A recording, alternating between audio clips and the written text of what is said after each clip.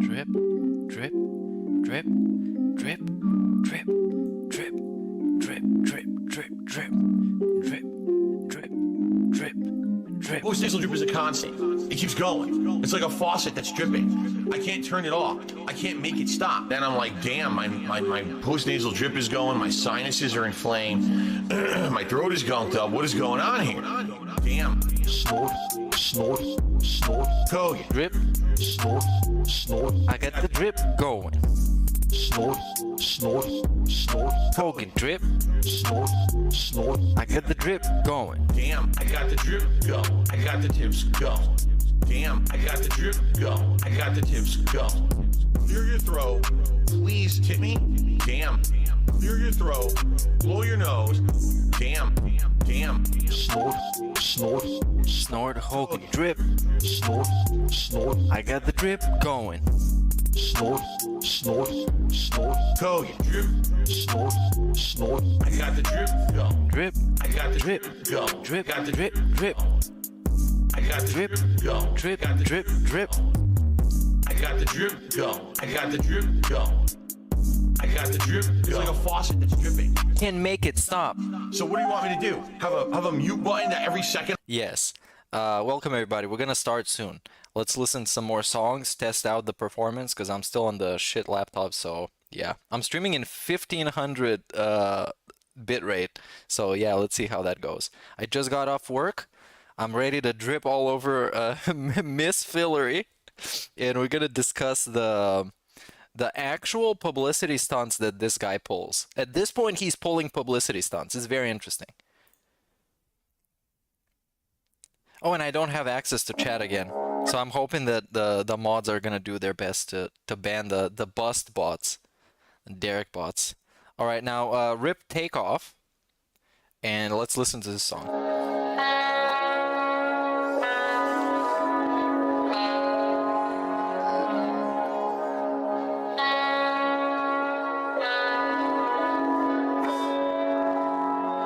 This is how life is. Life is not like this. Life is like this. But I'm Darkside Phil. I am not any other content creator or streamer. I'm Darkside Phil. I'm the guy. I'm the guy. An e-begging scammer. I'm the guy. Mark my fucking words. Stupid anime bitch. I'm the guy. 14 years as a E-beggar and a scammer, WWE champions. Take a look around. I'm the guy. life is tough right now. I guess I'm proud to be a loser. Down there at level 1. You know what? It's nice at level 1. I'm the guy. An e-begging scammer. I'm the guy. Mark my fucking words, stupid anime bitch. I'm the guy. I'm the guy. An e-begging scammer. I'm the guy. Stupid anime bitch. I'm the guy. I'm the guy. Alright, so like I said after the last song, we're gonna watch the Halloween thing because it's beginning to be kind of outdated, so I want to talk about that because it was a really fun time, and fun is in quotations. Then we're gonna see the saga between Mr. Moist, Mr. Critikal, Mr. Burnell, and Mr. Phillary. And that whole publicity stunt, which was exactly that. It was a publicity stunt. So let's see the Snort Drip song again, but actually the original. There's a constant. It keeps going. Drip, It's a faucet that's drip, dripping. I can't drip, turn it drip, off. drip. I can't make it stop. And I'm Moist Phillary, yes. damn, my post nasal drip is going. Oh, Some no. shit are inflamed. The mental image of a moist Phillary is just something else. My throat is gunked up. What is What is going on here? damn? Snort, snort, snort, Hogan drip. Snort, snort. I got the drip go. Snort, snort, snort. Code drip. Snort, snort. I got the drip go. Damn, I got the drip go. I got the tips go. Clear your throat, blow your nose, Damn, clear your throat. Please tip me. damn. Post nasal drip is a constant. It keeps going. It's like a faucet that's dripping. Damn. Snort, snort, snort, Hogan drip. Snort. And also I turned on the TTS for tips, so that shit's gonna get read by itself from now on, cause I don't want to be reading stuff. Go. I got the drip. I'm terrible at reading stuff. Go. I got the drip. Go. I got the drip going. I got the drip. Go. I got the drip. Yeah, every once in a while, The drip. Go. every once in a while I see comments about people saying that how did I know the lyrics by heart? This, like, I've heard all of these sound bites actually hundreds of times while I'm mixing the song and making the beat and all that shit. Like, actually hundreds of times. It would be impossible for me to not know the lyrics. Plus, they're pretty repetitive. They're pretty much the same clips over and over again. And today it's Friday. I just got off work. I'm gonna get myself a beer, and I encourage you to do the same thing unless you're underage or at work yourself, so don't do that. I'm not encouraging that. But we're gonna listen to Day Off, because tomorrow is my day off, and Sunday as well. And I've been doing a lot of bullshit this week and debugging some nonsense, and I made it work. And I left work like half an hour early because I'm based. Okay, now let's get the day off. Gentlemen, now it is time. Maybe we're even gonna catch today's day off live. It's gonna be so fun, you guys. Are you excited? Right? Ladies and gentlemen, No. it is time. No, you're not. Don't even try and lie to me. Day off. I can tell. What's up, Piggy? Let's get it started. Oh no, this has Kanye in it. He's canceled. Meerkat. They actually took this guy's wax figure out of the museum and they left literally Hitler's wax figure. Hilarious. But okay, I guess maybe I'm gonna come up with a version that doesn't have Kanye in it. We're gonna cancel Kanye from the detractor verse. My day off. I'm gonna cancel him. The came with on it, jerk off. It's my day off. Spend money on posing damn shit. Hating the Jews and dumb shit. Might go out with my bitch wife, can't give me money today. Give me money today. This is where my fucking money goes to every month. Garbage dump. Grocery shopping. Pay my taxes. Pet store. Pay my bills. Spend bills. Blowing his money on mobile games. Blowing his money on this and that. I'm spending all this money buying DoorDash for my business. I need to put disgusting food in the mouths of my family members. Obviously, I need tips. Yes, I spend money on mobile games. Okay? These are my life priorities. Pay my taxes. It's my day off. Might leave the cane with on it, jerk off. It's my day off. Spend money on posing damn shit. It's my day off.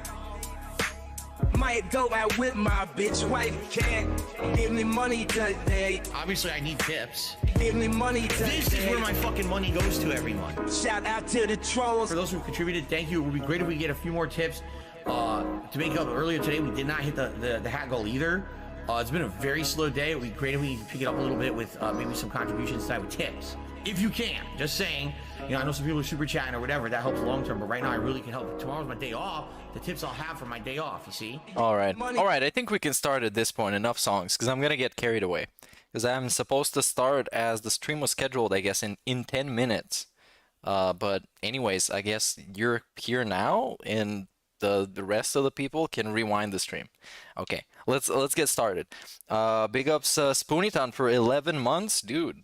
This like, it's hard for me to believe I've been doing this shit for like more than a year at this point. It's pretty crazy. How fast time passes in the gout sphere, and he's still the fucking same guy. He still does the same shit. Okay, so let's start from the top. Let's go and trace back to the last kind of interesting thing that happened, or I guess the first thing that happened interesting was DSP Halloween. That's how I'm gonna look it up. DSP Halloween, and there we go. DSP dresses up as a woman, and this is a Mighty D video, so I guess it's gonna be pretty lit. And this is a Memology video, so I guess this one's gonna be lit. So I guess it's up to me to pick which one. Let's go for this one. Now this, I mean, I guess we're gonna talk about it as I started the video. You can see from the thumbnail, he's literally dressed as a lady. And we're gonna see where this goes. Obviously it ends well.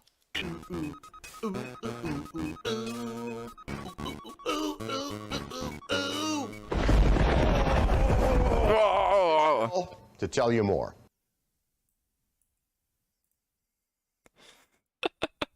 Where's the audio on this one? Don't have audio, you guys. It's quiet. Well, that was a botch. At least you saw the costume. Oh yeah, he didn't have audio for this one. What's going on, everyone? Happy Halloween, Phil here. Sorry for the botch. Sorry for the botch. Welcome to the Level 1 podcast, everyone, and welcome Dude, this fucking wig. This fucking wig. to my Halloween Spooktacular. This fucking wig. I remember everybody's chat blew up when this happened. He turned it on, and it was like, where the fucking sound at? And then he showed up on the screen, and it was like, this. It's this. It's this. I do every single year. It's an actual female wig. There's nothing you can do to convince me this is not a lady wig. This is literally a female wig. And he couldn't find an actual wig, so he convinced himself that this is good enough. This is good enough to be Ken from Street Fighter. Street Fighter Ken. And I can't pull it up right now, but you know how he looks like. It's like a blonde guy hair, and he's buff and stuff. Nothing like this dude. Where I play a marathon of games based Dude. on what you wanted to see, and I dress up I dress up. in outfits, right? So, this year, of course, I am Hillary Clinton. from Street Fighter. Hillary Clinton. Big, beefy Street Fighter arm. Hillary Clinton from Street Fighter. Look at Oh. the elbow. Oh yeah, that's an elbow. That's the elbow of a guy who gets winded out from literally getting up from his chair. That's that elbow. You need to flex some more. Damn. He got more hair than muscles on his hand.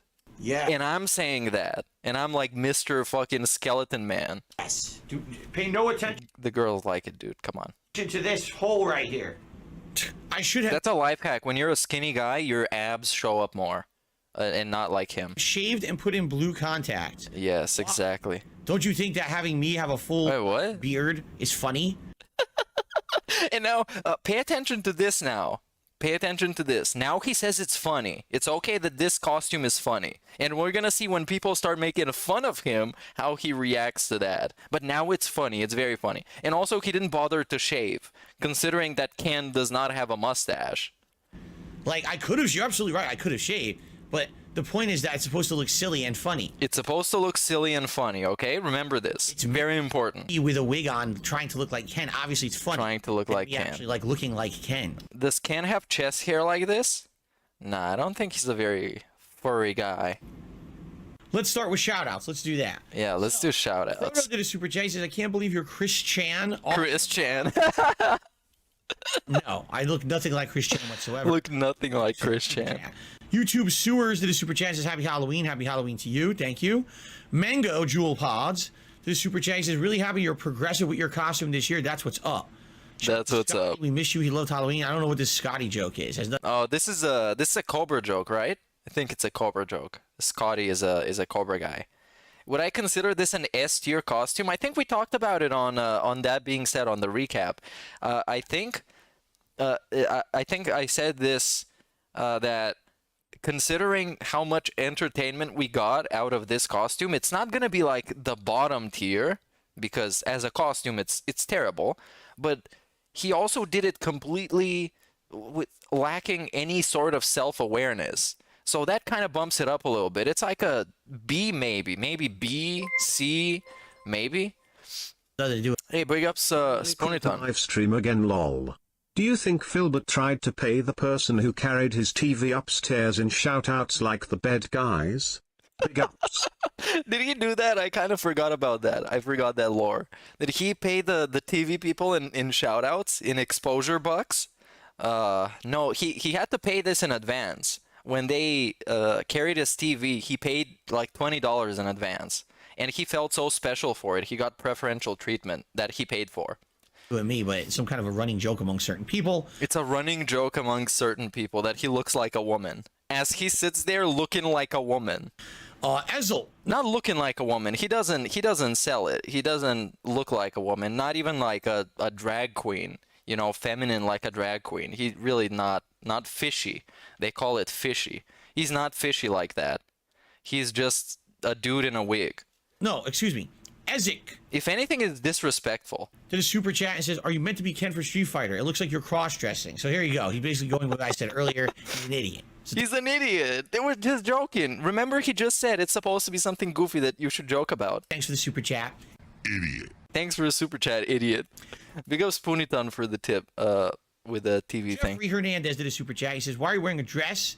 Are you supposed to be Hillary Clinton? Yes, I'm cosplaying as Hillary Clinton. Obviously. I look just like her, don't I? Like dead on. This is what she looks like every day. Not every day. Just on the days when she assassinates somebody. She probably looked like that when she showed up to Jeffrey Epstein. Showed up like this. Is like, Jeff, are you ready? Say your prayers, Jeff. You're getting leaned in. You're getting the lean-in manual suicide. In the mirror, she sees the beard, the swollen, droopy face. Yes. Red karate gi, the gloves. The swollen, droopy face, by the way. Hey, big ups Wicked Tools for the membership, dude. Welcome. To take on the day. There you go. She says, what new conspiracies can we create today? Conspiracies? On the internet, right? So the original Jeffrey did a super chat. Says Phillary Clinton, Karen Burnell. He thinks he's clever. Yes. He does look like a Karen, and he was acting like a Karen. Exactly like a Karen. Exactly. Does the wig look green screened? Green screened as in like a CGI wig? Like the type of stuff they would do in like a terrible Marvel TV show? They would just CGI a wig on? No, dude, this is actually real. I wish it was green screen. Big ups Darksy for the super chat. Expensive costume I've ever bought. I'm finding this hard to believe that this was the most expensive costume he's ever bought. It blows my mind because the outfit, I don't know. It looks cheap. Like fabric looks cheap, and the wig is just Ugliest haircut 2022. It speaks for itself. Yeah, there are not a lot of uglier ones. SCP Sophie, there are not a lot of uglier ones. I mean, this is just like you gotta have a fetish to like hire a person like this. You gotta have a specific fetish. But I think Derek posted on Twitter that he really liked the costume, and I'm not even joking. Derek reposted DSP's like photos of him, like Cat taking pictures of him and him like flexing. He reposted it. He said he liked it a lot. Into the super chat, he says you look hot in the costume. That's disgusting. It's actually revolting you would say that. So you can't say he looks good, and you can't say he looks like trash. What are you supposed to say? Oh yes, Phil, you look exactly like you want to look. It's just factually untrue. I do not look hot in this costume. It's factually untrue. Being hot is subjective, bro. Somebody could bust to this somehow. I don't know how, but Derek probably could. Because Derek, at this point, his meat is desensitized. Derek feels nothing. He could bust like 15 nuts like nothing happened. Actually, no, I do. I look like Fabio. It's just Fabio hair. That's why I have to keep doing. Oh, yeah, Fabio hair. Oh, yeah, this, like, when he put the hair behind his ears, it was just such a Karen. Such a Karen. Amazing, dude. Amazing. And the behavior, that pre-stream when he was complaining about people, like, making fun of him, so funny. I think we're gonna get to those segments in a few minutes. Oh, yes. I can't believe it's not butter. No, that's not a Fabio. It's more like Flabio. I think somebody said it in the That Being Said chat. Flabio.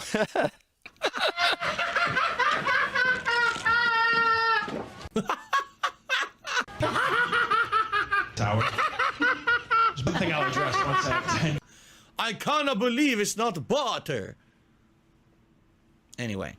I can't believe it's not Hillary. All two of you that got that joke. What? An interest did a super chat. He says, Mr. Meetoker. You serious? Mr. Meetoker. Interview you. No personal info will be mentioned. Would you be open to doing Dude, the way he just mispronounced everything is just amazing. Mr. Meetoker. with him in December? Meetoker. And it's like, I know, it's kind of hard to figure out how to say Metoker. I know, it is hard. But Meetoker is the last way you should say it. It's the last way. It's all the way down the dictionary. It's Meetoker. It does not work. Big ups Cora's EQ for the sub. No. Let's not. Oh, by the way, we hit 100 likes on the stream. So it's time for a celebratory bubble blow. Oh, this is fantastic. Let's do that. This is fantastic. I posted this on Twitter. It was so fun. Thank you for the likes and the engagement. Thank you for the likes. Ooh, look at this. Wow, who is she? This is it's not a bubble bath streamer, it's a bubble blow streamer. I prefer the bubble bath streamers, honestly.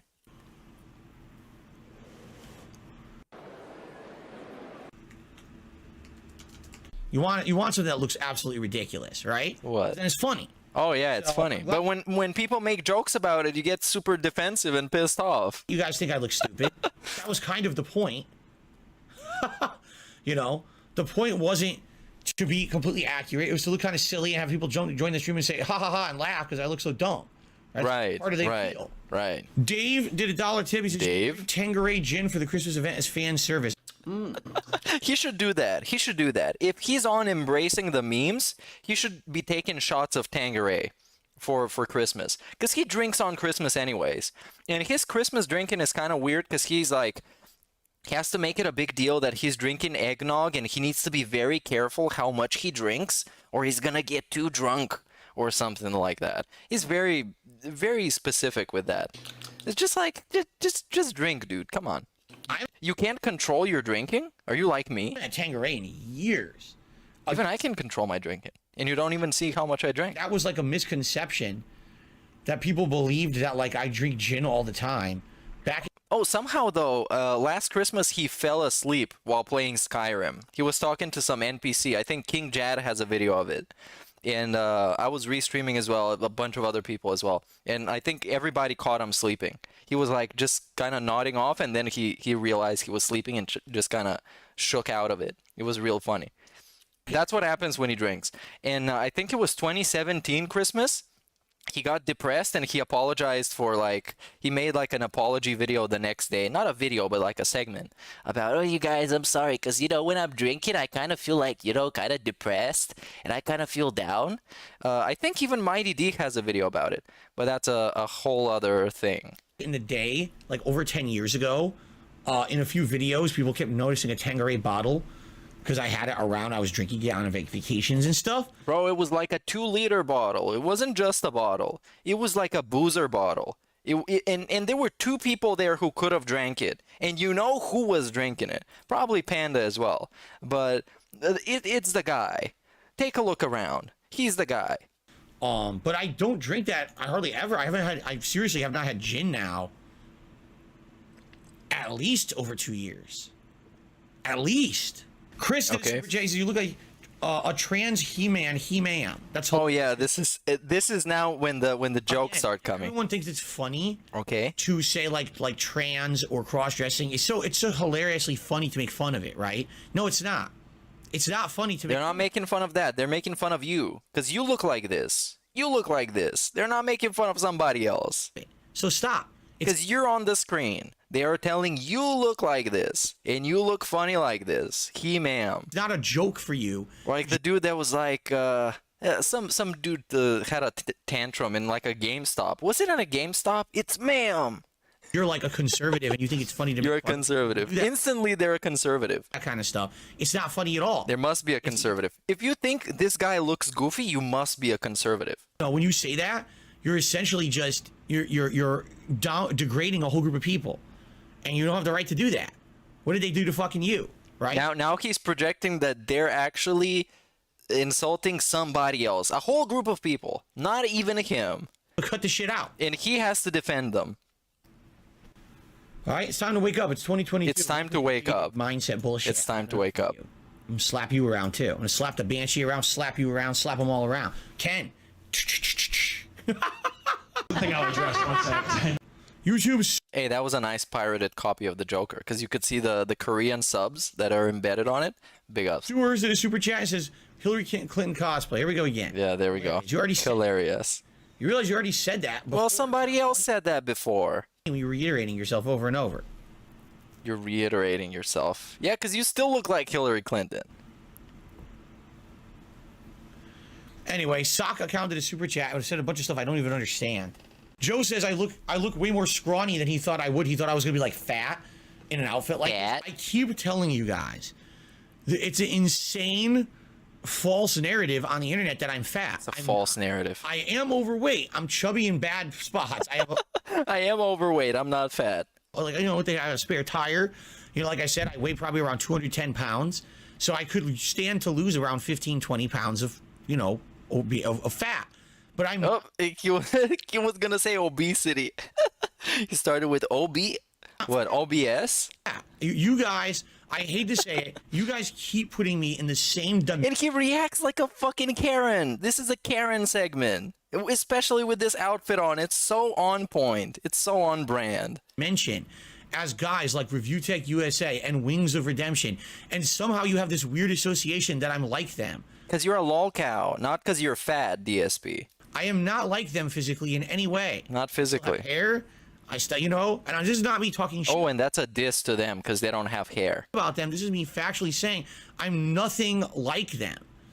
I don't know why people say that I am. I'm not even in the same fucking wheelhouse as looks-wise as them. They look completely different from me.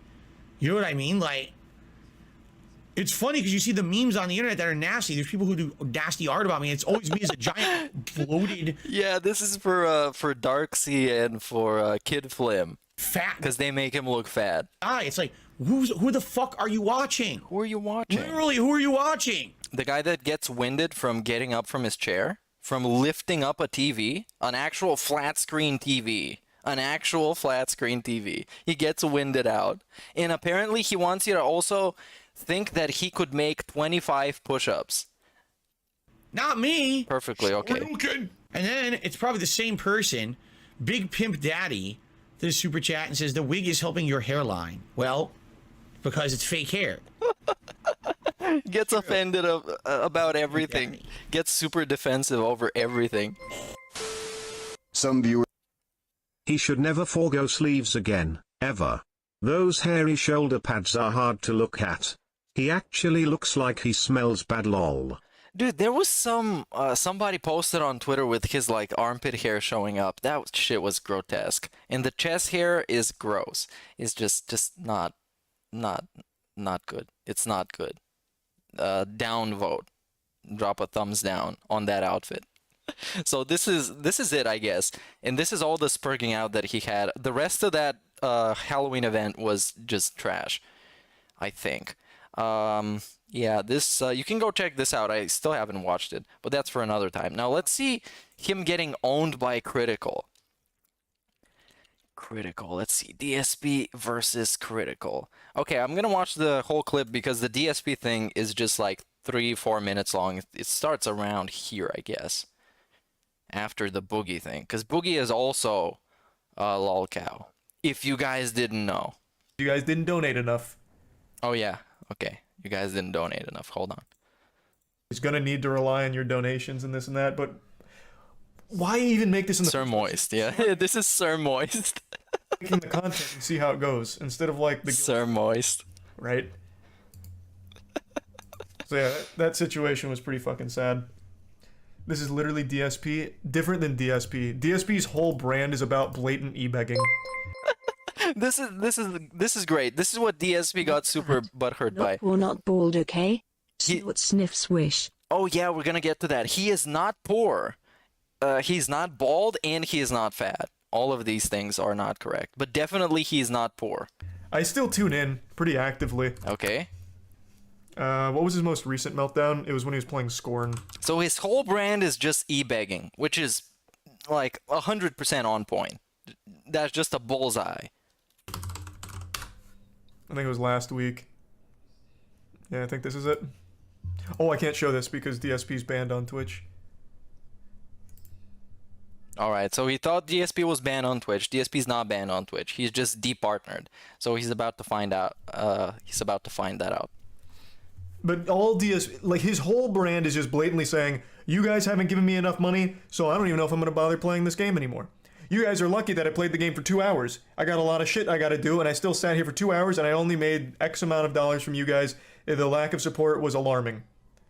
And now I can't even afford to buy a new game on Friday, talking about Gotham Knights. I can't even afford Gotham Knights now because you guys didn't donate enough. This, by the way, got 150k views. It's just from a clip channel. And probably a couple of thousand people saw this live. And this was exactly what he does. Sir Moist is 100% on point. That's why he's a sir.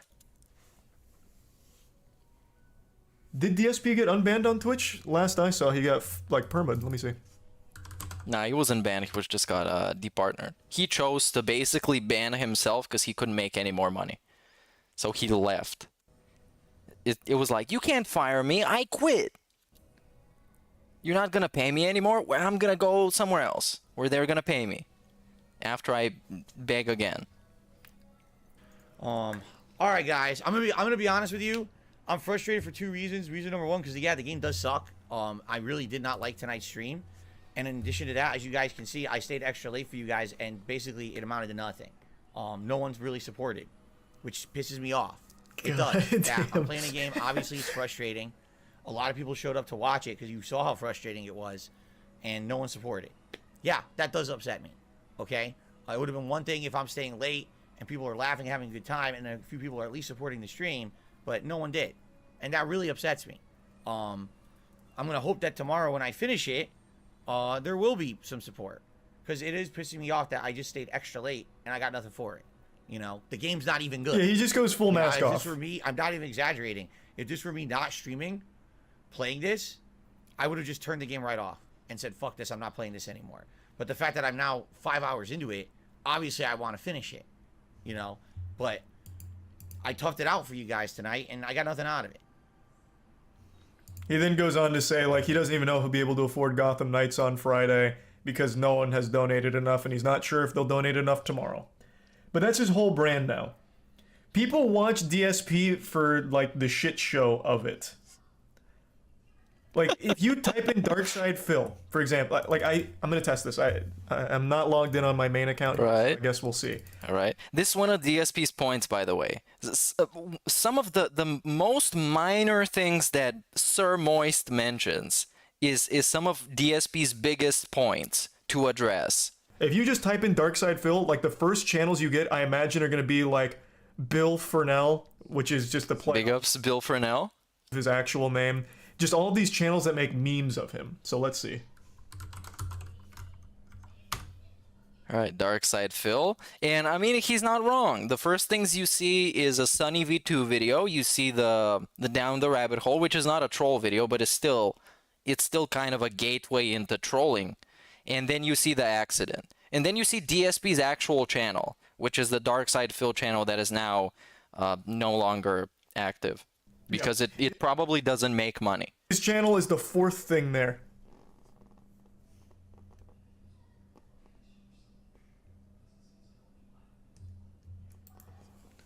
And it's just, like, it just, that's his whole brand.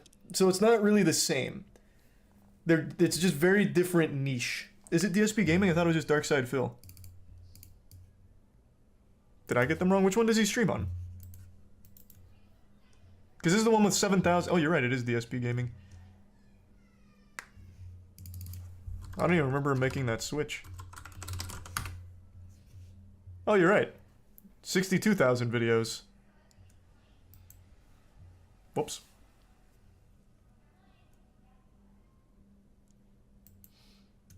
But it's just, I don't know. It's not the same as like the Boogie situation, because this is just what he does.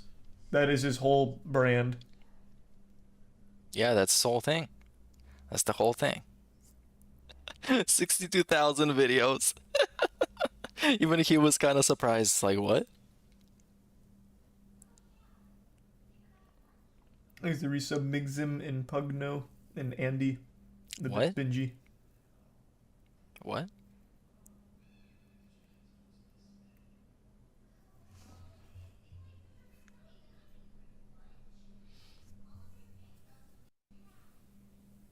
I'm kind of surprised Critikal doesn't have like a noise gate or something so you can hear everything that's happening in his apartment apparently, because I can hear like a TV in the background. September 2017. Has it been 2017? I thought it started in like 2018. Wait, what? Subs since September 20. Boogie's been losing subs. Oh yeah, Boogie, he's legendary. He's the resub karma. All of the internet is when he jerked off. Oh yeah, this is the best quote. I still think DSP's biggest contribution to all of the internet is when he jerked off on stream, though. That shit is actually iconic. This is what an 11 million sub channel says about DSP. This is what everybody thinks about him. Even just like in general, people that don't know much about him, the biggest contribution he ever made for the internet. He has 70 whatever thousand videos that he's ever made, and the biggest contribution is this one thing that wasn't even supposed to be a fucking video. That one thing when he jerked off. That shit is iconic. Damn, that must hurt. That must hurt. And it definitely should, because DSP trash. He not only jerked off, he blew a load and then immediately just started streaming. It was so fucking... that was like an actual top G maneuver, unironically. The guy goes so hard for that. You see, that's another point that DSP addresses. And he takes this as a point of pride. We're going to see in the next segment. And I guess that's it for the clip. He didn't have much to say, but whatever he said was exactly on point. For somebody who just casually keeps track of DSP. I guess I want to find the Aquateal thing. Let's go to Aquateal channel and see their video about it, because that was very, very correct. Okay, here he responds to this. Here we have some Hyundai. What is this even? It has nothing to do with this. Oh no, it has an Aquateal color Hyundai. Fantastic. I'm not poor. We're going to see this too. This is great. Refuses the Medicare thing. I want to watch this because I haven't seen it. And here it is. DSP's message to Sir Moist. The moist one. So now, ladies and gentlemen. Ladies and gentlemen. And then he admits, I think the next day, he admit that it was basically just a publicity stunt. He did this whole 40-minute segment hoping that somebody would clip it and send it to Sir Moist. And that he would see it and be like, oh my god, Phil is completely different, dude. I was so wrong about what I said. What I would like to do now is do... And he started this whole thing off with a sort of a snort. So now, ladies and gentlemen... Ladies and gentlemen, let me snort. What I would like to do now is do the segment about what I discovered yesterday after people telling me. What I need to do, I took a couple quick notes. Let me go grab them. I've left them over here by accident. And he took notes. This was like 2 minutes. 2 minutes of the guy talking about him. He took notes. He took notes and he still missed the whole point. He still missed the whole point. Okay.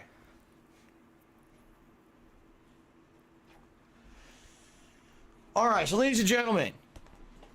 Also, yeah, that being said, I think this ALT, so I'm just going to talk to you like you're ALT, because this is the only person who runs the channel like that. Big ups for that. He said it was both positive and negative. There was nothing positive that Critikal said. Excuse me, Sir Moist. Sir Moist said in that video, there was nothing positive. It was all just talking to a lolcow. The best thing he ever did is jerk off for the internet. That shit was iconic. He busted and then went on stream like nothing happened. That's what he said. And he saw something positive in that. This is how delusional this man is. I'm about to start a segment of this show that essentially is about a particular YouTuber who talked about me on stream a day or two ago. It's exactly in line with what I was talking about a week ago when I said people have misconceptions about me and I would like to do a public interview. Misconceptions. I'm sure people are going to clip this segment of the podcast. I'm not surprised if that happens. And I'm absolutely sure people will send this segment of the podcast to this individual. 40 minutes, by the way. He expects this dude to sit through 40 minutes. And I sat through it, and so did a lot of other people. And it's trash. It's a bunch of shit you've heard before, basically almost every day. Because this individual has admitted in their stream that they're up on the stuff about me. I don't think they necessarily watch my content, but they watch the detractor videos about me. Yeah, because they're digestible. And nobody except the actual trolls want to sit through this shit. That's unfortunate.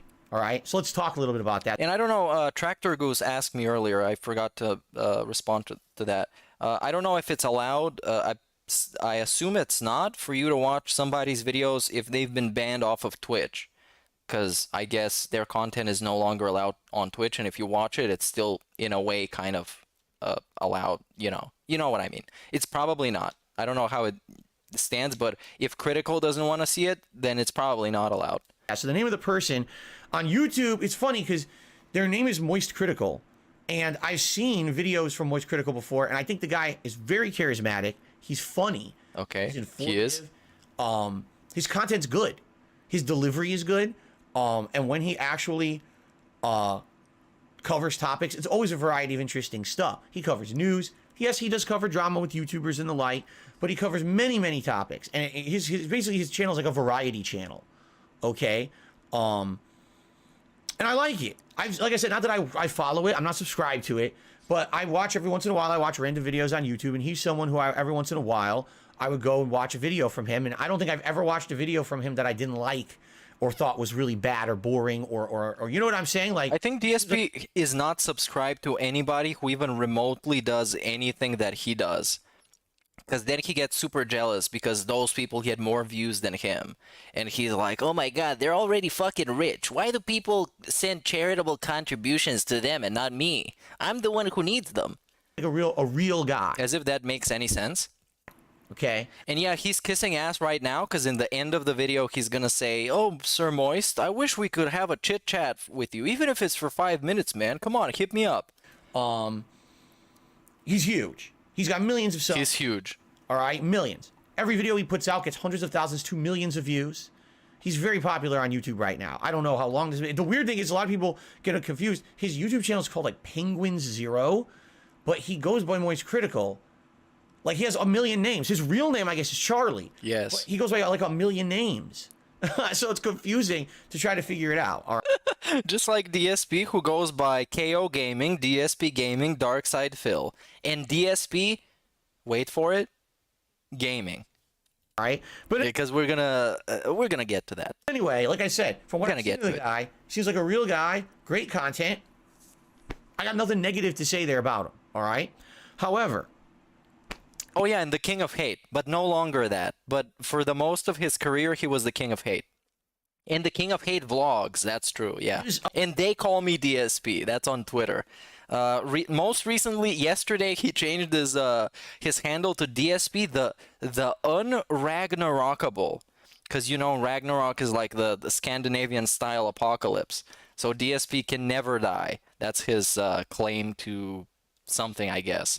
That's the only thing I guess he's proud of at this point is that he can't get canceled, even though he's going to complain about being canceled off of all these services, including Stream Elements and Streamlabs, to the point where he only can take tips directly through PayPal. A quick segment, and every once in a while... Oh yeah, and he's down from the rafters as well. It's very confusing if you want to keep in touch with all the names he got. He does bring me up. Usually, he brings me up in a meme. Like, he'll reference my accident in 2016 and he'll laugh about it and say things like, you know, no one is... And also, they did have a segment on the podcast that Critikal is on. It's called The Official Podcast. You can go check it out. You can look it up. The Official Podcast, DSP. And they basically just shit-talk him for getting... whatever it was, departnered or whatever it was. And it was basically the same segment as just 4 people shit talk DSP about being a lolcow and all that stuff. It's a pretty cool segment. Darkside Phil, you name another person that could have something like that happen on a stream and then immediately go into his normal stream and act like nothing happened. Look at how fucking proud he is. Look at how proud he is. Anyone else would be like insanely embarrassed and they would, disappear from the internet. Yeah, you should have, but you got literally nothing else to do, and that's what they talk about in the podcast as well. That he has nothing else to do. Like, what else is he supposed to do? Disappear from the internet when this is all he got? Phil just didn't care and just kept on going, right? So yeah, and look how proud of this he is. It's both positive and negative. It's both positive and negative. There was nothing positive that he mentioned. He just said it was so shameless that he did that. That he just busted and got on the stream. It is a kind of a thing. Yeah, you can share the podcast link 100%. I just don't have access to chat, and all my shit's gonna freeze up if I open an actual browser, so I can't really do that. To say that someone basically never gives up, and I think that's kind of that's a meme that's been on the internet about me for a very long time. And he twists it into never giving up, like John Cena. No, you're nothing like John Cena. It's not like that. It's just you're literally just shameless and pathetic, and you got nothing else to do. So you actually can't give up. You literally can't give up. No matter what happens, whatever life throws at me. Oh yeah. You put that meaning on it. You put that meaning on it. Not Critikal, not Sir Moist. But at the same time, yes, that's very, very, it was an embarrassing moment. It's a laughable moment, and everyone's always going to make fun of me forever. I'm never going to live it down. I accept that. It's 6 years later. I'm still here. You know, I didn't get canceled because of some stupid bullshit. Thank God the camera didn't pan down, right? I mean, holy shit. But, He brings it up all the time whenever he's referencing me as a joke. I think the joke is funny. Oh, he thinks it's funny. He laughs every time, even though it makes his wife cry. Should change his handle to DSP the Unfu Cable. Because you can't fuck with him. But you can fuck with him. People fuck with him every day, and he complains about it constantly. He cries about it. Oh my god, the trolls fuck with me again. My ass is this fucking stretched? No, it was my ass is so fucking stretched. That was an out of context thing.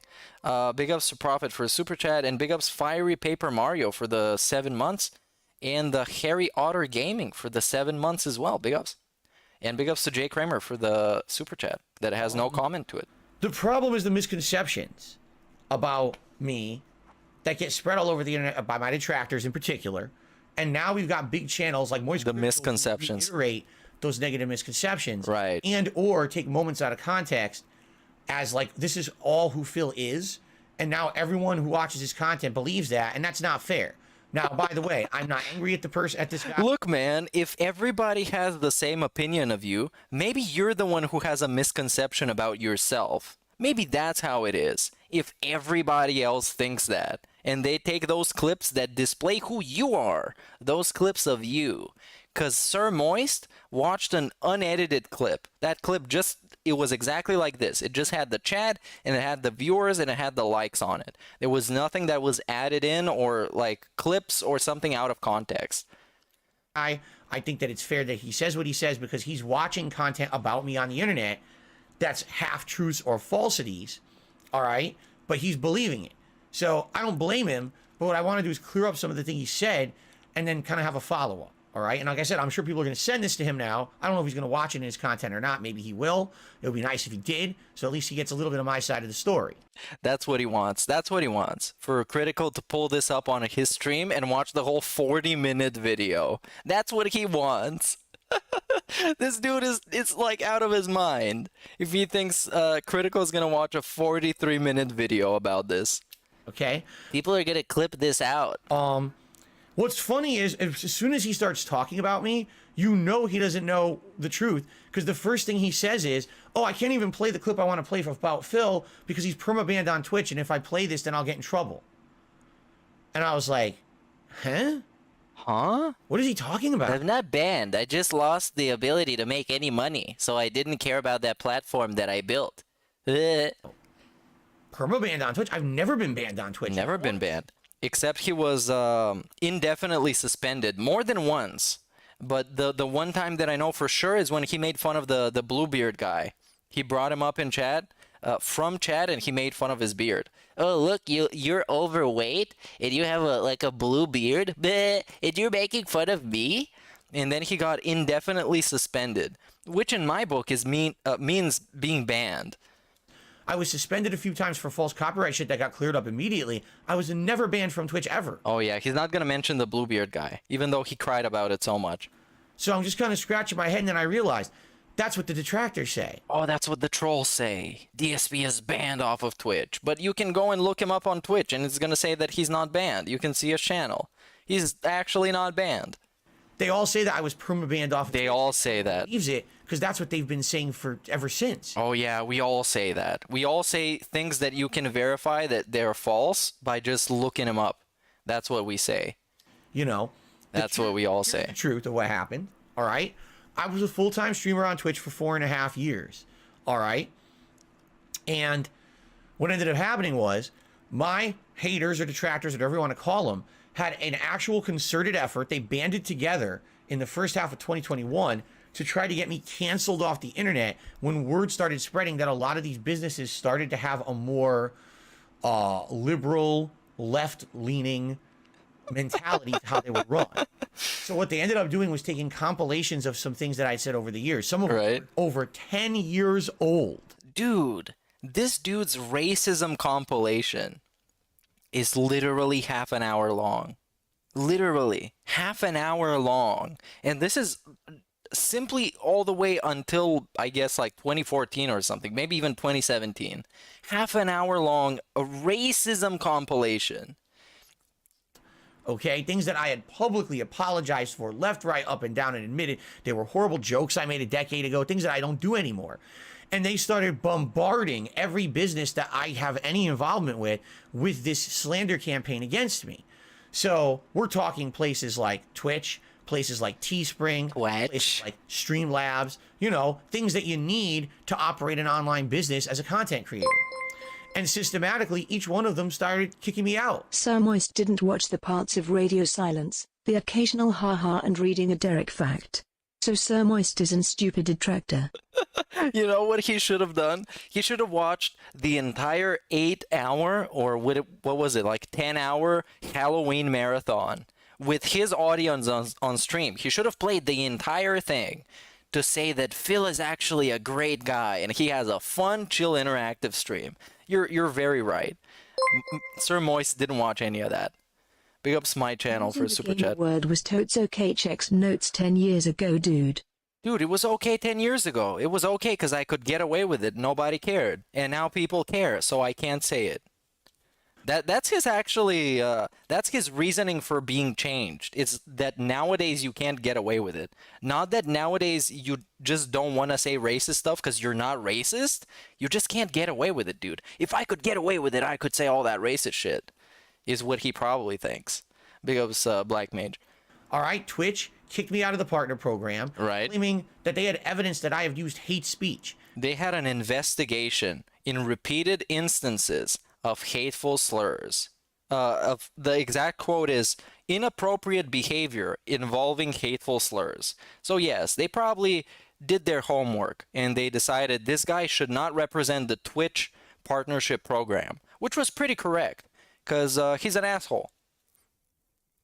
And I said, well, you're legally obligated to provide evidence of... They're not. They're not. And he admitted that in his address when he first got taken down. Somebody in chat brought it up and said, well, Phil, it says in their terms of service, they can just suspend you from the partnership program and they don't have to say a thing. They don't have to give you a piece of evidence. And he said yes. He agreed to that. You can go check that out.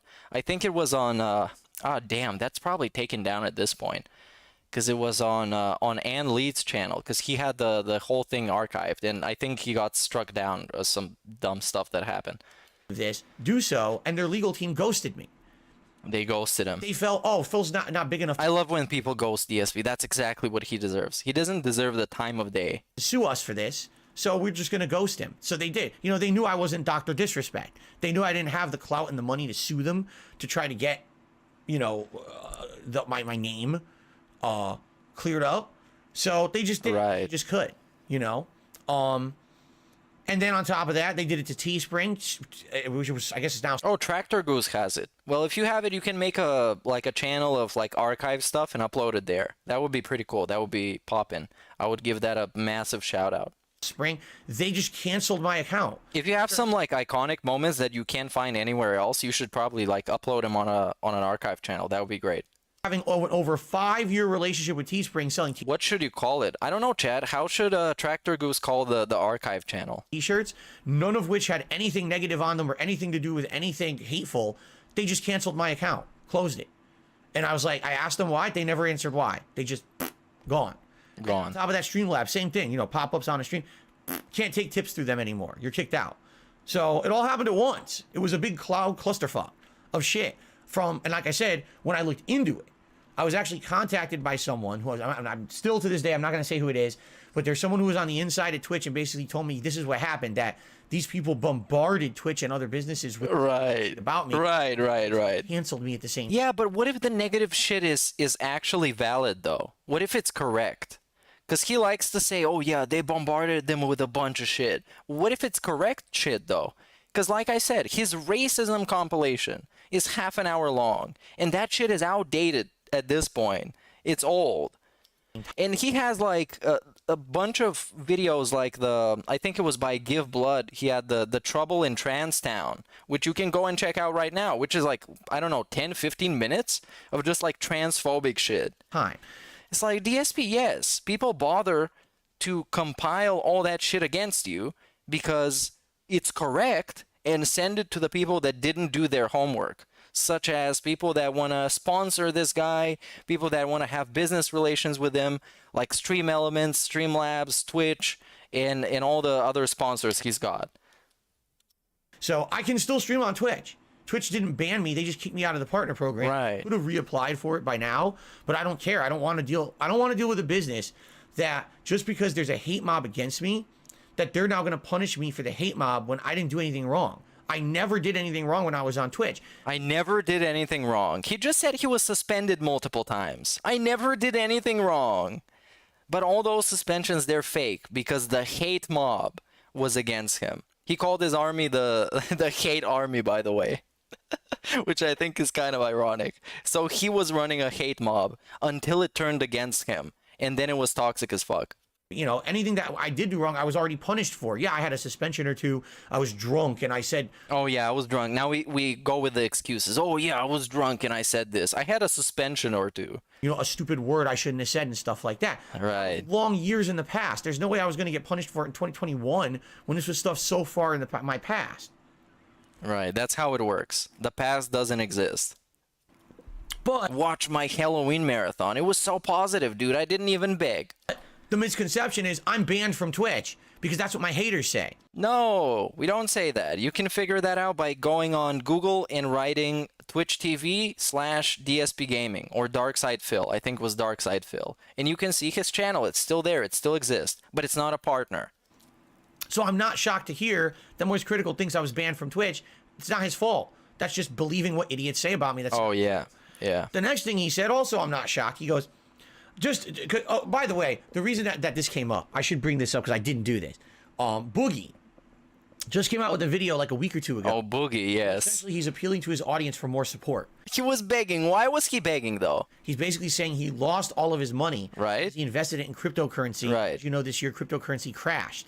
Right. Cryptocurrency crashed, all of it. By the way, Boogie is better than DSP because at least he took a gamble. That's something other than JPEGs. And DSP invests all his money in JPEGs that have zero return to them. Like, actually zero. You don't get anything from JPEGs. From investing in Hogan's and Ricky Steamboats.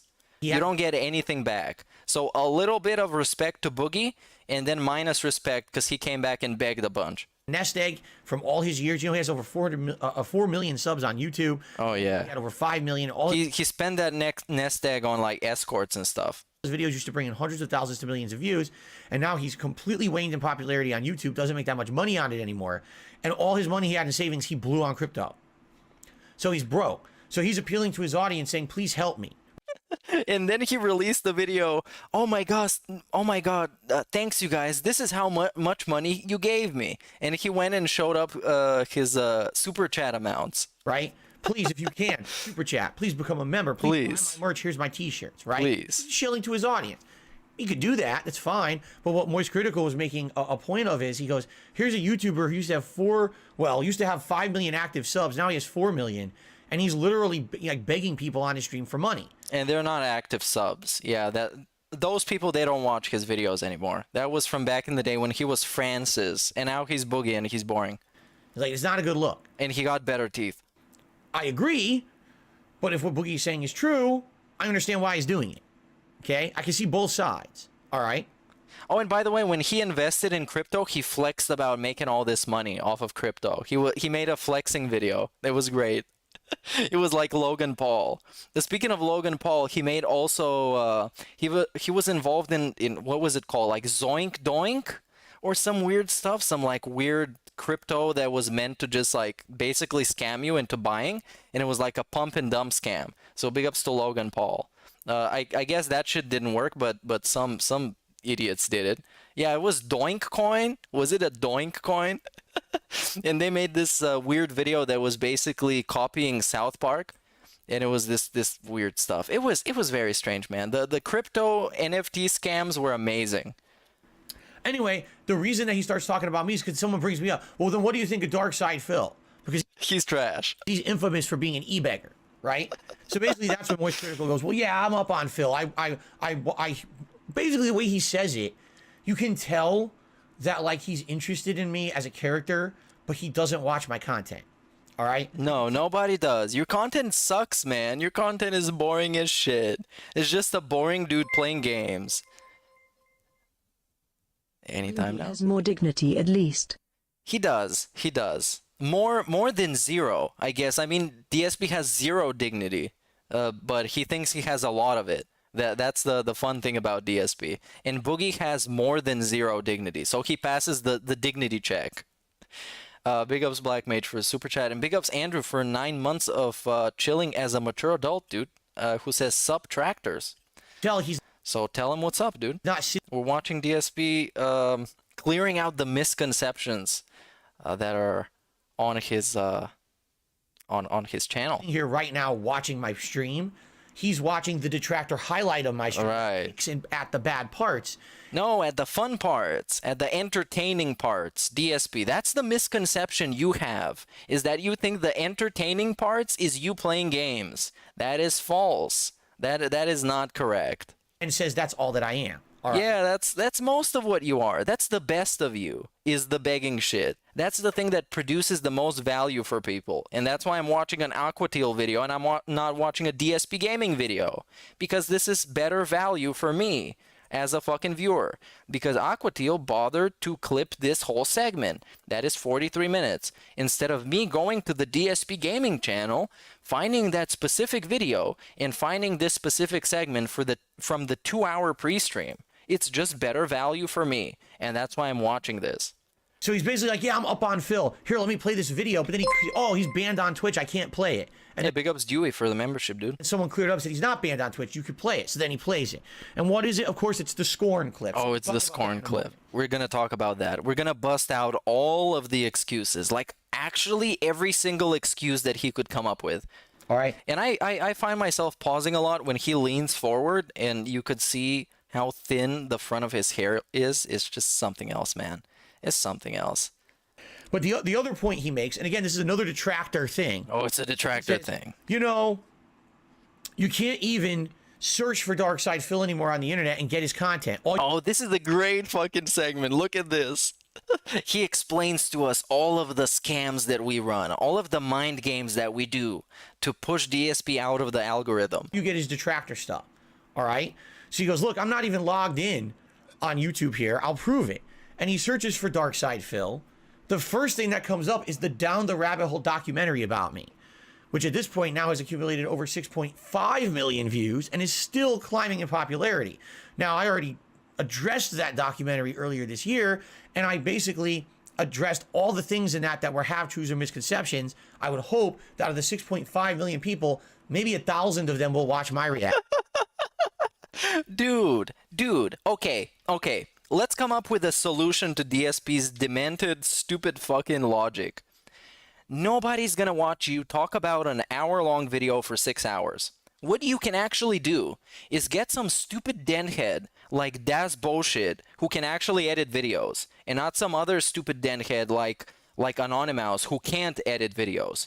Get that denthead to edit those highlights of you talking about that video without you pausing and rambling about other stuff and other nonsense that is not related to what the video is actually about. And maybe you can hope somebody's going to check out that video.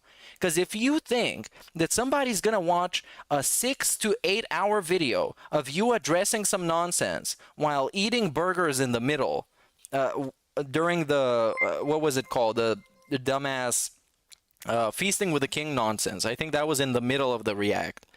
If you think that's going to happen, you're actually delusional. That will never happen.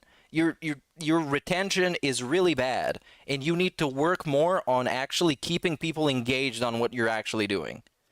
Right? To get the true story? Yes, the true story. They're going to sit through a million fucking years of content to see the true story, which was just a bunch of spins from this dude. A bunch of spins and mental gymnastic and pig-splaining stuff.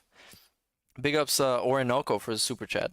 That's the problem with being a small-time creator, is that you don't have that kind of control, right? Most of them will never watch my react to it and know both sides. It's sad. I think the next video down was like probably like another negative documentary about... Hey, what's up, JDX? You didn't miss much. You didn't miss much. We're about to get into the actual content. There's still 30 minutes of this left. About me. And then it was like the Darkside Phil channel. Okay. Right. And I'm like, okay, so I'm the third thing down, right, when it comes to my name. But then he's looking at it and he's confused because he thought it was worse than that. And then he looks at the channel, he's like, wait a minute, Dark Side Phil only has 7,000 videos. That's not right. And then everyone told him it's because his channel's DSP Gaming, not Dark Side Phil. And Moist Critikal literally goes, really? Yeah, DSP, you have a bunch of channels that you just gave up on because they didn't make money. So now you have like 5, 6, 7 channels that are not active at all. I didn't know that. So how funny is it that I'm infamous on the internet, right? But no one even knows that I make content. Because your content is shit, and your retention is bad, and your engagement is bad. And it stems from things that the trolls do naturally, because the trolls produce much more fun content, like I showed you Aquateal, for example, and all these clips that have good SEO optimization. SEO means search engine optimization, as in a good thumbnail that explains what's about to happen in the video, that engages you into clicking on it, and a descriptive title. Right? That shit works. Also, like we saw earlier on the search, it was a Dick Stroke and Phil Vlogs video, which is hilarious fucking edits, which adds so much value to this trash. So like Shinko said in his iconic content catalyst monologue, I guess, DSP just creates stuff that people get more value from by watching the troll stuff, because the trolls actually do better. They produce more value for your time. People are not going to sit through 6 hours of his fucking stream. They're not going to sit through his weird debunk streams that are multi-hour long. They're going to check out some troll video that compresses that and compiles that into like a 30-minute video that has fun edits and has memes that make you laugh. That's what they're going to do. And him failing to realize that is just delusion from somebody that spent 14 years doing this and building up this channel. No one can even find the channel because why? I'll tell you why. I'll tell you why. And now he gets super smug about it. He's figured us all out. He figured out everything. My detractors. It's on purpose. When they talk about me, they say DSP or Dark Side Phil. Or they say DSP space gaming. I haven't seen a single person do that, because it just kind of doesn't make sense, because gaming is a separate word, right? But it's also a part of his channel name. So it really doesn't make sense. You either do it DSP Gaming or you do DSP, because it's shorter. And when you just write DSP, people know what you're talking about. You just kind of know what you're talking about. They do it on purpose. They do it on purpose. They actually just said DSP Gaming. DSP is trash at brand recognition. Not to brag, but I took a song from a Discord and made it iconic, with the epic phrase money money yeah yeah. Exactly. He's terrible at branding himself. And as you can see from his podcast, the layouts are different every day. The slideshows have different artwork on them. It's just a mess. And if you want to build a brand, you need to be consistent with it. You need to do the consistent stuff. Like Hate Army used to do the money money yeah yeah song, the beginning of the video, the end of the video. So you know it's a Hate Army video. Snort Hogan has this song that I made for him. Before that, he had the level 1 song. So you know you're watching Snort Hogan. He keeps it consistent. He has a consistent brand. Aquateal, the same thing. You can see the viewers. You can see the chat. It has an avatar that is the same. It's a brand. So you kind of grow some kind of an attachment to this brand and a recognition to it, like Hate Army said in the super chat, which is very correct. And his shit is just all over the place, a mess. So even if you try to keep up with him, it's just so messy and so different constantly that you struggle to keep up with it. People would actually come to this channel to check it out, to see if what is said about me is true. They do it on purpose to control the narrative. I mean, probably the biggest one. The biggest one is Snort Burnell, probably. Because he has that same intro for a lot of years, the same thumbnail kind of format, the same title format, the same formatting of the video. So when you watch it, even though Snort Burnell, the person, does not express the personality of himself in that video, the video speaks for itself and it builds that brand personality. So now, when you just search for Dark Side Phil, you see the negative stuff about me first. If you actually just search for DSP Gaming, I come up first. And in fact, I did it myself. I tested it. You get DSP Gaming, you get my stream, and you get videos that I just did recently. You get all DSP gaming content first, then maybe 4, 5, 6, 7 entries down. Now you start to get some negative stuff about me. But at least if you search for DSP gaming, you get the actual stuff first. But notice no one says DSP gaming. They say DSP or Darkside Phil or the space between. It's done on They don't do the space. purpose. And it's done on purpose because it's easier. It's just easier. DSP. As you can see, this video's name is DSP's message to Moist Critikal. It's not DSP gaming because it doesn't matter. You're wasting symbols on it. You need to make it concise, straight to the point. DSP. That's it. You know who DSP is. If you don't, you can just look it up. DSP. So that way they don't steer the traffic to my channel and I don't benefit from the slander against me. You see? And the space thing, I haven't seen a single person do it. That's just a strange thing he just made up to sound smart. So there you go. So just him starting off talking about me, you can tell he has misconceptions based on detractor content. Oh yeah. Oh yeah. Right. He can't make up his own mind. Or he doesn't care. Or he doesn't care. What about this? He doesn't care if DSP is banned on Twitch or not. He doesn't care if DSP's channel is Darkside Phil or DSP Gaming. He just doesn't know that much to care. He cares enough maybe to watch a troll video every once in a while to see what DSP is begging for now. If his car broke, or his dishwasher broke, or something else blew up in his house, or his cat is vomiting all over the place, which was the latest thing.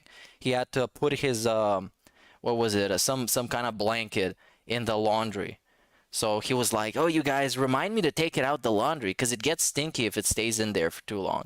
I'm not permanently banned from Twitch. I never was. I was canceled. He was canceled off Twitch by a group of people with bullshit stuff from 10 years ago.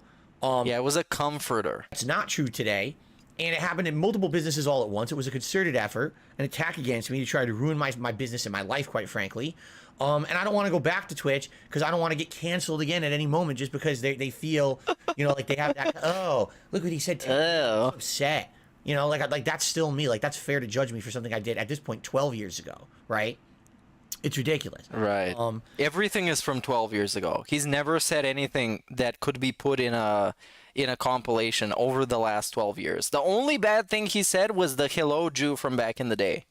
He pulled like a Kanye moment. Oh, and he got canceled just like Kanye. He's so relatable. He's basically the Kanye for gamers. Is gamers Kanye? It's not a truth that if you search for me, except Kanye kind of means it, and DSP was just fucking around. You can't find any of my content. It actually comes up first on YouTube. So you have to search for my channel, DSP Gaming, not for all the hater videos about me. Right. There you go. Right. Now, anyway. But okay. Let's say I'm a super filthy casual, and I know nothing about DSP, right? This is what kind of an audience he wants after doing the interview. This is who he wants. So that guy is gonna go look him up, and he's gonna watch like 20 minutes of a stream.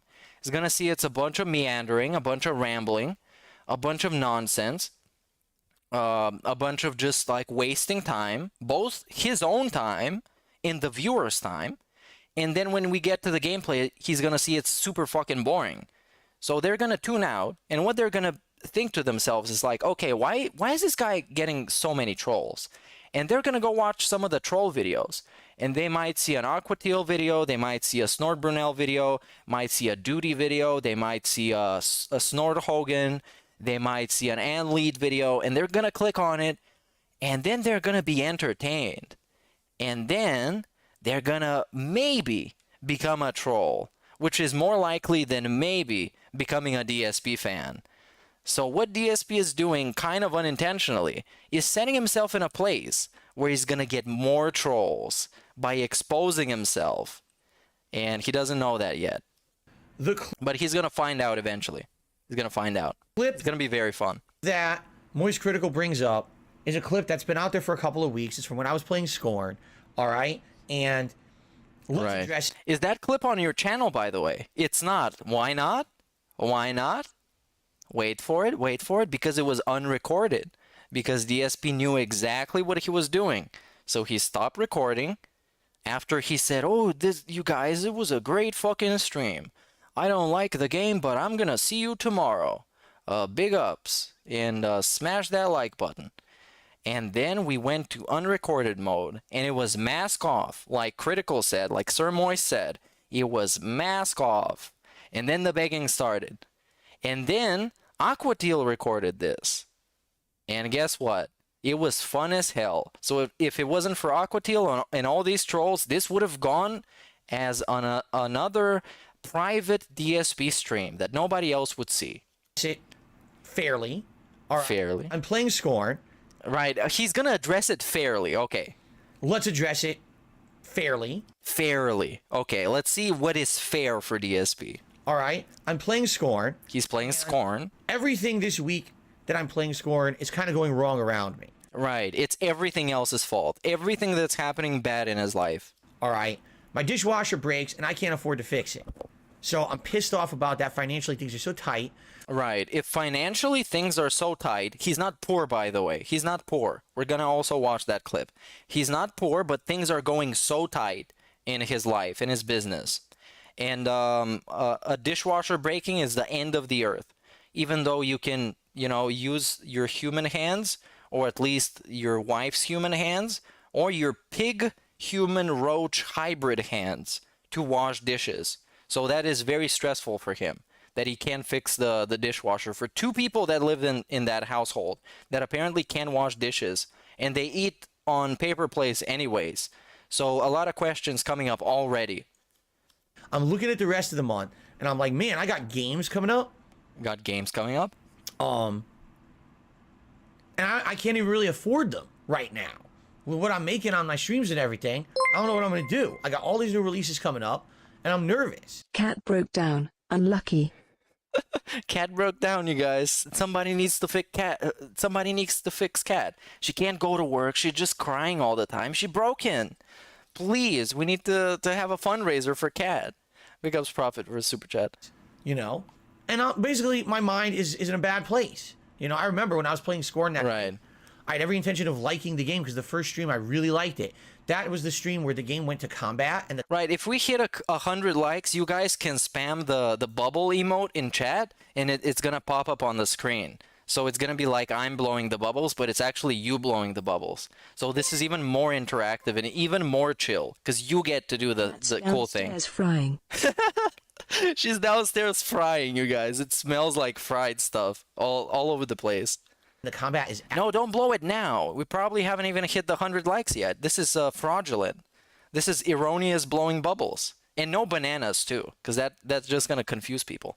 Or maybe for 100 likes, we can just blow bananas. We can squeeze the banana. So only banana emotes in chat. Absolutely terrible in that game. But not now. Wait for the 100 likes. Game. And there's a double boss fight and all of that. And I basically had stayed later that night than I usually would. As you know, I try to get out of here between like 9:15. Typically, I'm still not even done with work till after 10. I'm not done with work till after 10. He has to stay in the office until after 10, you guys. That shit sucks. Big ups Demise for the 2 months membership, dude. Maybe an hour and a half to spend with my wife every night before we have to go to sleep. Okay? No bananas. No bananas. I'm going to turn off the Capagen, so you're not going to see them. You're not going to see them. Even if you blow them, you're not going to see them. Oh, we hit the likes? Okay, you're going to see them now. All right, enjoy those bananas on the screen. That's amazing. For the people listening, there are a lot of bananas on the screen. I wish you could see it, but you're listening, you guy. You're probably at work right now. There's some time with my wife before I go to sleep every day. All right? That stream I went late because I was stuck in this boss fight. It was incredibly frustrating because it wasn't a real boss fight. It was a puzzle, basically. It was very poorly and clumsily designed. It wasn't apparent what you were supposed to do. While Cat is broken, who can I call Mum? Yeah, Mom didn't want to move across the country because she's dumb. Yeah, DSP had a whole segment about that. How his parents, he knew better than them, and he asked them to move across the country. They didn't want to do it because they're assholes. Or something, or something else. He called them something. And he said he knew better. Even though he moved across the country on credit and admits this is one of the worst things he's ever done. And it ruined his life. But yeah, he knew better than them. Big ups Trash Man. It was really super chat. And it really was one of the moments that I realized, wow, these guys didn't know what they were doing when they made this game. Okay? Right. So his thing was that his dishwasher broke and his life was tough, and also the game was bad. A video game. Nothing, dude. That's Darish's job. I'm not sure if Darish likes to blow, but he might be going both ways at this point. He's evolving constantly. He's like a Pokemon, a weird Pokemon style thing. Anyway, so the game was terrible. So in his mature adult life, what tilts him into having a moment of weakness is a video game being bad. An actual video game. Having a bad level or a bad boss or whatever. So, I ended up staying like over half an hour later in this incredibly frustrating part of this game. And I got really heated, really tilted. And then when it was time to adjourn, I basically turned the recording off of the playthrough. Right. It didn't have to be part of the playthrough. It didn't have to be part of the playthrough. So he's admitting he knew what he was doing. He admitted he knew what he was doing. It didn't have to be a part of the playthrough. But I basically was very honest with my audience, all right? Now, people don't like honesty on the internet. And here is something really stupid that he says. DSP, we're not here for you to be honest and for you to tell us everything that's wrong in your life. You are a gaming channel. We are here for gaming, right? And this is a misconception, apparently, that he is about gaming. Phil, you do gaming stuff. We do not care about your stupid honesty. We don't care if your dishwasher's broken, because people get their dishwashers broken all the time and they still stream video games. They don't. To be honest, when people are honest on the internet, people spin it like, oh, you're so mean. Or, oh, you're greedy or this or that. Right, you are. Honesty is very, how can I say, if you're honest about something, there's going to be a couple different schools of people who receive it differently. Okay? I like to be honest with my audience as much as I can. But I can't be honest 100% of the time, because when I am, then people use information to hurt me. Okay. Over the years. So it's selective honesty. We can only be honest if we get benefit from it. We can only be honest if we gain something from it. Does this kind of make sense? That he's only honest if it's to his benefit? If he can ask you for money, that's only when he's honest. But when you can use this against him and say, hey, DSP, why did you say your shower was broken? And then somebody brought it in chat and you said they were an idiot and they're watching the troll videos. That's not honesty, right? That's selective honesty. But that particular night, I was really upset because not only was I that week in particular really hard up for money, all right? Right. He's not poor, by the way. At the same time, I had stayed extra late to play this game that was kicking my ass. The viewership on the stream was high, meaning the views skyrocketed as the word started spreading. Oh, Phil's really struggling with this boss. Let's go over there and let's watch it, right? Yeah, that was an actual thing that happened, because I remember I'm usually sleeping for the late streams, but sometimes I get early for work so I can have a coffee and breakfast, stuff like that.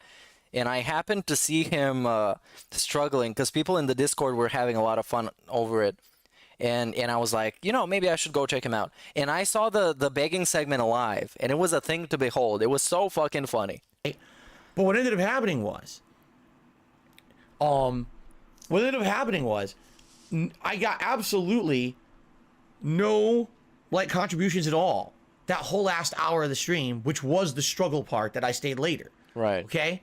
Now, I'm not entitled to anyone contributing to my streams. Yeah, but you get upset when you don't get contributions, though.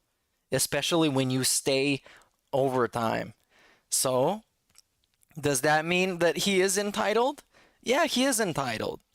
If you believe that something should be given to you because you do something for free and you publish it on the internet, then you are entitled. Because what you do, DSP, is free. Just like what I do is free. And I'm not entitled to anybody swinging by, subscribing, sending a super chat, or whatever. Because what I do is free and will always be free. Because that's just how shit works. And what you do is free, right? It is free. But then you get upset over not getting money. And when you get upset over not getting money, you are entitled. I'm not. No one has to contribute at all. Hell, I'm doing a podcast right now for 53 minutes. There's nothing. There's no contribution. There's nothing yet. Okay? I'm not entitled to anything at all. Right. No one has to ever contribute to any of my content if they don't like it. They don't like the way I operate my business. None of you have to do anything. We just talked about this recently, that my detractors actually say things like, Phil has the pignosis. He mind and brainwashes his This is brilliant. viewers into contributing. What the fuck are you talking about? Are you out of your mind? You know how crazy you sound? Do you also wear the tinfoil hat? You know. Right. And And look at the beautiful straw man. Let's play this again. People, that's what they actually think, that he has superpowers. like it. They don't like the way I operate my business. None of you have to do anything. We just talked about this recently, that my detractors actually say things like, Phil has the pignosis.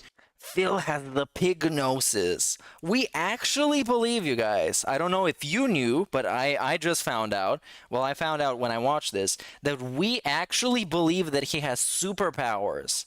That he actually brainwashes people using his superpower of pignosis.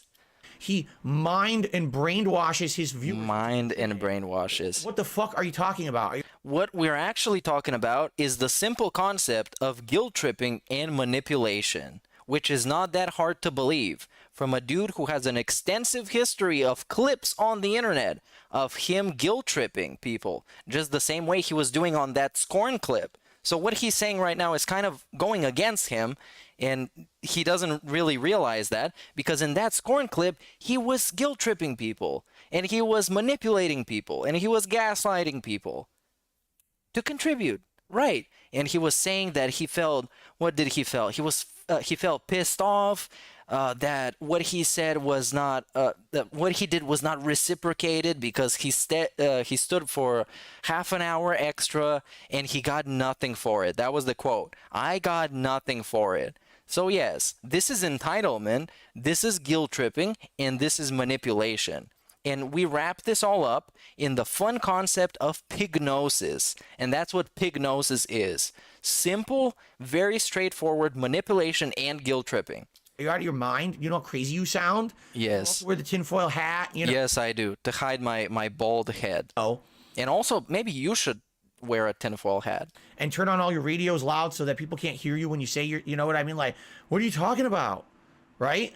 You're nuts. No. You're nuts, dude. People actually believe this. And this is a great thing that DSP does. The great straw man that he does is that he takes something, he misrepresents the argument, he addresses an argument that nobody makes, or he intentionally misinterprets it, or if it's not intentional, then he's just really stupid and really pathetic.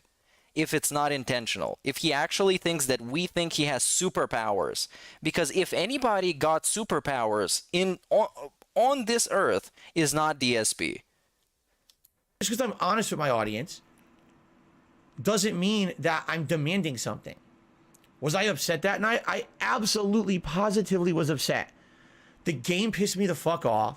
It made me feel like shit because the game was badly designed. And a video game make him feel like shit. This is a well-adjusted 40-year-old man, by the way. This is not a 16-year-old spouting some vulgar stuff in a Call of Duty chat. This is a 40-year-old being tilted by a video game enough to lash out at chat. That's how adult he is, a mature adult. It ruined an experience for me because I was liking the game up to that point, and I was actually sad that the game had gotten so bad at that point. In addition, I already had a week where things were already really like bad for me financially, both behind the scenes and in front of the scenes. You know, it was a slow week that week, and I didn't even know what was going to happen being able to afford stuff. And I was honest with my audience that night, and some people just can't take that honesty. No, we don't want that honesty. We want you to shut up and play the video game and not mention how much you made in fucking tips, because we don't fucking care. People don't show up for his fucking tips. I guess we do because it's funny when he guilt trips, but the normal viewers, they don't show up for those segments. They show up for the video games, right? He's a gaming channel. He's not an honesty channel. They don't want that. Come on. They say, oh, everything's happy and rainbows, and it feels exactly. Exactly. Exactly. He would never say a word, right? Exactly. Exactly. Exactly. Exactly. He's a gaming channel. What else is he supposed to do? Just play the games. And whatever tips you got, that's great. Big ups. There's a difference between being grateful and being sugarcoating everything. Yeah, you should sugarcoat stuff. You're a dude making video game videos. All right? There's people out there who everything's always great. And, you know, never a negative word. You know, that's not me. I'm the complete polar opposite of that, you know? And that night, I was very honest with my audience. I basically said, I'm upset because I stayed late for you guys, playing a game that obviously is painfully badly designed, right? And I would hope that the fact that you guys are getting entertainment out of it, because you obviously were. Look at the views skyrocketed. People were really saying they were enjoying seeing me suffer through this. That at least someone would have said, all right, thanks a lot for that. We know you're having a rough week. Here you go. We'll contribute or do something to help you out. Oh, so that's entitlement. What if people said thanks a lot in chat? That doesn't mean anything, right? Them being appreciative in chat, that doesn't mean anything. Only if you send him money. What a fucking ridiculous dude. What a fucking ridiculous dude. At least then I'll be like, wow, well, at least it was kind of worth it for me suffering through this piece of shit. Wow, it was worth it. It didn't happen. And I got upset about it. All right? I'm a human. I have weakness. He has weakness. His moment of weakness has extended to be most of his life. He's had a moment of weakness since like 2009. Since the very first controversy about him. Even before that, he was having moments of weakness when Jaha wanted to beat his ass up at EVO. Or at whatever was tournament that he was, when he hit him with the Spartan shield. In case you don't know the story, Jaha was on That Being Said. He called in, and he had a whole podcast when him and Bunke were the guests. So go and check that out if you want extended cut of that whole story. It's hilarious. And if you want a background on DSP's actual background in the FGC, something that is more objective than the shit that DSP says. So go check that out. It's called, the episode is called The Walking ATM. So you can go check it out. It's a That Being Said podcast. Now, here's the thing. Is that greed? No. Is that greed? No, that's not greed. But it's definitely not a good look. It's not a good look. He admits it's not a good look. That he had an unrecorded segment guilt-tripping people for fucking tips. Actually, what Moist Critical, exactly the words he had used about Boogie. He says it's not a good look when you got an audience and you're going to say stuff like that to them. He didn't use those words about you, though. About you, he said that the biggest contribution for the internet you've had is jerking off on camera. And he also had begging is your whole brand. So that's what he said. He said that shit about Boogie, not about you. You're absolutely right.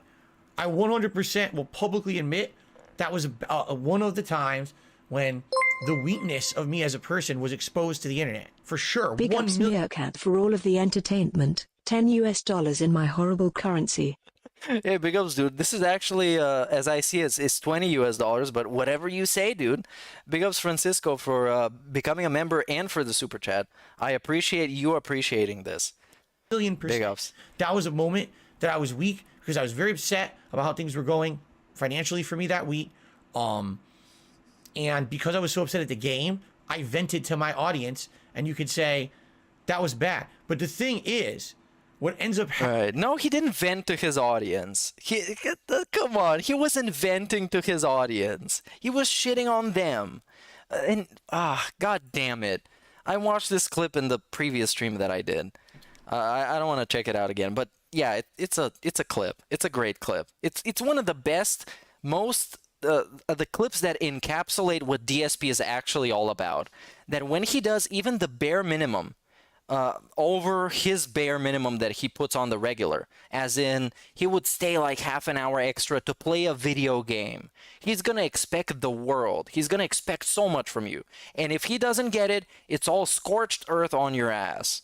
He's gonna go crazy. And he did, and everybody got to see it, and a dude with 11 million subs got to see it, and made fun of him. And that's why he's so butthurt about it.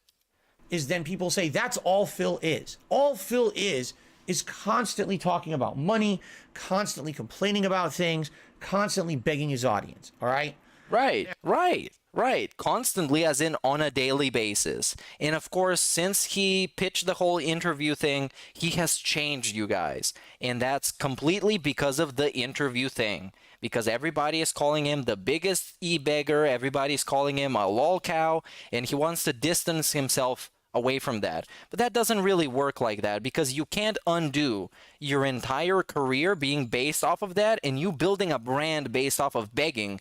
You can't undo that with 1, 2, 3 good streams where you don't beg, where you don't guilt trip, where you don't complain about tips. And when that that didn't happen, he was making like $30 to $50 a stream. Especially on the night streams, he was making a couple of streams he had with like $30 or something. You can go check out Piece of Peace tips tracker for that if you want the specific amount.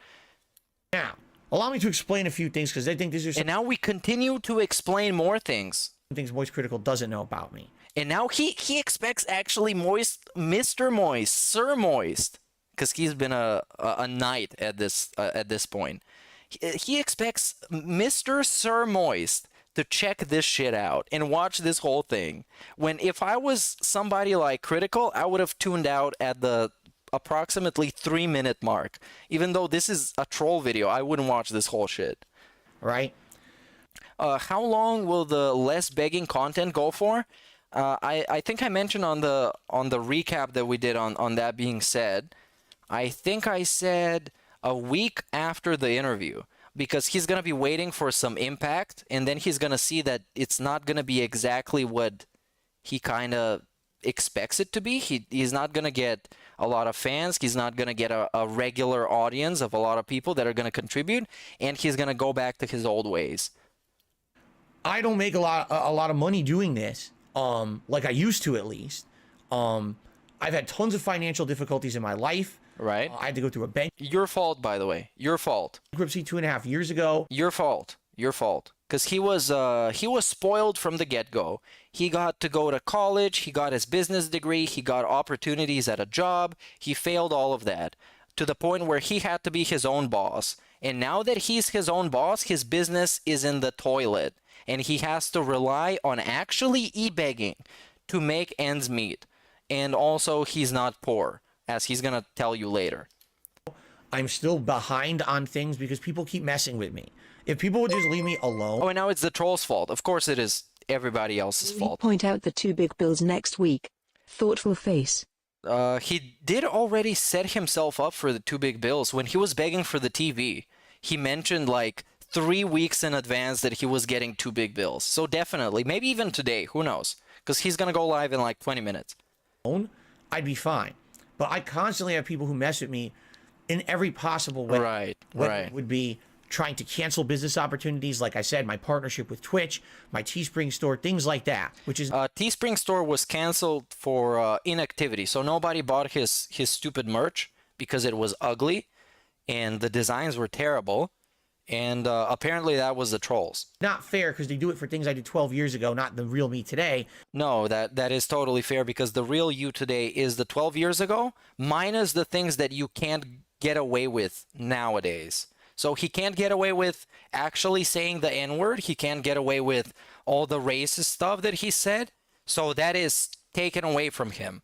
But what is left is the guilt tripping, the entitlement, the narcissism, and all the toxic stuff. So that is him nowadays. So he might as well be canceled for shit that he does nowadays. Because that, as he says, is cancelable.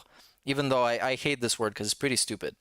That's really not fair that I have those kind of things happen to me in the modern day, okay?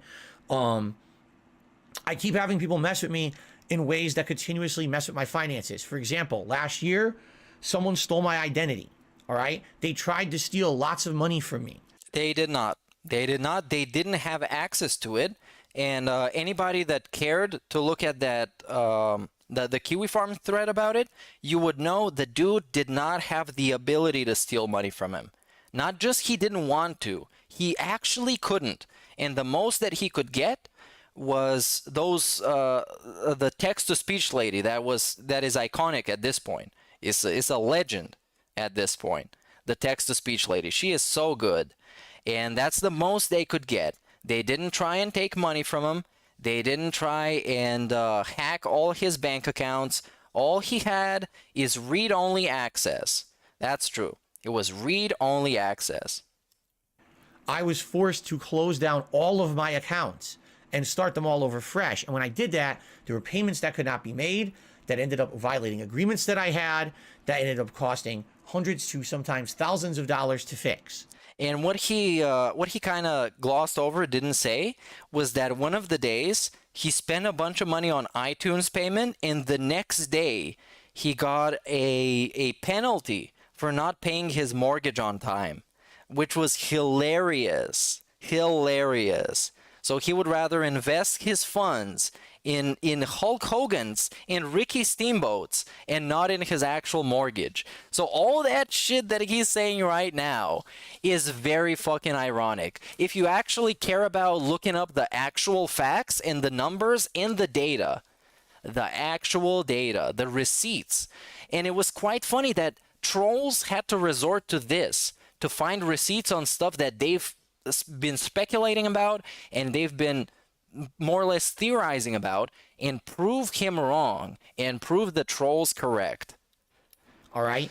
This was not All right. cheap. It really just screwed me up. It screwed him up. And he keeps pulling. He keeps pulling nowadays as well. And then things just keep this year, just two months ago, blatant false copyright strikes against the channel. So now people are apprehensive about contributing because they're afraid if they become a member, oh, Phil's going to get suspended. I don't get my membership benefits. So, and that's a total gaslight. This is a theory that he made himself to make himself feel good because people did not contribute and people did not become members, right? Remember last month when he got those copyright strikes? He gaslit himself into believing that people did not want to become members, not because his content is trash and that he's boring, but because they were scared that the channel would go away and they wouldn't get their benefits. That's what he made himself believe. Incredible, incredible. The mental gymnastics on this guy, if his back didn't hurt as much, he would be an Olympics level gymnast. So I lose $1,000 of what I normally would have as revenue in a month that I need to pay my bills and operate my business. You know what I mean? And then things keep happening that just get me down on my luck. And this is just shit that shit happens. You know, my car breaks down, my dishwasher breaks down, my TV breaks. That's normal shit of life. But I'm not in a position where I have any kind of a backup. I don't have any credit. I don't have a nest egg. I have nothing to fall back on. So when that stuff happens... Why not though? Why not though? He's bringing that up as if it's not his fault. As if it's not his fault. If his ass stayed in Connecticut, everything would have been great. Everything would have been great. He would have made so much money. Probably still has friends. Probably still even have Leanna. And everything would have been great. If he stayed in that condo, cleaned that shit up, sold all those trash statues that were taking too much place, he could have been great. But no, he chose to fuck over all that shit for himself. Normal person says, okay, I don't want to, but I put it on a credit card. Or I don't want to, but I'll dip it to my savings. I don't have any of that. All right? I hopefully will have that long term, but I'm not there yet. I'm trying to recover from bankruptcy. All right? Because the people who say things like, oh, Phil's like the greediest person. I'm just trying to make a living. I'm just trying to make a living. And when he makes it, he spends it on so I can't use the JPEGs. rainy day fund. Oh yeah, the rainy day fund, that shit is a classic. That shit is a classic DSP. If you want to get a glimpse of what DSP is like, look no further than the rainy day fund, which according to DSP is money that you spend when you're bored and it rains outside. That's what you do with the rainy day fund. All I'm trying to do is make a living, and all I'm trying to do is make a living. He's the small guy that lives in a gated community and gets over $100,000 a year. He's just a small guy, you guys. Come on. A focus group of people who all they want to do is a focus group. Ruin my life. By breaking the law, by the way, we should call that out. It's not like it's just slander on the internet, which there is. If it was just slander on the internet, that would be one thing. These people have realized the slander on the internet won't end me, so now they break the law regularly to try to ruin me and my business and my life. Okay? That's the kind of stuff Moist Critical doesn't know, because no one wants to talk about that. We just want to make fun of Phil because he had a bad stream in Scorn and he begged on the stream, right? That's the story, not the fact that, you know, I have identity theft committed against me on a regular basis, that people try to steal money from me, that people are really fucked in these crimes they committed against me. That's not the story anyone talks about. It's, oh, Phil had a bad Scorn stream, let's make fun of him. So this is why he wants to have an interview. If you're looking for the reason why, this is why. Because he wants to sell his own story and he wants to tell the things that people don't highlight in their own videos, even though they do. When they publish clips of him talking about the bank leaks And like I just said, I debunked a part of it where the dude was not able to take any money. He had only read-only access to his bank accounts. And then DSP claimed that $9,000 not was just tried to be stolen from him, but was actually stolen from him, which is a very funny point. But I guess he kind of went back on that. He realized that was too much bullshit, so he decided not to push that narrative any further. That's the problem with the internet. That's the People problem. focus on what they want, and they spin the narrative the way they want. They don't hear both sides of the story. You know what I mean? So, Moist Critikal basically says Phil goes full mask off in this clip, basically showing that all he cares about is like the money, right? That couldn't be further from the truth. I've said how many times on my streams, I wish I never had to mention money. I never used to. If you look back at my content from 10 years ago, when I was very popular on YouTube and I was rolling in the ad revenue, I never mentioned money. I was never asking for it. I didn't have a PayPal where you could donate. I just started a Patreon. I had been a YouTuber from 2008 all the way to like 2015, I think is when I opened my Patreon. Yeah, that's not true. And I didn't really actively start doing anything like that's not true. Asking for any kind of contributions until I became a full-time streamer in 2017. No, that's literally not true. In his fucking face reveal, he told people to click on the fucking ads. Are you serious? And he had a PayPal link. Are you serious? And these clips are out there. You can go look them up and see, dude, this dude is just straight up full of shit. Or maybe he convinced himself that this was in fact like that.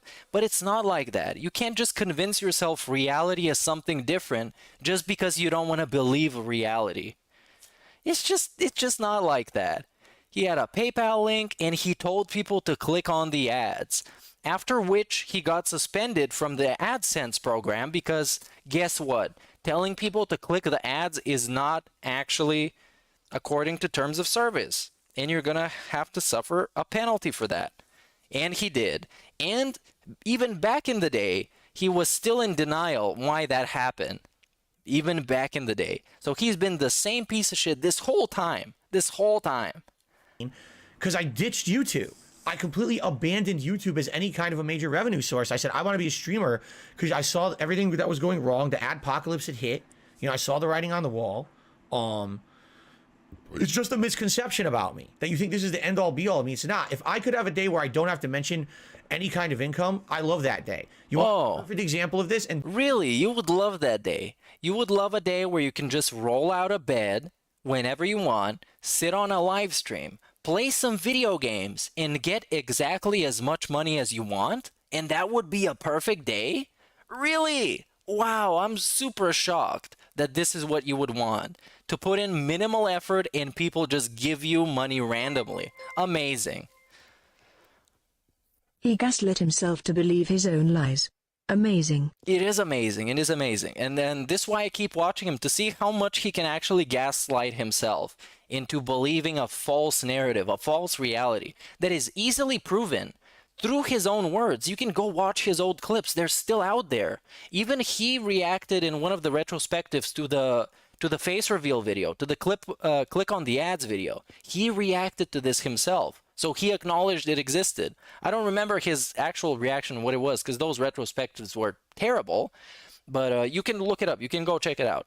this, again, what people would never tell Moist Critikal. Of course, people don't tell Moist Critikal. That's why I'm going to spend 40 minutes telling him instead of maybe dropping him a DM, I guess. Yesterday, I just did almost a 12-hour marathon. I turned my stream on at 10:45 a.m. The stream didn't go offline. Oh, look at this thing. Get a load of this, right? And then after that, I even worked longer, all right? During that entire marathon, I took one break for 10 minutes where I ran some ads. Right. I didn't actively chose to run ads every hour. It was not really monetized in that way, all right? I wasn't asking for anything during that stream at all. I never mentioned it. It was just us playing games and having fun and me shouting out when people did contribute. And this is exactly what he tries to do. This is what he tries to do. Because he wants to make this stream on purpose, where he doesn't beg and bring it up as an example. That's what he wants to do. Did you notice this? Because this stream, the Halloween stream, happened, like I said, after he announced his interview arc where he was asking for an interview, right? Right? And he also kind of begged during the stream when he was talking about, oh, you guys, this is my only stream for the day, so it would be nice if you can like contribute and stuff like that. And hint. But yes, this is what he's trying to do. Bring up a stream that he intentionally did not beg, so he can use that as an example, which is pretty much in bad faith. Right? And he spent the last 7 years having streams just like that where he was begging his ass off. And he did that same thing on Christmas. As I was restreaming that, I remember when he said, you know what, you guys, Christmas isn't about that. So today I'm not going to ask about any kind of contributions. And then the next day, he brought this as an evidence against the trolls that he's not a beggar. You guys, oh, they say I beg all the time. Well, you see, yesterday we had a fun stream. And I had a feasting with the king and we played video games. And I didn't beg at all. Very nice. A marathon where I didn't say a word about it because everything was great and positive. If I have a day like that, that's great. But this is very much my business, all right?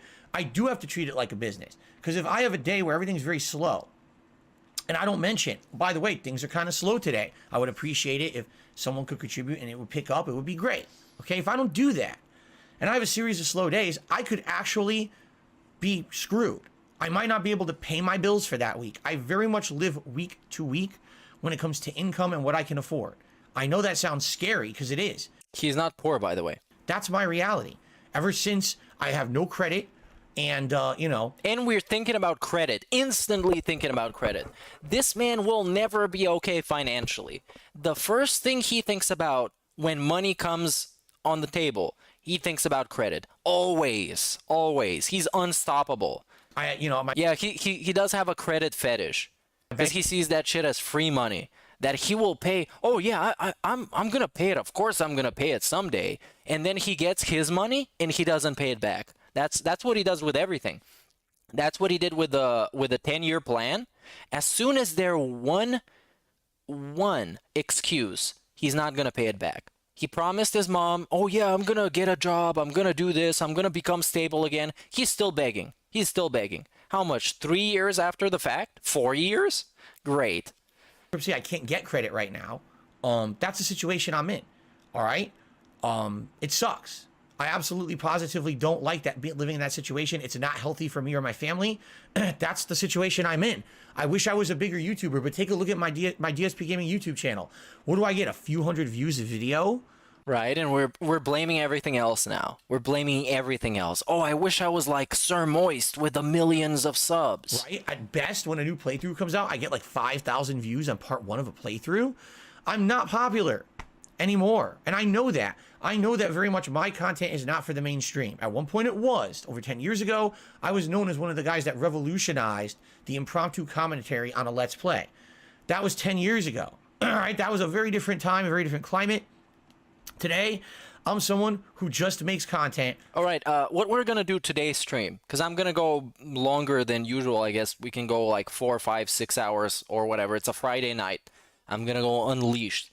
So first, I'm going to watch all of the clips that I actually like set the goal to watch, which is this clip and some other Aquatil clips about him talking about being poor and whatever. And then we're going to go and watch the pre-stream kind of as a VOD, where I'm going to skip through the trash. Because if now I went and watched his pre-stream live, that would be terrible. And we would have to sit through a schedule segment and all the meandering and gaming news and hyping up God of War and stuff like that, that honestly I don't care about. So I'm going to go and skip through all that, and we're going to get to some drama if there is. And if not, then we're just going to watch some other clips.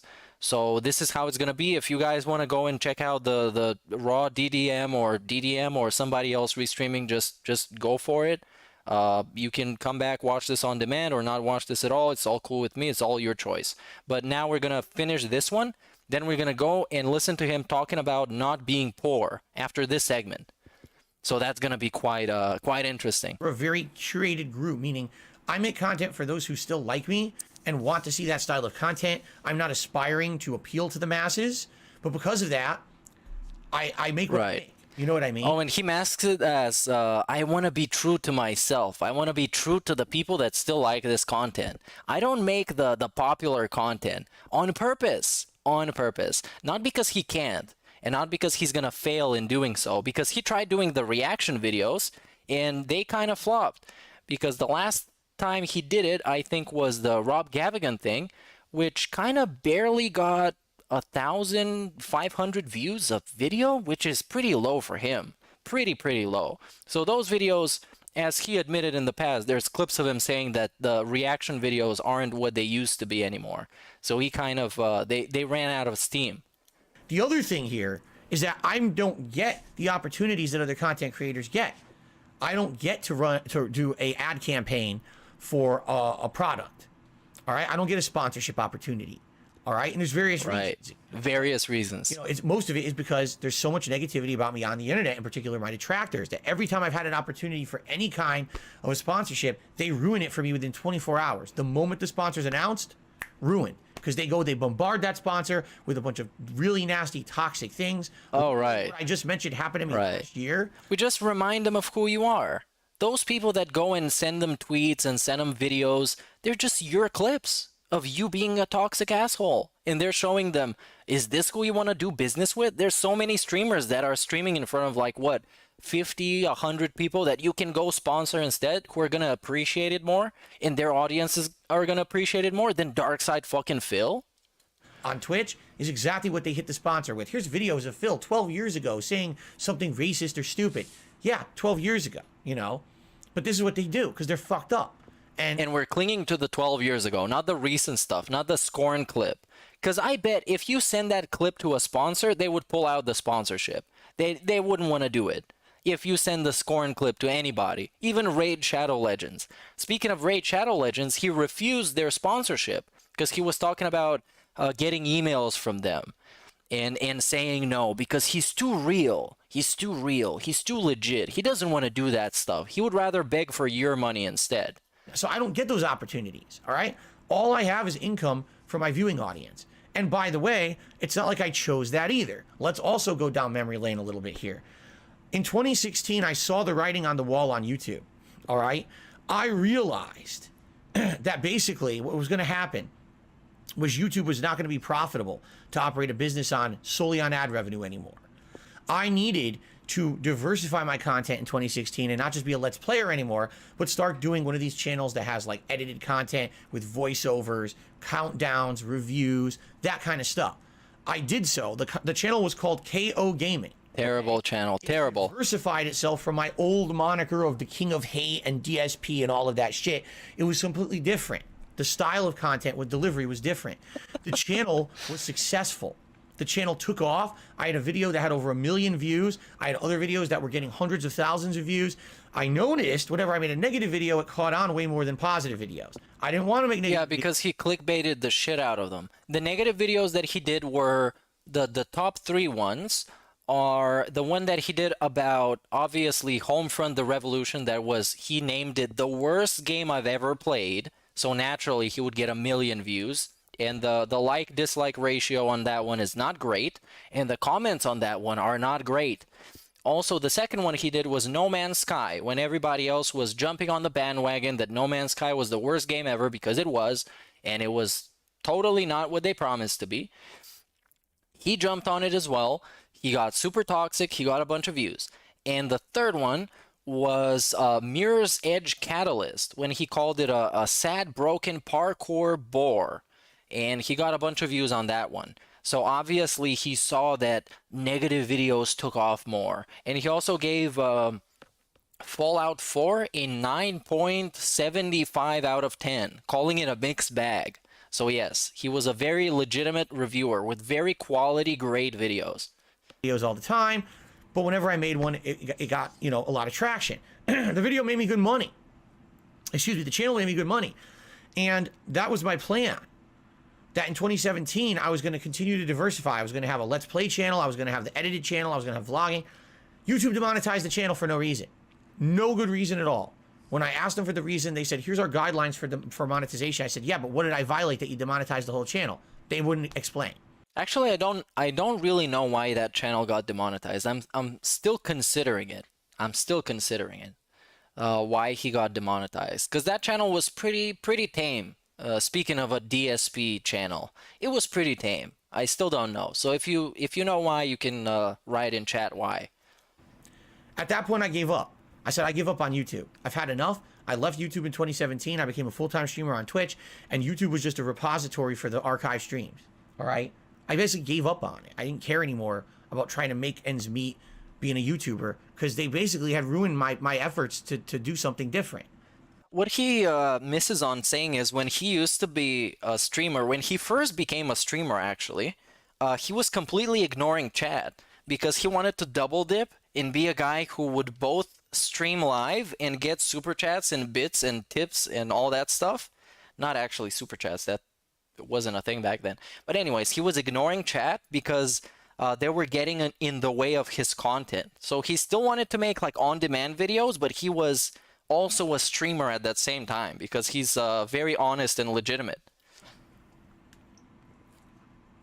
Okay.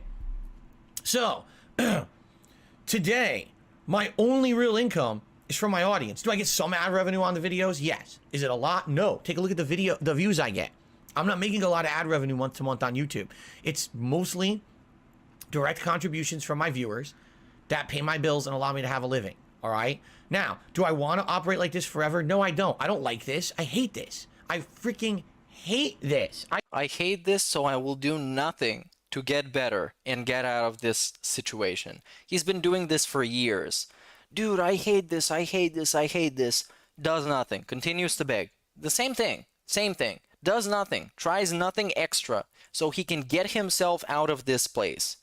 He does nothing extra. I don't want to have to constantly be asking for contributions and asking for help. I hate it. I hate it, dude. It hurts me to do it to my audience. Well, he obviously doesn't hate it enough. He doesn't hate it enough. Just like with the post-nasal drip. I think that's a pretty good example. He would rather eat his own snot and actually swallow it and taste it for 40 years straight than do something about it. Because he convinced himself that he can do nothing about the post-nasal drip. He can't do anything to fix it. So we get drip, drip, drip. Snort Hogan. Drip, drip, drip. I got that drip going. I fucking detest it. I don't want to do it, but I have to. If I want to continue to do what I love. Born to chill, forced to beg. And if I want to do what people tell me is meaningful, then it's a necessary evil. Also, this meaningful thing, I really like it because it's been his, it's been kind of his brand of making meaningful stuff for quite a bit now. I think it started this year generally talking about meaningful, and it feels kind of like this, I don't know how to say it, like an existential crisis when you look back and you're like, dude, I put out all these like 80,000 videos and I'm still on level 1. Does this have any meaning? Does it mean something? And then he looks at chat and somebody says, oh yeah, Phil, this is meaningful to me. And then he's like, oh yeah, what I do is meaningful. I need to keep going. All right.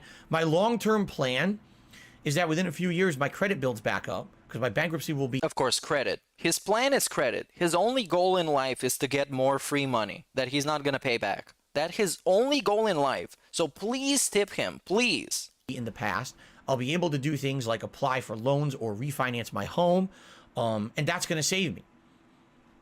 You know? Remember when he lied to the quartering, when his plan was to get a part-time job and both stream and have a job for consistent income and reliable income, right? Remember when he told that to the quartering? Remember when he told that to his mom? And then COVID happened, and that was the biggest excuse ever for him to not do anything and continue to beg. Even though everybody in the world was suffering from the COVID fallout. Everybody was suffering from it. But except him, obviously. To show, listen, now I'll have some money again. I don't have to sit here and beg like an asshole every day. If I have a slow day, it's no big deal. If I have a night where I'm playing Scorn and things don't go well, I don't have to explode on my audience and look like an asshole. Yeah, he did say that. If you go and check out his quartering interview, it's in the first like 20 minutes where he said, you know, because quartering asked him, what would happen if you couldn't make money on YouTube or if you made less? and he was talking about, you know, I could go and get a part-time job and like stream like from time to time, and still like my fans would like it and I would get money from my job and stuff like that. It was just like complete bullshit. Something that everybody knows DSP doesn't intend on doing. Because what he is doing right now is 100% of what he's capable of. To his opinion, you know, he's busting his ass to do this. Imagine him going to an actual job. Asshole on the internet. But I'm not there yet. You know, it sucks. It's going to be years out at this point till I get to that point, you know. There's nothing I can do about that. I wish I could change it. But I really don't like this misconception that I'm a man who wears a mask, and then when I take the mask off, it's revealed that I'm like a super greedy dude. No, it's not a mask off segment. That's kind of the thing. It's a mask off because he ended the video and then decided to have an unrecorded begging segment, right? But the thing about lolcows is that they don't wear masks. You can see exactly what kind of a person it is, and you can milk them for laughs. That's the epitome of a lolcow. And all I want to do is milk my audience for money and constantly guilt trip them. And I couldn't be further from the truth. If I could never mention any of that kind of shit, I never would. I never did back in the day. When I was making tons of money on YouTube on ad revenue, never did that. He was crying about views back in the day. He was like, oh, I put this video, you guys should go and watch it. It didn't get a lot of views. He was making specific videos that a different video didn't make views. So you should go and watch it. He was bitching about Toby Turner, Tobuscus ads appearing on his videos. He was bitching about all that shit back in the day. Because when the videos were making money, he was crying about the videos and the views.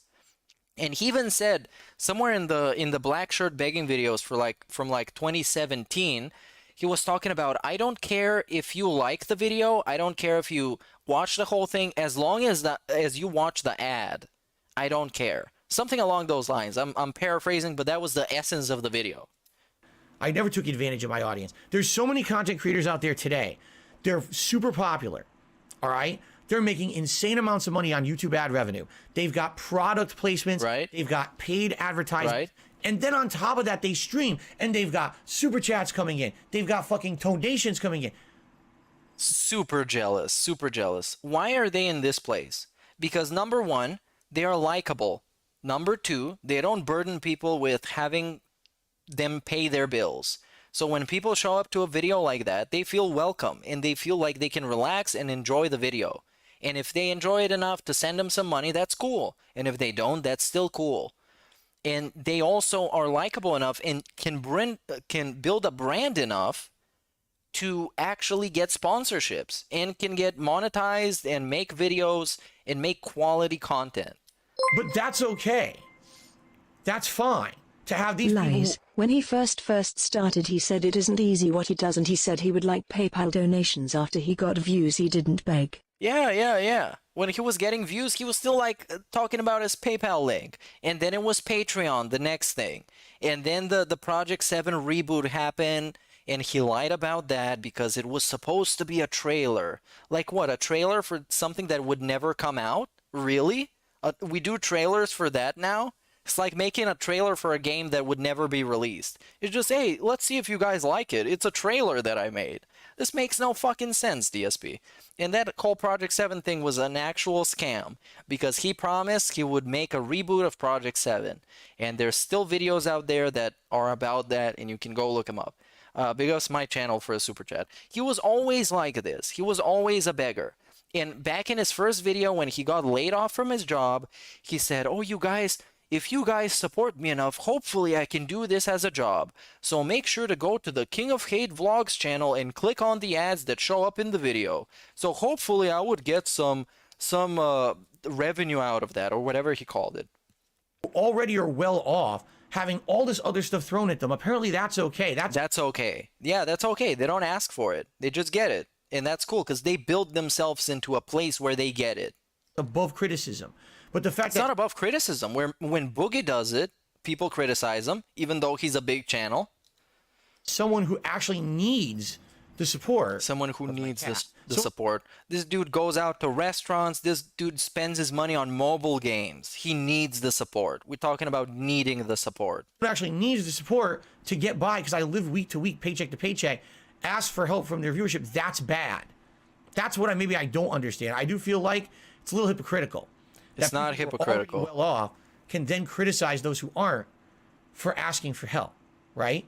I mean, I could pack it up.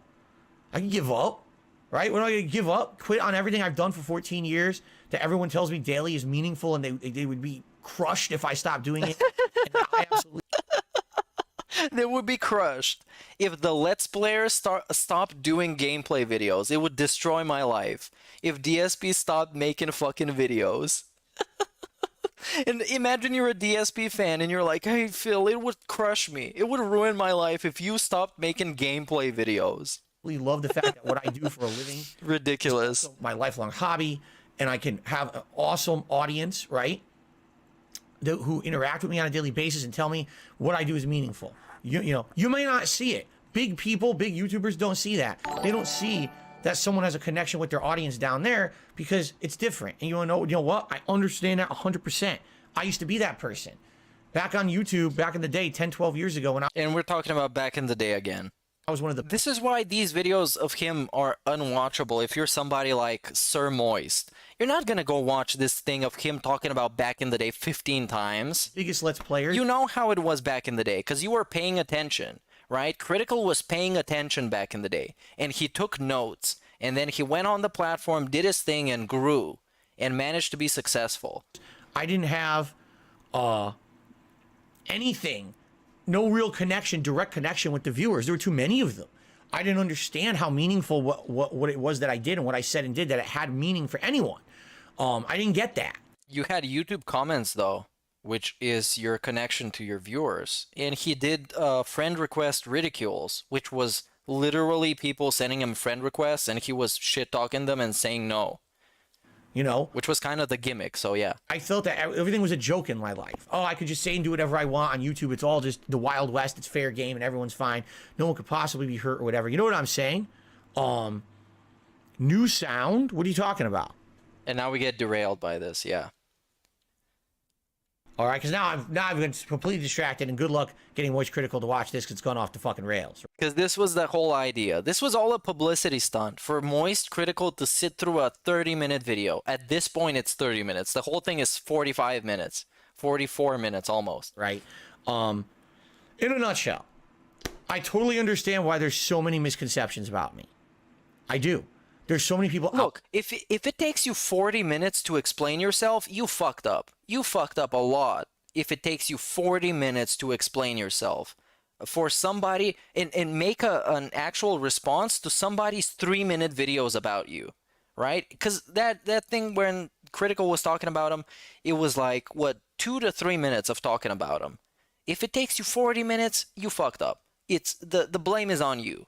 Out there who say negative shit about me on a daily basis, but they only show one side of me. What they will never show is the fun Halloween stream I did yesterday, where literally not once was it a discussion of really money or anything like that, right? Right? Not once. It Right? wasn't begging. It wasn't me asking Right? for anything. It was just people contributing out of their own free will. Because it was on purpose, you guys. It was on purpose. Like I already said, it was on fucking purpose. He did that shit ever since the interview saga started. He stopped begging blatantly, and he stopped guilt tripping, and he stopped manipulating. So he can bring it up as an example. Here, you see, yesterday I didn't guilt trip, therefore this is all that I am. Because they were having a good time and, you know, having a great one. That's the ideal for me. But sadly, I'm in a situation where I have to ask sometimes, because if I'm having a bad week.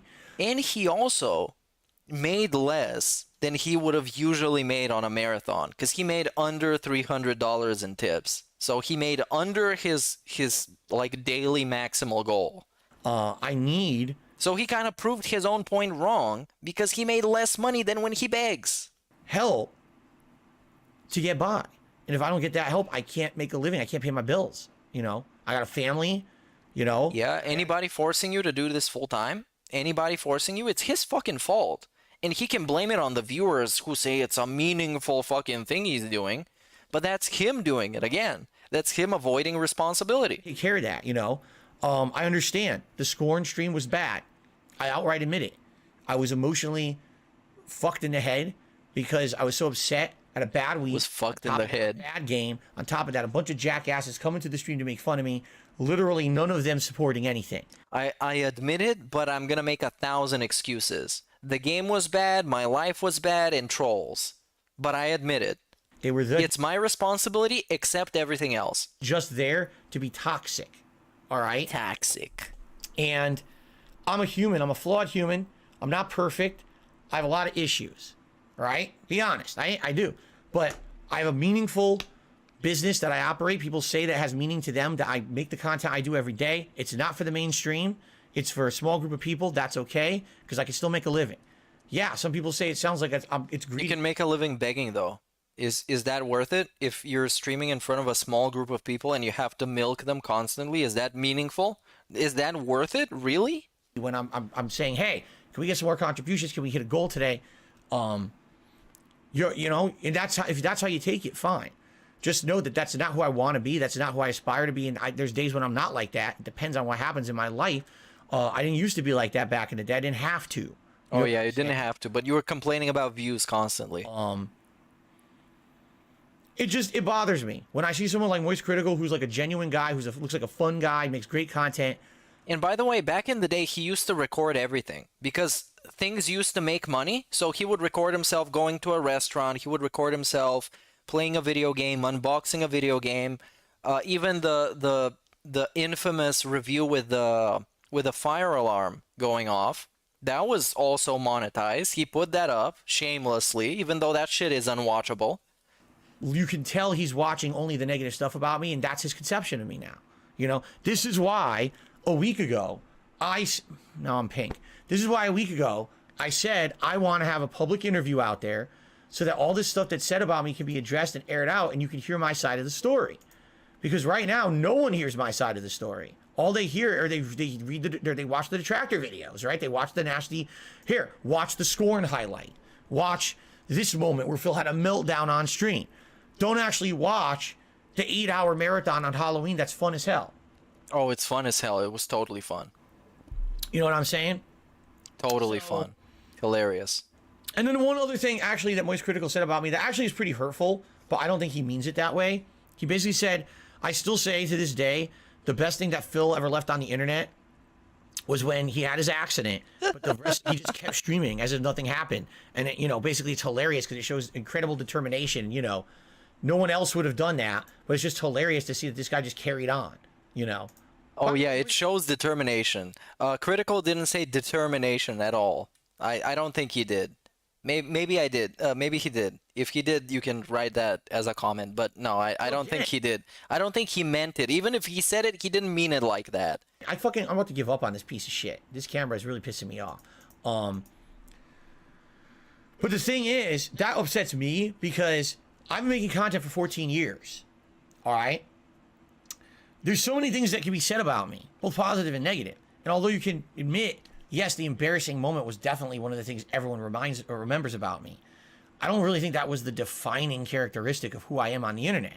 You know, back in the day, I was well recognized as one of the most popular Let's Players on YouTube who basically inspired so many others. Why? Why? Because you couldn't escape this guy. Because he was uploading, what, 40 videos a day? He was uploading individual Street Fighter games, individual matches. You couldn't escape this guy. On a small platform like YouTube was back in the day, you couldn't run away from this guy. And then people saw him and they were like, oh, if this buffoon is pointing the camera at his TV and making these crazy views, I can do this much better. And then they did. And then they evolved and they changed with the landscape of YouTube. And they became somebody. And this dude became somebody who is known for begging and embarrassing himself. Like the Creatures, right? Who they in turn inspired more people and then inspired more people. You know, that's where I started, was that I was one of the guys who started with impromptu commentary over raw gameplay. Yeah, somebody else would have done that inevitably. And they did. And they got much better than him.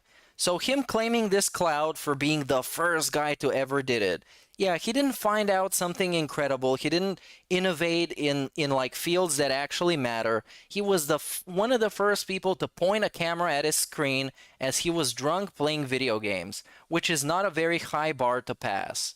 You know? If anything, that should be what I'm remembered for. Oh yeah, things that happened 15 years ago. Definitely, that's what you should be remembered for. Really even remember that. People want to say other shit about me that's not true, or they want to always write off any kind of accomplishments that I've had over the years as saying that I'm just like a, you know, a joke of a footnote, rather than saying, oh, he actually did do some notable things on YouTube back in the day. He is, though. Okay. He is a joke of a footnote. That's exactly what he is. That's a very, very well defined way that he is. He is a joke of a footnote. Okay. You know, so what I would say is I'm not mad at Charlie for the stuff he said. So now this is actually addressing him again. This is the closing segment. In fact, I kind of agree. That scoring clip is terrible because I was upset and it was a moment of human weakness. Sadly, that happens from time to time here on my channel, and I can't really change myself from being real. That's who I am as a person. I'm real, you guys. Mask off. The truth is there is no mask, right? There is no mask. I'm a piece of shit all the time, you guys. What mask am I wearing? I'm actually one of the more transparent guys out there when it comes to what I tell you guys on streams. About how things are going, about how I'm feeling. You know, I'm not wearing a mask. That's maybe the difference between me and a lot of other YouTubers out there who they're always wearing the mask. Right. Because they're creating something that is supposed to be entertaining. It's not supposed to be about their life issues and their whatever breakup or being demonetized or all that other stuff and bills and stuff that he's complaining about. Because they're making entertaining videos about gaming, right? He's comparing himself to them. They're making gaming videos, and they do them, and they move on, and they're either successful or they're not. Mask comes off, it's shocking. For me, there's no mask. There's no mask. I am all the so time. You're not shocked when you realize DSP is a piece of shit, because he's been a piece of shit this whole time. And it sucks, you know, when something like this happens, and I look like an asshole, because I was an asshole that night. You know, but that's not the end-all, be-all of me. At least I don't feel that way, and I'm sure that my viewers don't feel that way, or they wouldn't be here today. You know, they understand it was just a bad night. And I would say what I would say to Moist Critikal is, hey, at least thanks for mentioning me at all. But if you are going to mention me, at least give me a fair shake. You know, I'm here. You ever want to have a conversation with me? I'm available. I think he was very fair. I think he was very fair because he said things as they are. DSP is known for his brand being a beggar. That's what his brand is.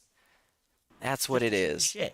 Just even if you just want to laugh for 5 minutes, whatever, man. Oh yeah, hit me up. Hit me up if you want to laugh for 5 minutes. But that's better than, oh, look, Phil is just a full-on. This is his business. It's just begging and being greedy. Well, that's exactly what it is. You watch the highlights, the negative highlights. You're right, but that's not the end-all, be-all of me. You know, it's just not. That's what they want you to believe, because that's this group of people who want to ruin my life on the internet. This is what they do. And I wouldn't even be financially hard up the way I am if it wasn't for them. They're the ones who every time I'm getting better, they ruin things for me. They got me kicked off Twitch. They got me kicked out of Teespring. They committed identity theft last year, costing me thousands of dollars to fix. To this day, they're hitting me with false copyright strikes. Gee, I wonder why I'm financially hard up. If they would just leave me the fuck alone and leave me to my own devices, this wouldn't be happening. You know what I'm saying? But it just keeps happening because they won't leave me alone.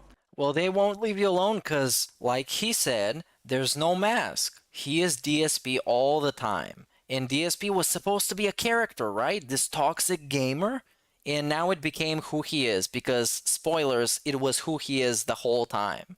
And everybody else had a character. Like he said, they had a mask. And they used to make their content and make their profit and move on. And DSP was DSP. And he kept embarrassing himself. And every time he thought he was over it, people kept bringing that shit up. Because it kept going on and on and on. Up until today. Like with the Scorn segment that was like, what, 2 weeks ago. That's the real problem here. And then here it is. Here's the negativity about Phil. Here's the negativity. YouTuber watches it. Oh, see, now Phil's just a meme. He's a beggar. He's a scumbag. It'll never end. It's just going to be this endless cycle. Endless cycle. Breaks the cycle. You can break the cycle by not being a piece of shit. Nobody else can break the cycle for you. You can break the cycle by being a good person, but you're not, and you won't. So the cycle keeps going. Until someone decides to actively say, hey, you know what? Someone decides, somebody else who decides to give DSP good reputation. It's not him creating it for himself. Somebody else needs to decide this. Maybe I'll talk to Phil. Maybe I'll have a conversation with Phil and just see what he is. How he's a guy. You see, that's what he wants. Somebody else to take that responsibility to give him a fluff piece. That's what he wants. Somebody else to do that for him. Because he can't do that because he's too fucking toxic. He's too much of an asshole. So he can't do that. We'll talk about some of the stuff, you know. But I'll be honest with you. When it's Critikal, he's huge. He's giant. I'm shocked. He's giant.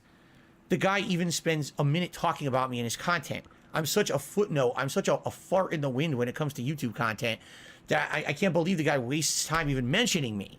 You know, in the same. I mean. Oh yeah, now we're downplaying it. Hilarious. That's great. He's talking about Boogie, a guy who at one point had 5 million subscribers and ridiculous amounts of views, and he talks about Darkside Phil, who literally just hit 200,000 subscribers and gets like 300 views on a video. Yeah, because you're a fucking joke. But now we gotta downplay it. Dude, I'm so pathetic. I'm such a piece of shit. I'm proud that this guy talked about me. Why am I even in the same sentence as these people? It baffles me. Because you're also a beggar and you're also a lolcow. That's why. That's exactly why. People compare me to Boogie, to Angry Joe, to Maximilian. Do you understand? It's not even the same ballpark. That's like the major leagues versus the fucking little leagues. Who compares him to Angry Joe in Maximilian? If anything, at least Maximilian, who's a super positive and nice guy. Yeah, I can't fathom how I get up like this stuff. Like that. Seriously. No, they're gonna compare him to Wings and Boogie because he's a joke like they are. They are just as much of a joke as he is. Even he is much more of a joke than both of them, actually, because if you dig into his drama in all the sagas that he has, he outshines both of them. It's like confusing as hell. But at least if you're going to have the negative, I hope you would at least air some of the positive. All right. This, by the way, I like this note. He wrote it down on a notepad, the things that Critikal said about him. And he was talking about him for like 2 minutes. The negative. Great. We would at least air some of the positive. All right. So that's all I have to say about that. I guess that's it for this one. Let's go check out the one where he's not poor. And the hairball thing, I'm not gonna talk about. It's stupid. So this is what do we have here? A friendly dent calls out DSP for begging and dares him not to beg on stream. This is actually a pretty cool segment. Well, someone made a giant message. A giant message. He says, you won't read this, but you should. Because he doesn't like reading long messages. Okay, and now he's reading it first inside of his head to make sure if that is worth reading out. I'll read this, but what's funny is it's not even true. It's not even true. This is a misconception. I'll read this. I love the new misconception saga where everything is a misconception. Because listen to this 20-minute segment of me explaining why it's a misconception. And I mistakenly skipped through this, so hold on. And there's some juicy faces that he makes. This is a great face. When I skip through the video, this is a great face. This is also a pretty nice face. All right. I'm living in a Oh, okay. Hold on. I'll read this, but what's funny is it's not even true. It's not even true, dude. This is a misconception. I'll read this. So this guy tipped $1, says you won't read this, but you should. Well, I'm going to read it. I don't think you're greedy. I do believe that you're poor and living paycheck to paycheck. Now, again, that's another misconception. I'm not poor. I'm not poor. Which I actually agree with. He's not poor. I'll tell you why in a second. I'm living in a good living arrangement. All right. I'm not poor. That's another thing that's fucked up that people say that. I'm not poor. All right. But when I'm honest with you and I say, guess what, guys? Unless support is good this week, I can't afford to buy the new game. Unless I get a good amount of support, I actually can't even afford my day off this week. That's 100% true. Right. He is not poor because poor people don't live in big-ass condos beyond their means in gated communities in expensive states. Poor people don't do that. He is broke, and he is broke by his own choice, which is actually making him look much worse. So yes, that is a misconception. DSP is not poor. I don't think any of the trolls claim that he's poor. What we talk about is him making all this money and spending it on trash, spending it on Ricky Steamboats and Hulk Hogan's, and maxing out those Hogans, and maxing out those credit cards like he used to back in the day. He's not poor. A person like this can't be poor, who can sit all day on his ass, ask for tips, get those tips, and spend them on trash. He's not poor. He is broke. Because poor people, no matter how hard they try, is the environment that they're in. Maybe somebody in a terrible country that is corrupt and that is a shithole country that is trying their best to show up to work and do their best in hopes that someday they're going to come out of this situation. And sometimes it happens, sometimes it doesn't, and it's a terrible thing. But this dude is not poor. By no means he is poor. He is broke, and he chose to be broke, and he's perfectly comfortable of being broke because he can just drink himself to sleep and he can spend all that fucking money on Hogan's, and then the next day he can get a notification that he's late on his condo dues and get a penalty for paying them late. So no, he is not poor. He is broke. And this, him trying to explain not being poor is, as he says, a bad look. It is.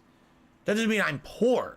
There's a difference here. And he also despises poor people. That's why he doesn't want to shop at Walmart, because that's for the lower class. He believes he's above those people because he can't go to a place where those people are there, the poor people. He can't stand them because he's doing a prestigious online business. Here, when you say, he looks down on all those people. There's all these whole other kind of things that have to be said about, oh, you're poor or whatever. So I don't want to even say that, because here we go again. Here we go again. And then people will say, oh, this and that. Anyway, let's continue. I also don't think that you're a bad guy, and I like your content. But having said that, you beg every stream. That's fine. It's how you make your money. Have some class and own it. It's pretty gross to disparage Boogie. Now, I don't know how he says I'm disparaging Boogie when you do the same thing. I'm not disparaging Boogie in any way. That did happen. I stated a fact based on what Moist Critikal said in a video. I stated a fact, by the way. That's great. He chose to be the broke, now pays the consequences.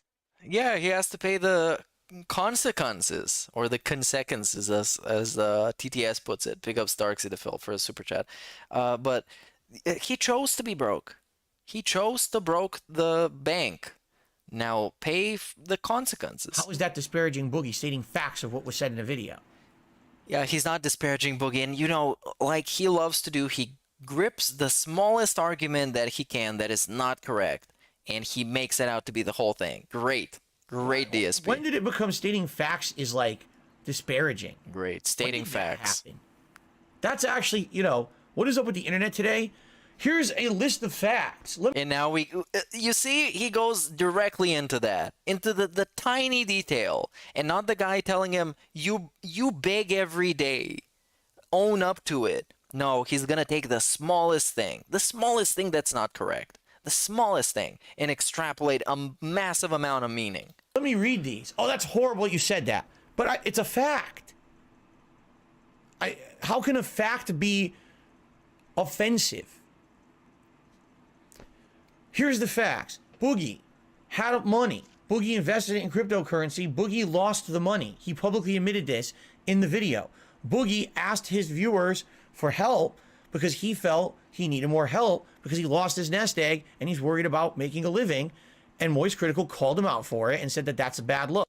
I'm skipping through this shit, this trash. Own to these things, more people would like you. Right. You'll read this and take it to heart. But for some reason, the T was cut off. No, he can't own up to it. He's a fucking massive narcissist. He's also delusional. He's legitimately delusional. He lives in a different reality to everybody else. Maybe Onision lives in that same reality because he's also fucking delusional. But yes, DSP lives in a different place. He lives in a different time and space where he is something else than he actually is in reality. And that's why he has so many trolls, because the trolls like pointing out that he is living in a different place in time and space. So here's the thing.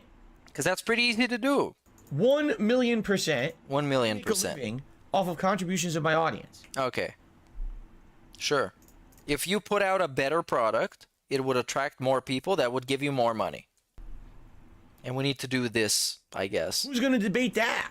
Who's going to debate I that? make a living off of the contributions and the generosity of my audience. That's my business model. You made it like that, and your business model is failing. That's why you have to resort to begging and guilt tripping.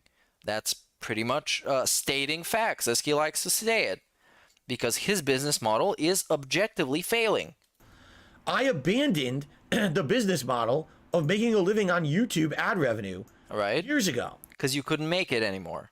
Because you got demonetized, and it wasn't enough, and this and that, and you're an interactive streamer now. It just wasn't feasible anymore. Yeah, I mean, of course, he would put it like that, but yeah, it's basically what I said. It wasn't feasible to do so, to make a living doing it like that. Right. Because YouTube had fallen apart. And that's the point where you should have got a job and actually streamed part-time, so you don't have to worry about if that's going to be feasible to do for a living. Right? YouTube lost so many major advertisers and all of that. And it wasn't, I can't make this look good anymore. I don't know what's going on.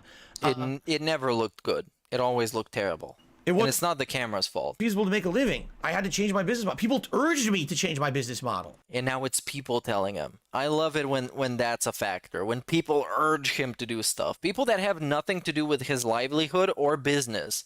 Some random YouTube comments telling him that. And he takes it and is like, well, if I fail, it's that guy's fault. I can blame it on him. No, if you go on the street and you're fucking homeless, it's going to be your fucking fault. Because you didn't take responsibility and you didn't take life into your own hands.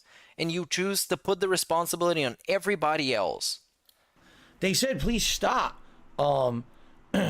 Please stop with the misconception that you're going to still be a full-time YouTuber the way you used to be. Everyone has changed. Everyone has become a live streamer with crowdfunding. Right. You got to do that as well. No. Okay. Okay. Yeah, but just changing the definition of what you do without improving doesn't make you entitled to results. So if you had a business that was a taxi company, that was a terrible taxi company, and then Uber starts being popular in your city, and you decide, well, now I'm going to be an Uber company, or whatever that works. Let's hypothetically say so. And you're still a shitty Uber company, and you still fail. It's not that fault. It's your fault for running a shit business. It's not the fucking business model's fault. So I did that. I did that. Then it was like, so Phil did it all wrong by trying to be a YouTuber for so long.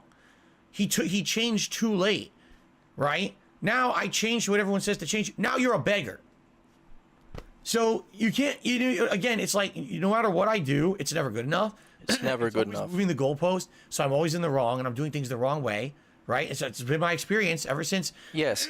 When you run a business and you're the head of that business, right? Right? Picture this. You run a business, whatever it is. You can be doing whatever. You are the head of that business. And it's up to you to keep your business afloat. You can't be blaming this on everybody else. When you fail, you can't be blaming this on everybody else.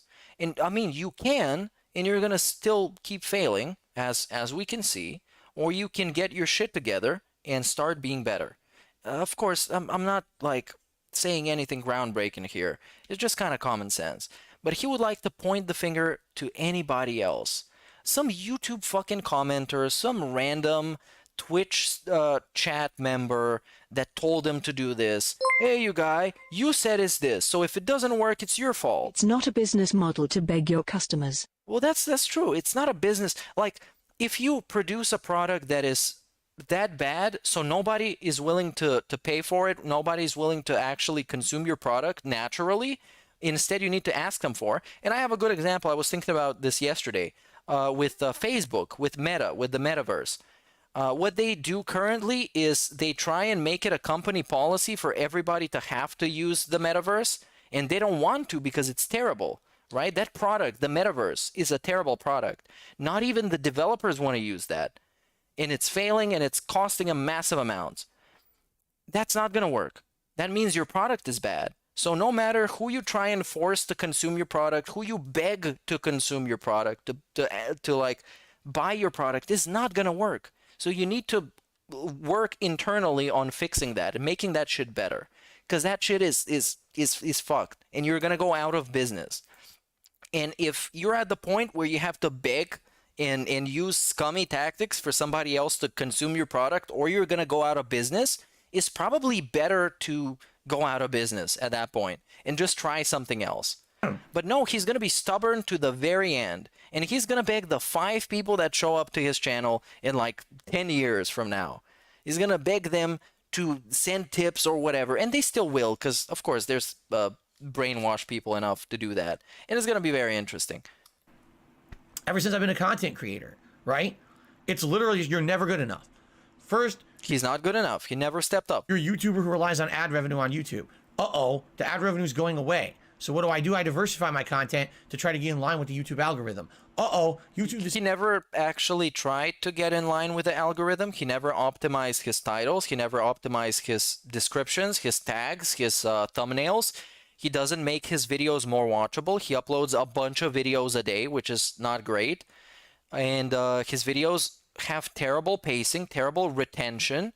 And maybe if he took the time to at least read a book about these types of things, about SEO, about marketing, instead of pulling Hogan's all night and getting drunk, maybe he would learn something about it.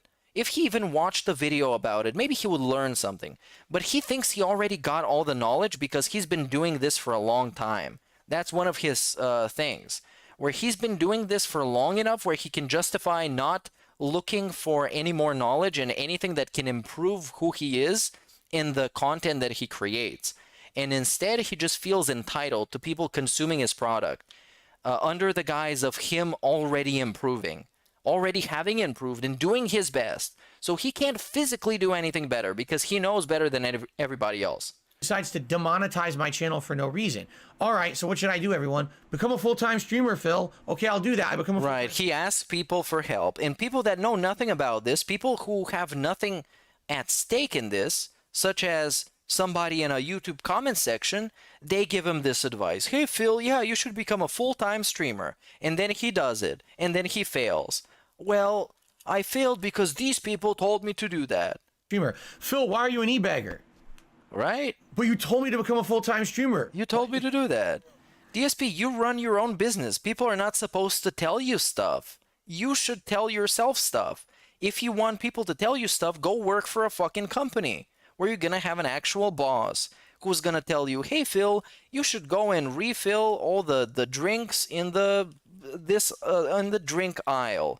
You should go and do this. You should go and do that. And he's gonna go and do that. That's how it works. But you're your own boss, so you can't be listening to random YouTube commenters and risking your whole business on this. You know? And then on top of that, man, Phil really keeps asking for contributions too much. Oh, by the way, let me hit him with a few false copyright strikes today. Let me steal his identity and cost him thousands of dollars to fuck with him. The tapping is so fun. The tapping is so fun. Oh, let me do this. Tap, tap, tap, tap, tap. Right? You create the mess, and then you're upset with me when I have to live in it. It's everybody else's fault. Again, it's literally everybody else's fault. It's everybody else's fault that he changed his business. Everybody else's fault is that he gets trolls. It's everybody else's fault but him. And if you ask him, he does 100% effort all the time. Every single day, it's 100%. 100%, and it's never good enough. Or maybe his 100% is just trash. Maybe it's just bad. Maybe he's not suitable to do this. Maybe he's not good enough to be a streamer.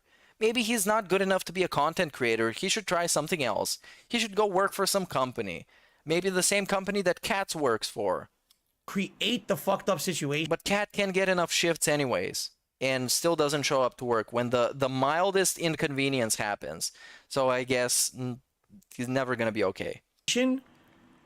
And then I have to live in the fucked up situation and find a way to deal with it, but then I'm in the wrong. Yes, because you have something at stake. And those people that you take advice from, They have nothing at stake. I have nothing at stake in this because I'm just fucking making fun of the guy. Or if you were somebody giving him advice, hey Phil, I think you should just stream this one game every day. You should just play Call of Duty every day. That's gonna, like, 1 million people are gonna start watching you. And imagine he just starts being a Call of Duty streamer and that fails massively. And then he points the finger at this guy. Yeah, this guy has nothing at stake. He loses nothing. He risks nothing. Therefore, he isn't really motivated to think about your best interest because he doesn't care. He just wants you to play Call of Duty every day. Because I'm in that situation. Yeah, you're in that situation. Maybe you should take some responsibility On top for of your own business. what they do is they try to justify their actions with their bullshit memes, like the WWE Champions gambling meme. That's not a meme. That's actually factually proven. As much as you can factually prove that, it has been. And it has been compiled in videos and streams and threads and everything else. It's been very well put together by people who it's not their responsibility to do anything about this, but they took it upon themselves to do this. Secret Limited made that great comprehensive video about it. There was on Kiwi Farms, there was this person that made a whole thread about it and compiled all the evidence. I made a video about it. It's not really much of a putting effort in it, and I just watched some stuff about it. And I went over his leaks and stuff, and there's many other people talking about how this is logical, how this is scientific, how this makes complete fucking sense. And it totally does. And he calls it a meme. Right? Oh, you see, the real reason that Phil's falling apart is because of that. No, the real reason I'm falling apart is because I made bad financial decisions when I moved out here. Okay? Okay, so that's your responsibility. I made assumptions about what I was going to make on YouTube. They weren't correct. That was your responsibility. All right? Someone literally destroyed my channel with false copyright strikes, causing me to make even less money and become less prominent on YouTube. All right, that's their fault, but that's one person. That's one person. That's not all of the trolls. Even though all of the trolls benefit from that because it was funny, him making all these begging videos about it instead of getting a job. All of that fucked me over to the point where eventually I had to declare bankruptcy. There was no way out of the financial pit I got myself into. All right? Every single thing that's happened after that bankruptcy, all these fucked up things happening to me, all right, is on those people who are doing them. But you're already fucked by the time the bankruptcy happened, right? A bankruptcy is basically a red flag for telling you that you're screwed. If you gotta go through a bankruptcy, you're fucked to begin with. What?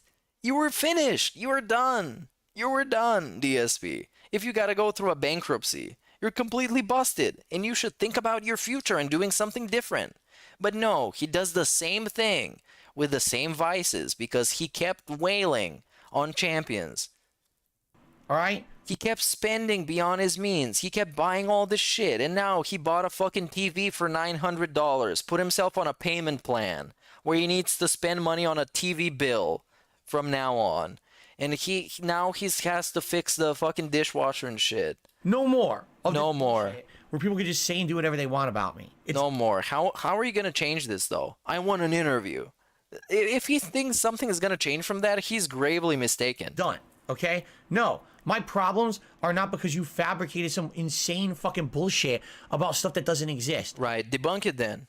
If it's insane bullshit that is completely fabricated, debunk it. Jump on a stream, debunk it right now. Or anytime. Pull up some evidence. Pull up some receipts. We can't do that. We can't do that because they're going to hurt me, you guys. They're going to hurt me. All right? My problems are because you keep fucking with me. Right. It's everybody else's fault. It's everybody else's fault that he has to change his business. It's everybody else's fault that he gets trolled. It's everybody else's fault that his brand is begging. It's everybody else's fault for everything. Here. You want to test it? Leave me alone for a year. And this is just delusional. First of all, it can't happen because he will still be the same guy. Therefore, he will still produce fun segments that people can talk about and people can clip and upload in videos and all that stuff that goes with it. He would still be the same guy. So that really is not going to do anything. And imagine, okay, hypothetically, the trolls go away. His audience has nobody to fight against. Therefore, there is no drama. Therefore, he doesn't get any money. So he's fucked. He's going to be begging for trolls by the end of next week, basically. Leave Darkside Phil alone for a year. Don't hit him with false strikes. Don't make insane slanderous videos about him constantly. Don't fucking try to do identity theft against me. Leave me the fuck alone. The identity theft was once. And I don't count the car receipts, the car, like, whatever, the most recent stuff. I don't count that as identity theft because that didn't hurt him in any way whatsoever. Give me 1 year. 1 year. To be left alone. Imagine begging trolls to leave you alone. That's pretty pathetic. That's when you know you should do something else in life, especially if you're 40. And see what happens. See what happens. The thing is, I'm doing a good job. I was doing a good job. I was in a good position. And then all of a sudden, he was doing a great job on Twitch. I mean, kicked out of the Twitch partner program. Yeah, he was doing a great job off of gifted subs. Really, off of whales. And begging. He was doing an amazing job, you guys. Amazing. Amazing job. He was doing great. Graham, you got me canceled off of... It was the same shit that is nowadays. It was exactly the same shit. Day in, day out. Please tip me. Please, I have bills coming up. There's this coming up. There's that coming up. Please this, please that. Tip me, gift subs. Thank you for the gifted sub. Well, the gifted subs are expired. We need somebody else to gift them. It's the same shit. Now it's just some terms have changed. Such as gifted subs are now gifted memberships. That's basically a difference. In spring, right? You had all this thing happen to me, and you got me back to square one again. And he's acting like Teespring was making him literally any amount of money. So that was shut down because of inactivity. And he, before it got shut down, he admitted that nobody buys from there. Like, actually nobody cares about his stupid merch because his merch is ugly. And nobody wants to wear that. That's your fault. That's your fault. Do anything for that to happen. I didn't do anything wrong. It fucking happened because you idiots keep fucking with me. You create the endless cycle of drama. You do. Not me. I don't want anything to do with it. Well, that's not very correct. Not at all, even. He needs to lie to protect his family's money, guys. Of course, he needs to lie, and he justified the lies as the new thing with the car bill when the trolls ran ops against him to reveal that he wasn't lying. Wow, what a revelation. DSP wasn't lying once after he said he was going to provide evidence for like 20 minutes straight, and then he showed his bill.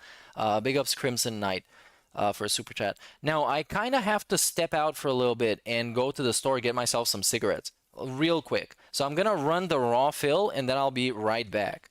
So let's see the DSP gaming thing. I'll be right back pretty fast. So let's see what he's doing. Let's see if he's live, if he's still rambling. Okay, anytime now. Can I see him being live? We can't actually see him live on this platform, dude. What the fuck? Newest? Huh? What? Well, this kind of sucks. I'm gonna find him anyways. It should be pretty easy. Unless he's down. He's probably here, though.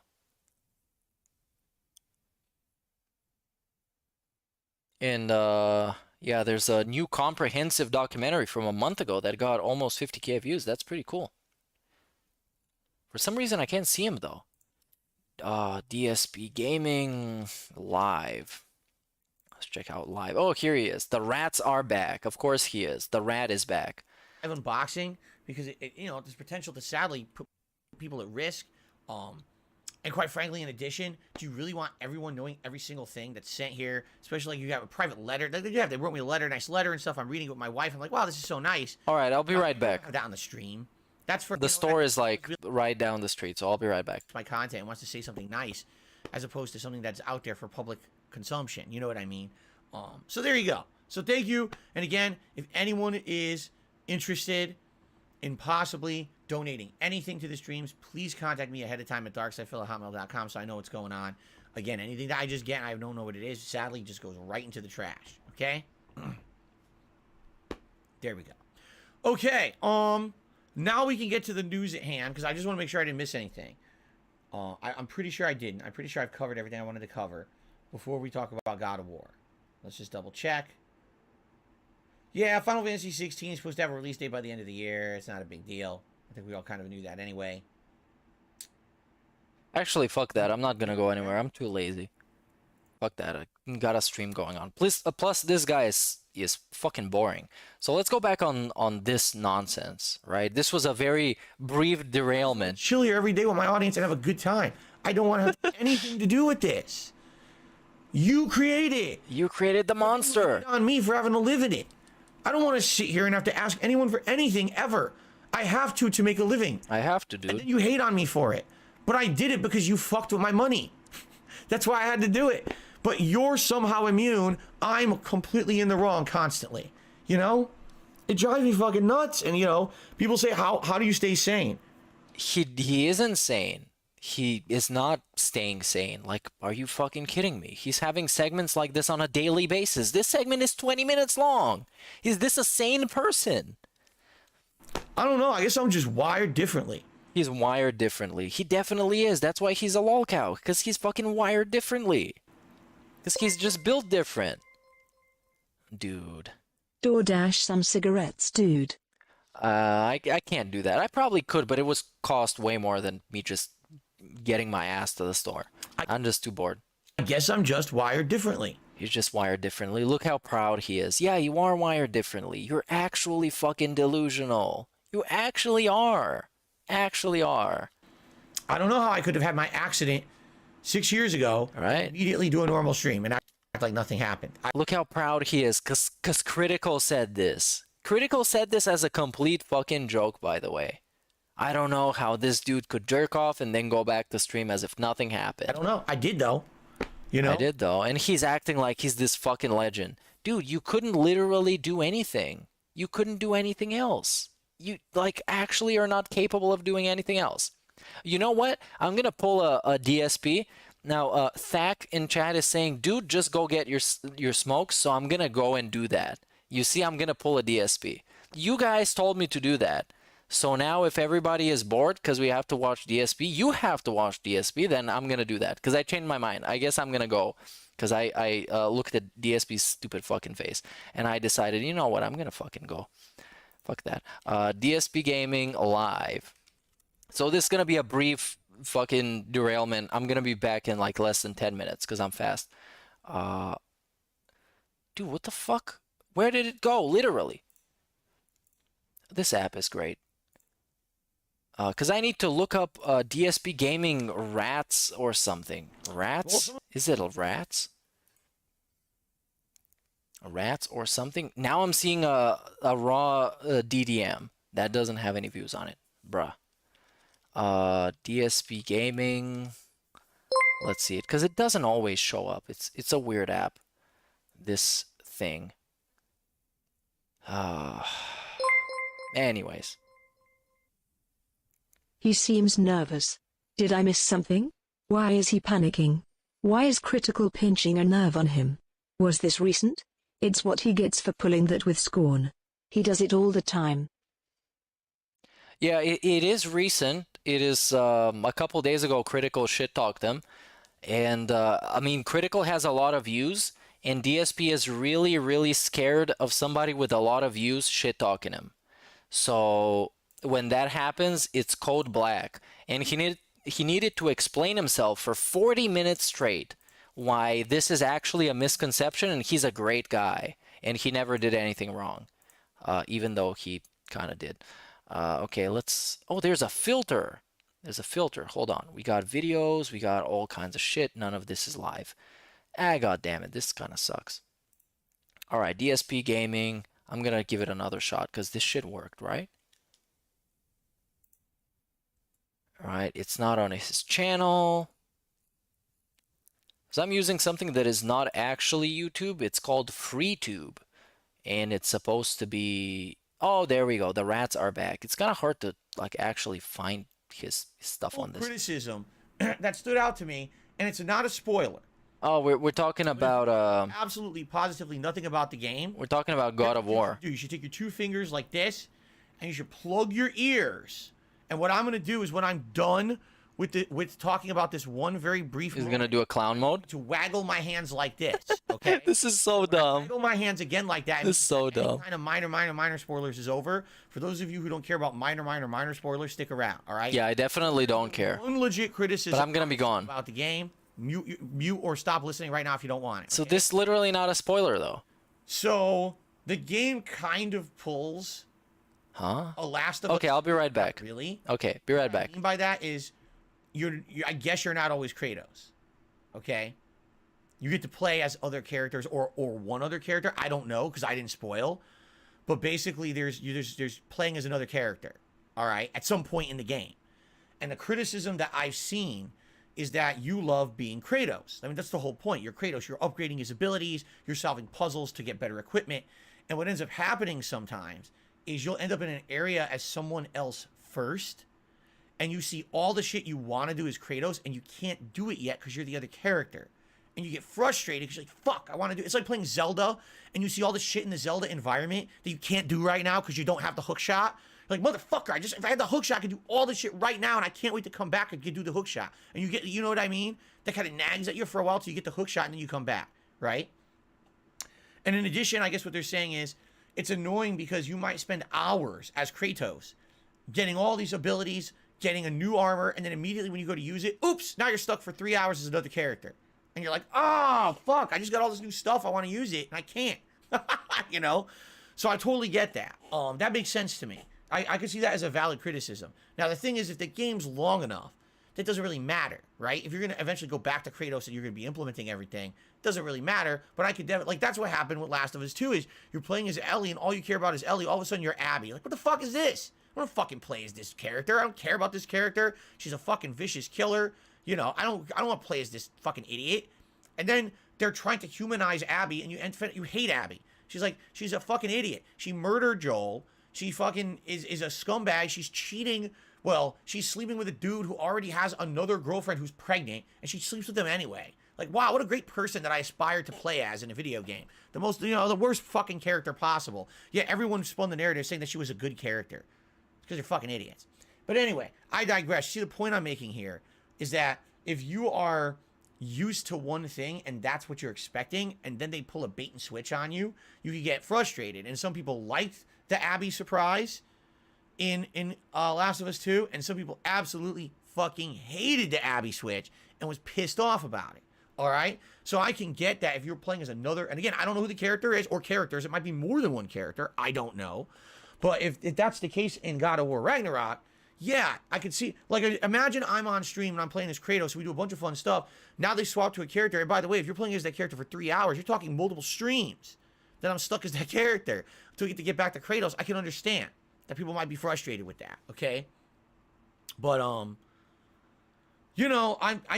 everything that I'm hearing sounds good. All right, so you ready now? Now I can stop already? End of spoilers, everyone. End of spoilers. So if you were not listening during that segment, you can now come back to the stream.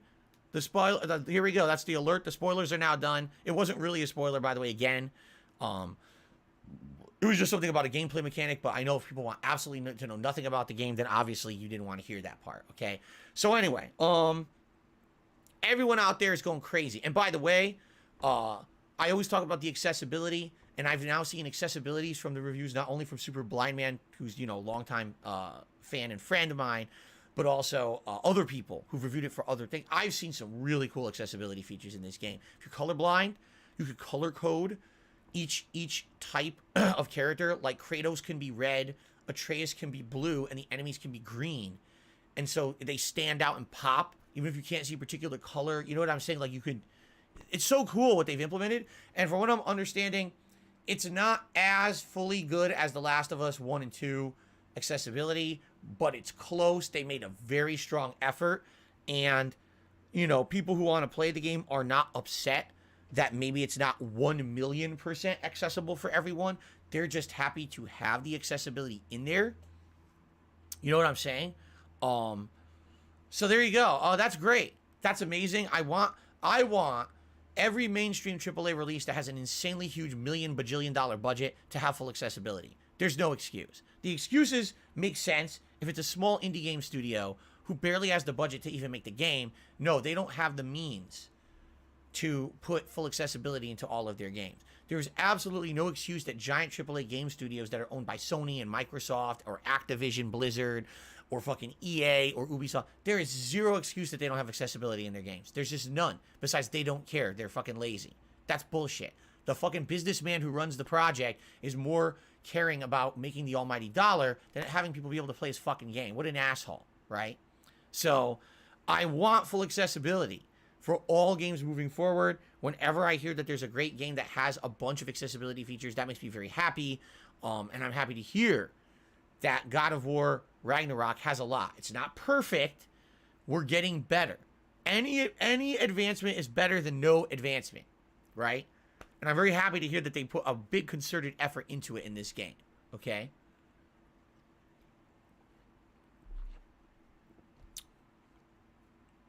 What?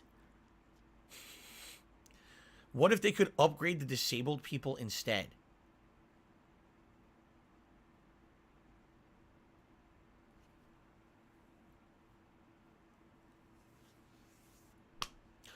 Well, yeah, if you could give Super Blind Man sight, I would say do that. But I don't think we're able to do that. What a stupid thing to say. Yeah, that would be cool. But no, I don't think that's going to happen. What the hell? Why not just cure everyone's, disabilities and shortcomings so that they could actually play every game fully and that we don't need the accessibility feature? Anyway. What ridiculous. Anyway. Want to talk about, geez, what a weird thing to say on a stream. Anyway, everything about God of War Ragnarok is sounding great. All right, to the point where, like, now I told you guys all year that I felt that if there was going to be a game that I thought was going to compete with a game like Elden Ring, right? And I thought that it was going to be, a Game of the Year contender, that it was going to be God of War Ragnarok. I really felt that when I played God of War in 2018, that they took a franchise that previously was good. But why was God of War good? Because it had really innovative combat. Let's be honest. That's really what it was. It took mythos of, mythology of, is it Roman? It's Roman, right? The Roman mythology. The Roman gods. And it puts it into a very heavily combat-focused game. Lots of gore. That was all well and good for a certain time period. But now, is it Greek? I always get them confused. Is it Roman or Greek? It's Greek. It's the Greek gods. I totally get them confused every day. I swear to God, it's just something in my brain. I've always had this problem. I get them confused. So, Zeus is Greek. Then what's the Roman equivalent of Zeus?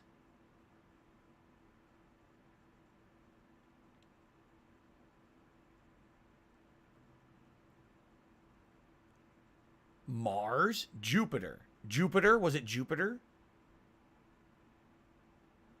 And then Ares is the Greek god of war, and Mars is the Roman god of war.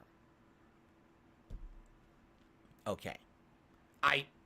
Now you know what? It might stick. You want to know why? Roman is planet names. If I remember it that way, maybe I'll never have this problem ever again. If I make associations in my brain, usually they stick. Yeah, you say 30 days past September, April, June, and November. All the West are 31 except for February because it's a little like a rhyme. So you always remember which months have 30 days, which months have 31. Same thing here. If I remember, Roman is planets, Greek is not. That might help me. Okay. So Kratos killed all the Greek gods in a combat-focused, really innovative series, but now they take it into a new dimension by having really great storytelling, puzzles and stuff that really wasn't present in the previous All right, I'm back. games. You know what? I really like that, but Wait. What is he talking about? He's not talking about fucking God of War, is he?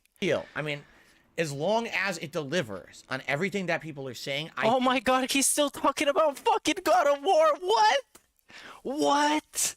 Of course, this is me not having played it at all. This is just me with a preconceived notion. Whoa. Sounds like it's going to be my game of the year. All right. Whoa, fuck off, for real. First one, it was my game of the year 4 years ago. Stands to reason. This one would probably be a top contender. I'll be honest with all of you. Before this game, right now, my top contenders for game of the year, I only have two. All right, Elden Ring and Stray. Those are my two top contenders for game of the year, and I hadn't really decided yet which one I would be interested in more saying game of the year for me. It's gonna be Stray. It's gonna be Stray 100%. One basically totally innovating, and the other just doing its best in class effort ever.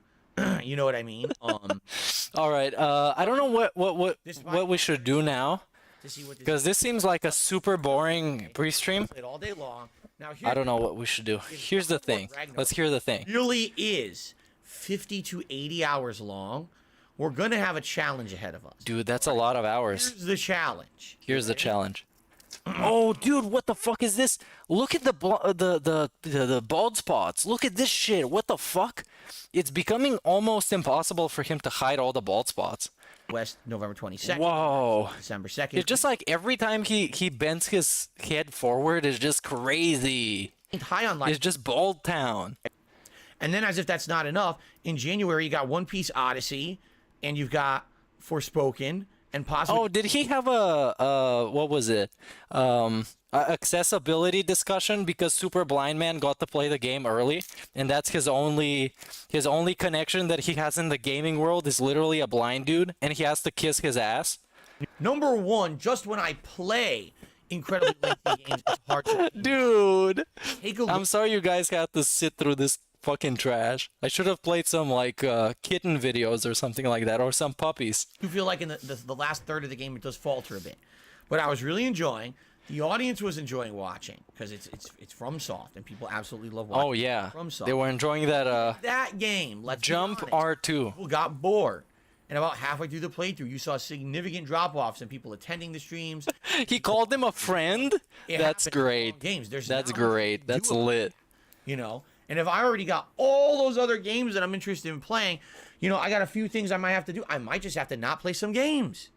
You know, oh no! What else am I gonna He's do? gonna miss out on I just have tips. to say sorry, but I don't have time to play this particular one. Dude, this is this fucking dude. Every fucking year is the same thing. Oh, you guys, this month I don't have a lot of games to play. I don't even know how I'm gonna make ends meet. And now it's like, oh, you guys, this month there are too many games and they're super long. I can't play all the games. You can never satisfy this guy. He's either too fast or too slow. He's just like something fucking else, man. Say 2 main streams and 2 night streams. That's about 10 hours of gameplay. All right? Wait, you got a coping session about the wig? I'm gonna go back in a little bit. Let me just pull up the YouTube in an actual browser. If it's really that long of And then everything's gonna be much better, I promise. insane. How am I going to juggle that with everything else? I actually don't promise. Skip Might be stuff. trash. You know, let's be honest. Some of this stuff was on the chopping block. Like, for example, It was on the chopping block. 50th Anniversary Collection could be just a chill game I play whenever. I don't have to play that right away. Goat Simulator 3 I thought would be something fun for variety, but it may be something that I just don't have time to play. Midnight Suns, you know, it's supposed to be Marvel plus XCOM, although now people are saying maybe it's not, it's more dumbed down. But again, something that may end up being on the chopping block. You know, what I might have to do is look at half of the games and be like, I just can't play half of these. You know, I just can't do it, dude. I just can't do it. I can't take this shit no more, man. And too many games or too little games. It just is what it is. You can never please him. There's never enough games for him to play. It's always too many or too few. My game of the year, I want to play it at length. I don't want to rush through it. I don't want to skip content. I hope that you'll be along for the ride with me, because many of you are going to be way ahead of me. That's the thing. I'm a variety content creator. Yes, on launch day, I'm playing it all day. But outside of that, immediately I'm taking a day off, which means, boom, most of you will be ahead of me. Boom. I strongly guarantee that Bro. you'll all be way ahead of me in the game, and you'll beat it way before me. Much like Elden Ring, right? It was exactly the same deal with Elden Ring, where Such a stupid fucking bitch. Instead of playing the hypest game of the year, immediately as it becomes available, playing it as much as possible. Even if it's not in his stupid fucking schedule that day. Just play it. Just play it. No, we gotta go by the stupid schedule, and we gotta ramble for 2 hours. First, immediately, we have to do that. And a knee slap. Shoutouts. And shoutouts. This shit sucks. We start off here today with Dark Viking 159. Yeah, that guy can go and enjoy himself somewhere else. I'm gonna try and pull it up. And if I can't pull it up on screen immediately, at least you're going to get to listen to it as I get it all fixed. Because it's all super laggy right now, so. To DMZ mode. It releases 16th of November. I have no idea what that means. Oh, surprise, surprise. He has no idea what something means. Coming out next month. I don't know anything about DMZ mode. You're asking the wrong person. What about DSP mode? There's a new mode coming out. I'm not even aware of it. Doesn't know anything. Tag me in the chat and talk about it. Great, but I don't know. I don't know what that is. Pedro Gamboa. Big ups, Pedro. Says, Phil, what's your favorite God of War game? Also love your content. Keep it up. God of War 2018. Now I played the original one on PS2 back in the day. Dude, this shit is trash. Let's rewind to the cope. Let's skip through this and let's see what there is to like actually scavenge through. as if it was like the post-apocalypse or something. Streams to beat the game. Okay, At this 2 point, streams to beat I the give game. them And I gotta turn down the, I was gonna say the difficulty. I gotta turn down the quality of this, because 720p, that's too much for me, dude. math. I'm around Can't handle it. 17 hours into it. Yeah, this is a shit segment. Stream to finish Plague Tale. Yeah, that's still a shit segment. Stored. I went and picked it up. It was, you know, online order. Go pick it up in person and stuff. Okay, this is something. And like they do. And you guys don't want me looking any better. Trust me. Okay, hold on. Here we get to a cope. Let's wait, because we want to talk about news altogether, I think. Okay. This newts. So that's the rough schedule. Now. Okay, rough schedule. Because a lot of you don't know this. Because especially if you don't live in the United States, you definitely probably aren't aware of this. Our daylight saving time is ending. Oh my god, get fucked. Get fucked. Changing our clocks. Get fucked. Out of my ears. I need my. So I need that extra sleep. All right. You know, I don't want people to be late on Sunday and then say, oh, dude, this is an actual like boardroom segment. I don't want you guys to be late. It will be an hour later. And I hope that people listen.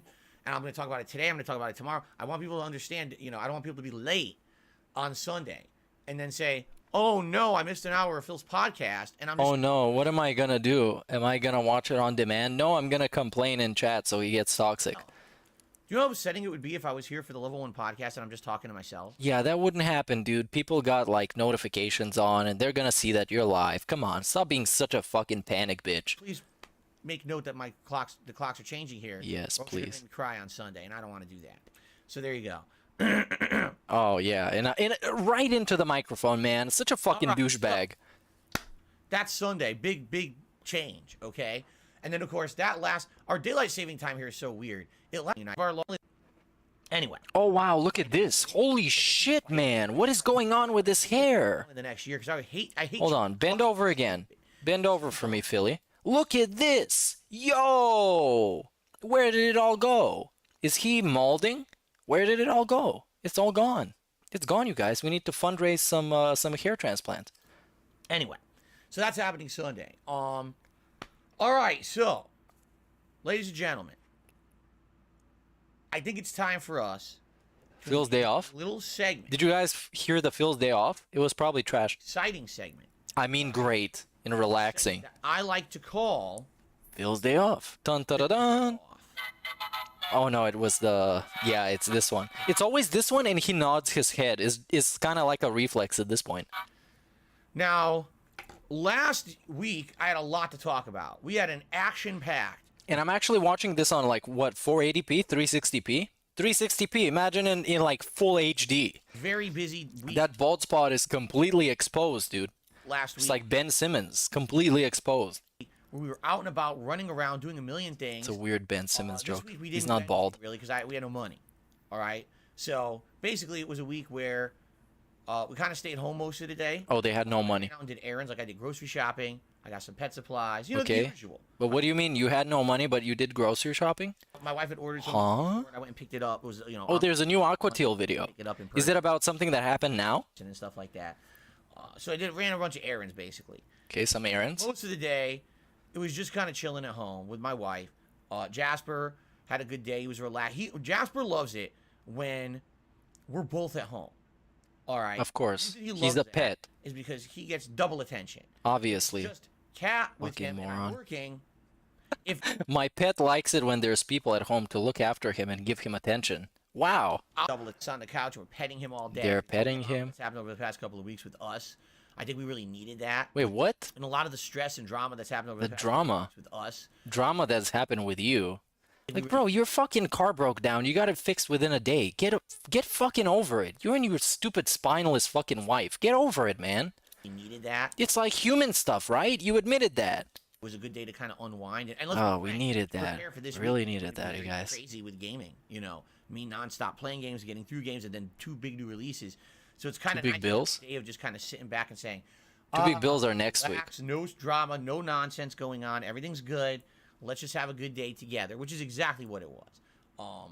There's really not much else to talk about food-wise. Originally, my wife was Food-wise. really sushi. Now we have Of course, sushi is fucking expensive, dude. You just said you had no money. Unless you're having some gas station sushi, which everybody's gonna hate, you're not gonna like it. one particular place that when we get sushi, we order from. Of course, we For order. some odd reason, we placed the entire order, was ready to go. When we went to check out, it says, oh, they shut off their online orders. Uh-oh. Huh? Oh, no. happens for They some- had no money, by the way. That's why they stayed at home, but they still wanted to order sushi, and they had enough money to order it. It was just not available. Are you fucking joking? Are you actually, like, supposed to be taken serious? Time.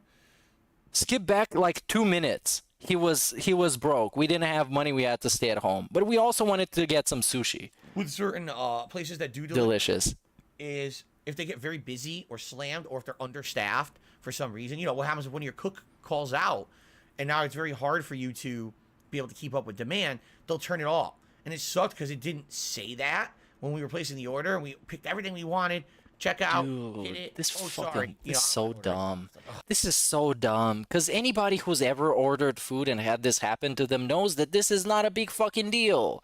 Because this has happened to me in the past. When I ordered too late at night and it turns out, oh, the place is actually closed, but they didn't say it. I just go and buy from a different place. I don't rant to the internet for like 5 minutes straight that it didn't go my way and I have to complain about it. But he made this a segment where he's talking about his day off. So he feels like he's obligated to talk about it. He must talk about it. And if he doesn't, then he's letting his viewing audience down, I guess. Son of a bitch. Son of a So we ended up bitch, getting this something sucks. that we had recently, Like Hawaiian what? barbecue. We got- Hawaiian barbecue. Congrats. We don't have money. We got takeout Hawaiian barbecue. And also, I'm not poor. But I didn't have money for my day off, so I stayed at home. But we also ordered food. Please trust me. I'm not poor. and I ended up getting a. But I also didn't have money. They have this fish platter, like seafood platter. And he got a seafood platter. Shrimp. He got an actual seafood platter with shrimp delivered to him. But he's not poor. And then And he also didn't have money. And also, please tip me. Yeah, big ups, David, for reminding me. Of course, we have to mention please tip me. like a piece of breaded whitefish. I don't even Breaded know what it white is. fish. I don't even know what kind of fish it is, but it I don't tastes even good. know what it was, dude. I Yeah, just ordered it's it. Other proteins. Like What if I was allergic to it? I would just die. I don't know what it was, dude. It sounds like protein on protein. It really is. So I got chicken, the barbecue chicken. What if it was like his what was it? He was half lactose intolerant. Half lactose intolerant. And they give you white rice, and they give you a side of macaroni salad, and they also give you tartar sauce to dip your fish in. And I was like, wow, this is like significantly good. Like, this is really tasty. I really liked it. I was like, wow. Like, I was blown away by how Wow. good it was. It blows your mind. Really delicious. Had a great good time. You know, It's that Hawaiian delish. barbecue place is really good. I've had it on stream for Feasting with the King. It's just a good place. So that's really it. There's not much else to talk about. It wasn't a super eventful week for us. And in fact, probably this week coming up again won't be a super eventful week. I think it's in 2 weeks that we actually have a bunch of stuff we need to do. I'm not sure. I got to double check that. All right. So nothing extra special or anything. What is extra special? You got a takeout with a platter of seafood. That's not special? That's just a regular day off. We get a takeout of a platter of seafood, you guys. It's nothing special. We just get some takeout with some variety of fish style food and sea urchins or whatever the fuck he eats. Some fucking special ass shit, dude. Come on. So what do we want to talk about next? I know what we should talk about. First of all, on my day off, On my day off. 2 YouTube shorts for you guys. Oh no. Last week I didn't get to do it. I was so busy out and about, didn't have any time for myself. This week I had some time and I was like, let's do some YouTube shorts. So I put out 2 YouTube shorts, and I'm gonna be honest with you, exactly the opposite of what I expected to happen happened. He didn't get views? One short did pretty good. And He one didn't short get views. did good. And the one that did good was the one I didn't think would do good. Are you serious? We gotta talk about YouTube shorts not getting views. The first short Dude.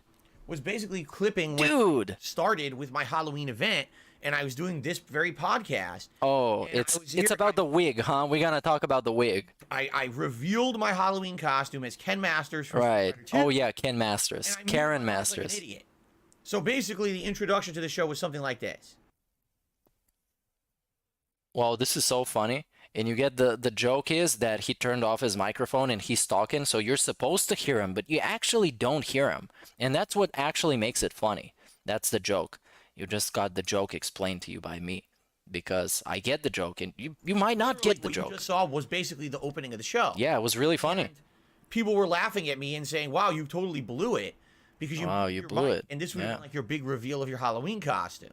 Now, the good news is the Halloween costume looked absolutely ridiculous, and many people liked it anyway, so it didn't really matter. But I had an elaborate opening. I'm sure I was posing. I was like, Oh yeah, elaborate of it. Masters, also known as Ken Kniff from Connecticut. I was like, all these references. Chris Masters, the masterpiece. Past from like my early years on YouTube when I used to make these references playing old Street Fighter and stuff, and literally no one heard them because I'm a complete idiot.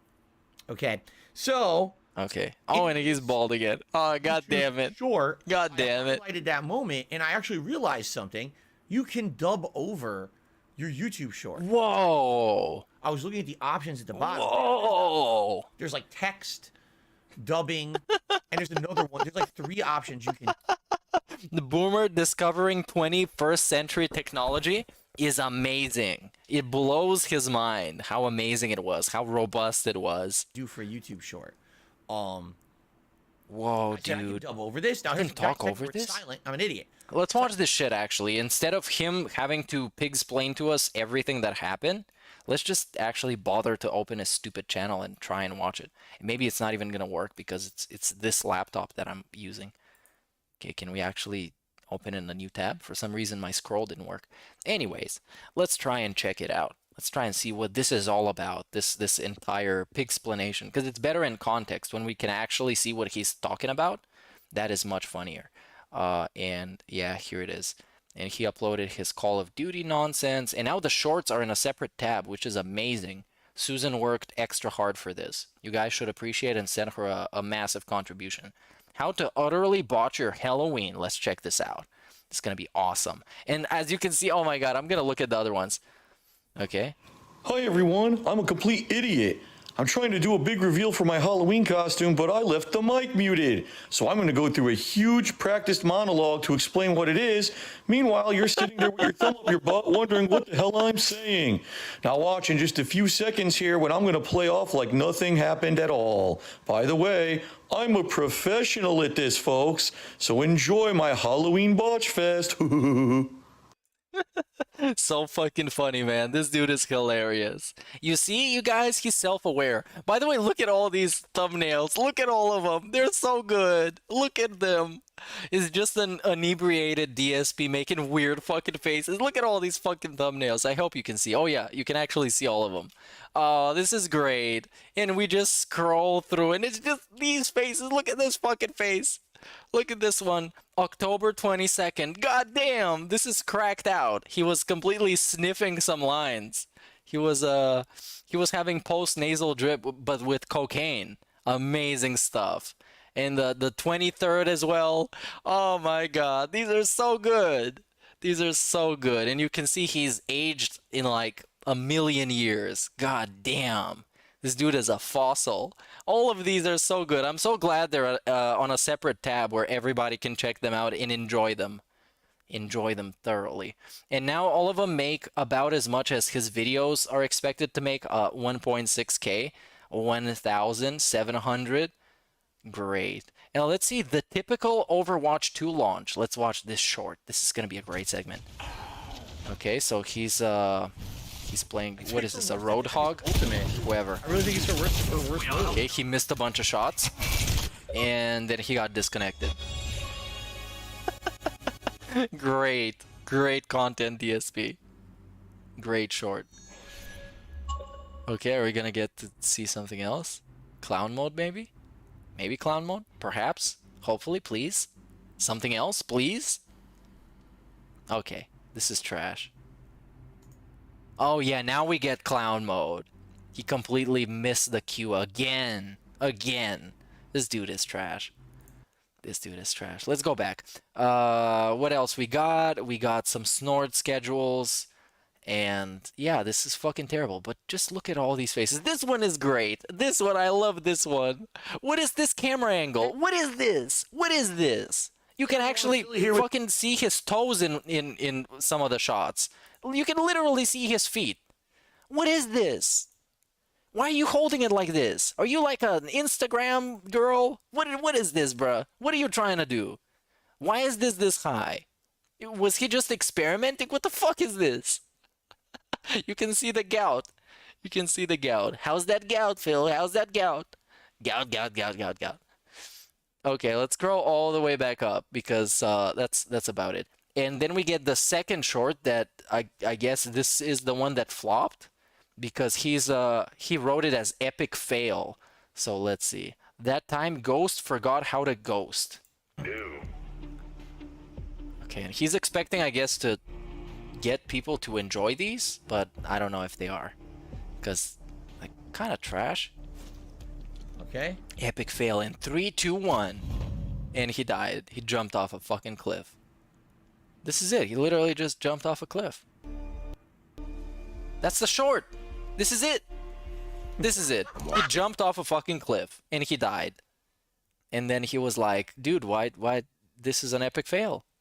Because I fell and I died. What do you see? There it is. What an amazing segment. This also reminds me when he was playing that Amsterdam level. And if you've seen other people play it and they mess around with the map and they shoot at the kids. Happy to see him. Shut up, DSP. And they shoot at the kids and then it was like an epic gaming moment and it was funny. Like some people like Video Game Donkey, he put that in his video and it was fun. He tried to do that on his stream and it was miserable and was lame. Let's see some of the opening. Oh yeah, these the first shot, the first frame of these videos is always great. Like when he just gives you the deadpan expression. I wish I could find it. Like here we get the deadpan expression with the soulless eyes here as well. I wish I could stop it like at the right time, but I can't. But you can see the very first frame is him just looking completely dead right into the phone. And it's like, oh, is this thing on? Hey, and this one it actually didn't happen. Maybe he got enough tips. Now he's filming with the play button and he's doing weird faces. It's actually better when it's on mute, when you can't hear what he's saying and his complete like psycho eyes are just staring right into you. But a good thing there's nothing on the other end, so they don't actually do anything. Anyways, let's go back to him talking about it and let's see how he's gonna explain it, because it's so much fun when he gets to explain the things. Dubbed over it, making fun of myself, basically like doing commentary on myself, making fun of myself. Yeah, it was so fun. And you should get validation from the internet for this. Phil, this is so fun. I had so much fun. This is fun. So I released it, and right. I'm here thinking this isn't going to be anything big. People will be like, yeah, whatever, it's stupid. People liked it. People liked it. A million people liked it. Last time I checked, it got over 1,000 views, which is that's insane, dude. Short, my YouTube shorts don't usually get that much attention, typically because my shorts are just a schedule. So usually when I release a YouTube short, at most it'll get like a few hundred views. It's not a big deal. This one ended up getting over 1,000 views in less than 24 hours, and I was like, whoa. Whoa, this is like a million views for DSP. Well, because I didn't think it was that good. All right, just wow. Okay, dude. Okay, it was shit. Yeah, it was trash, and you got over 1,000 views. Big ups, DSP. Big ups. 14 years to be flexing about 1,000 views on a YouTube short. Is a lot of people say that congrats. You hit the algorithm first. No, they don't. No. You're never gonna hit the algorithm. Never. I don't think my YouTube shorts hit the algorithm at all. No, never. DSP Gaming and DSP Gaming is a channel that's been around for so long. The shorts don't hit the algorithm. It's junk. It's all trash, DSP. You will never be in the algorithm ever again.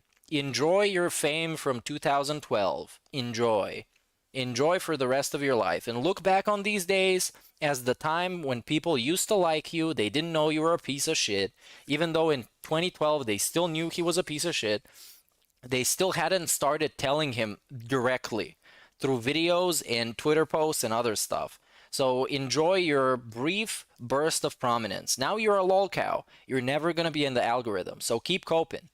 Same thing, like you can start a new channel on YouTube, and if you start making content, it'll actually show up actively in search more than an older channel. I know that sounds stupid, but that's just how it works. Well, depends what kind of content you make. Do you make shit content? Do you make good content? Do you make kind of decent content? Depends. It all depends, DSP. It's not just like black and white like that.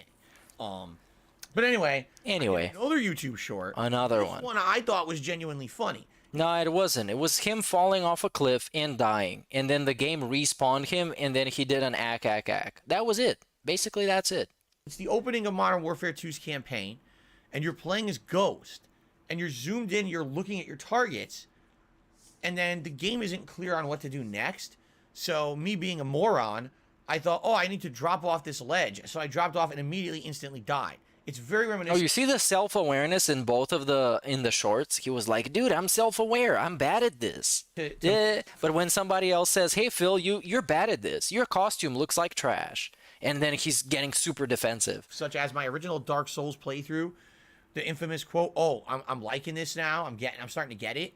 And I step right off the edge and kill myself. Wow. Fucking myself. That's an infamous quote, So it's dude. very funny. I think the infamous quote is, why am I toxic? And that's not about him being toxic in the game. Hint, hint. Regard, it wasn't even intentional. It was just me being stupid. Like That is true. When he rolls with the punches is the absolute worst. Because it's like fake self-awareness. Because when somebody else takes him up on that and he's like, you know what, DSP, you are actually bad at the game. He gets fucking salty at it. But he can say he's bad at the game. Because it's like fake self-awareness. Game, I thought that was funny as hell. That barely got any attention at all. It wasn't funny as hell. You just fell off a cliff and died in Call of Duty and then got respawned immediately after at the same place. It was not funny as hell. Nothing about it was funny as hell. And now we're going to get a live check on the views. And goddamn, this hairline is so distracting. Man. Because there's this, like, on his left side, like his left, there's this strand of hair that is desperately hiding a massive bald spot where it's like super disproportionate. It's really weird. I wonder how it actually did, because I haven't checked it. I haven't checked it. Now we're gonna get a live view check, vibe check. Take a look at them. But certainly, all right. How much? 1 million? So the Halloween short. Yeah, it is kind of like a river. Did over 1,000 views, like 1,200 views. Wow, it's so cool. But certainly better. The Modern Warfare 2. Is it an L? Oh, it's the L with the one that goes through the middle part. That makes it an L. Well, yeah, he needs to take like actual literal L's at this point. 100 views. So less than half. And I'm kind of like, oh. Well, maybe because you shouldn't be uploading 2 shorts in a day. You should be uploading shorts every once in a while. And he uploads a short literally every day explaining his stupid schedule. And as always, he milks it. It honestly did confuse me. Again, I don't know how shorts really work. You don't know anything. That's kind of a DSP thing. I don't know how anything works, but I'm going to complain about it anyways. I really don't feel mine are showing up in any algorithm at all. No, they're not. Because it doesn't seem like anyone outside of my standard viewer base is watching the shorts. Nope. Right? I wish I didn't either. They're terrible. But if I didn't, then I wouldn't get the context to this complaining segment. And now I got the context, it makes it much worse, so I can complain about it. Like the first few shorts I did got artificial views because I'd never done them before. But after that, immediately the hype died out and it just went back to like doing normal videos on my channel. You post shorts every single day. So people kind of get used to not being excited about them, and they're not very interesting. Speaking of shorts, let's check out the That Being Said short, which is a very good short. And it's actually very funny. Big ups to ALT Insider for actually making it. And you can actually click the pinned comment to this, and you can go and check it out directly. Unless you want to watch my laggy stream. So that being said, and you're going to see what a short should look like. Because we post one basically every week, and they are actually fun. So big ups to ALT for making this one. So the word of the day is successor. Fucking game, learn English. Learn English. Van barrel. Today's word is successor.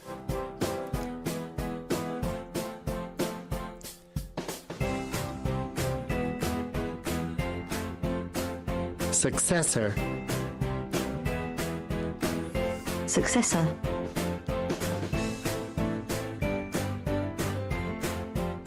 This is a game that, again, was supposed to be the spiritual successor to Black, but the people who were in charge of the project quit the company. We've got Starhawk, and this is the direct sequel, the successor to Warhawk. Now, if you're would you ever consider?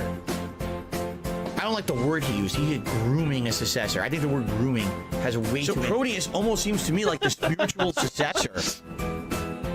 Spiritual successor. Spiritual successor. Oh, the camera's on. If you're gonna make a fuck, learn English.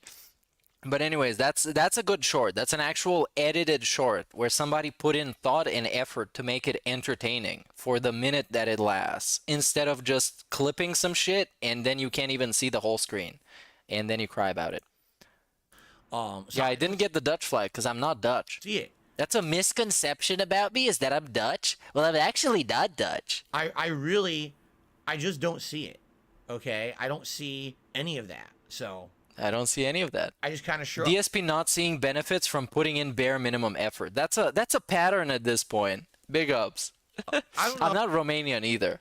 I'll keep doing them. I did know some Romanians though, quite a few in university. They were great. They were a ton of fun, and they had great accents as well. As long as you guys are enjoying them, I'm doing them more for your enjoyment than anything else. I'm not doing them to get any kind of extra attention on the channel. It's oh yeah, right. Extra attention. Oh yeah, right. Like I said, I'll do them when I have a chance.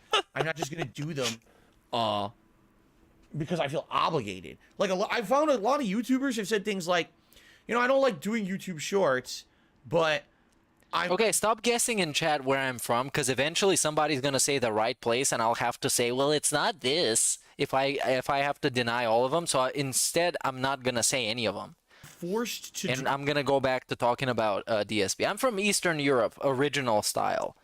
Do them. But it doesn't matter where I'm from, okay? Because that's how you get noticed on YouTube. And I haven't been there in a pretty long time. What? You think the only way your channel will get noticed on YouTube is a short? That doesn't even make sense. That really makes me scratch my head. Because the thing is about shorts is that the idea is it's like TikTok. It's a one-off video. You watch it, you move on. No one who's watching a YouTube short or a TikTok video watches it and says, wow, I want to definitely see every single video that this person ever puts out ever. That's why you have following on TikTok. That's how people make their entire careers on TikTok, by you following them and you seeing everything they post. So this is kind of a completely out of touch thing from DSP to say. Like, actually amazingly out of touch. Yo, dude, I wouldn't want to follow this person that posts TikToks. Because when he talks about TikToks, you know he's never been on TikTok. In fact, if you take a look at like popular TikTok shit, most popular TikTok videos are one-offs. There are definitely people who make a living on TikTok and have blown up, but that's the exception to the rule. Most people who get popular on TikTok, there's one video that blows up. That's it. They never get attention again. So how does that make sense? I need to make YouTube shorts, right, to make sure my channel's in the algorithm. It confuses me. I don't know. Maybe I just don't get it, but It's just a supplementary way, man. It's just like when you can't have a day when you make a video or you have a stream, you can take a highlight and you make a fun highlight from your stream or something like that, like DSP tried to do, but he flopped because he doesn't put in any effort. So now he doesn't understand it because he doesn't make any effort. I haven't seen anything like that since I started doing shorts a month and a half ago, 2 months ago. Yes, because you post your stupid schedule every single day and people get tired of it and they stop watching your shorts. That's why. But you don't want to hear that because that would make you look bad or sound bad or anything bad about you, and it's criticism and you don't like that. So just gaslight yourself again. Anything like that on DSP Gaming, that's for sure. I don't know. Anyway, that's neither here nor there, but something that ties into that. All right. In particular, the Halloween marathon. All right.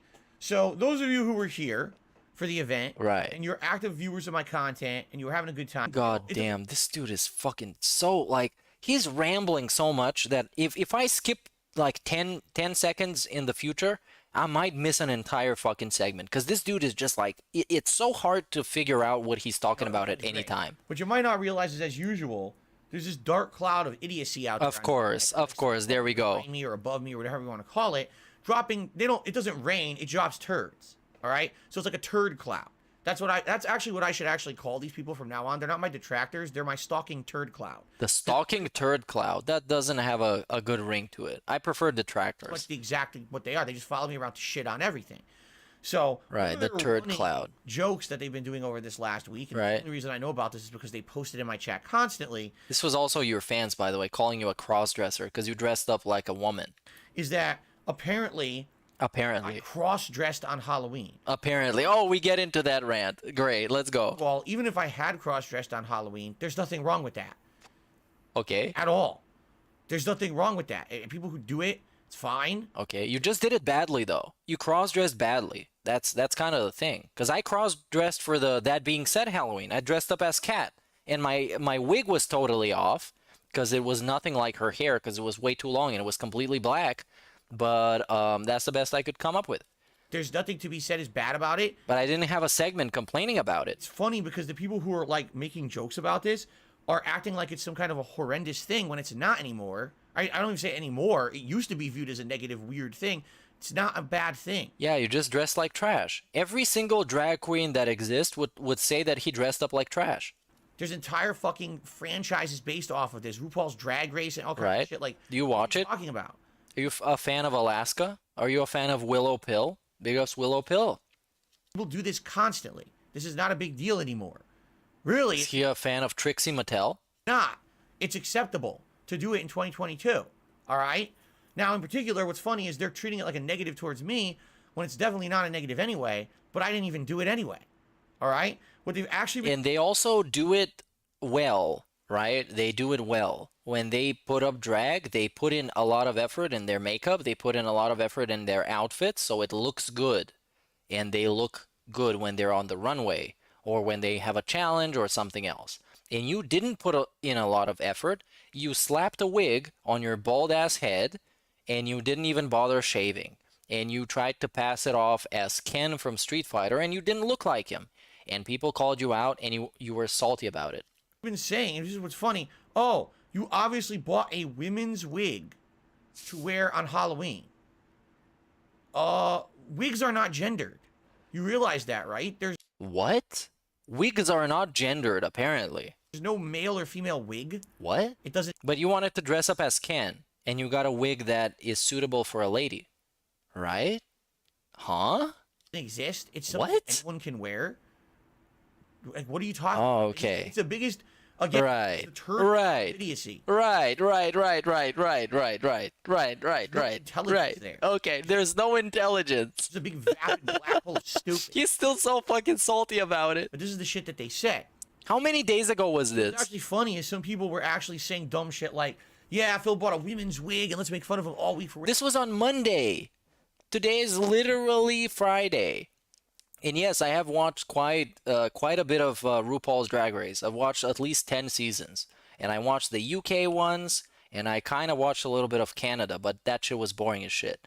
Because RuPaul is not in it. And RuPaul, looking at like a 70-year-old RuPaul trying to keep it together and be entertaining is very fun. And also the challenges are a lot of fun. I appreciate the artistry that goes into it. Some of the costumes, some of the outfits were amazing. Women's wig or whatever. And then the other day, someone said something to me. They said, you still have the packaging from the wig. I was like, what? They were like, can we see the packaging from the wig? Why? So then anyway, on a whim, last night as I'm going to sleep, I just happened to look into the trash can in the bedroom, and I realized I still had the packaging from the wig. Right? There it is. What does it say? What does it say?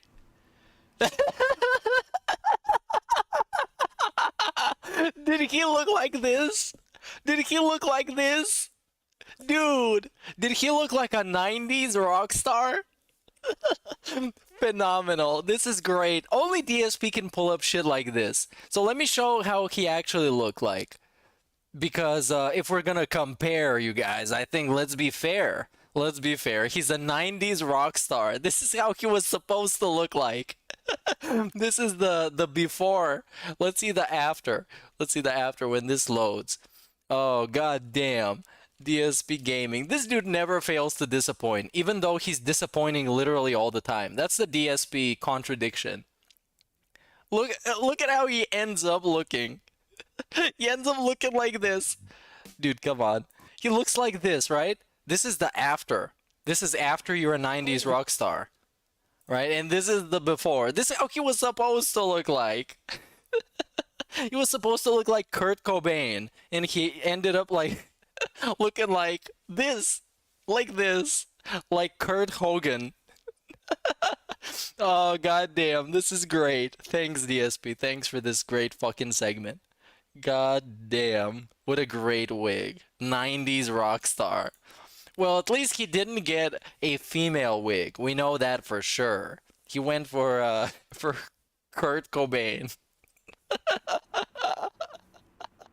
Does that Oh my god, man. rock star wig is supposed to look kind of like a grunge band guy? Oh yeah, grunge band guy. And he ended up looking simply just grunge. Just grunge. Just grungy as fuck. Oh no.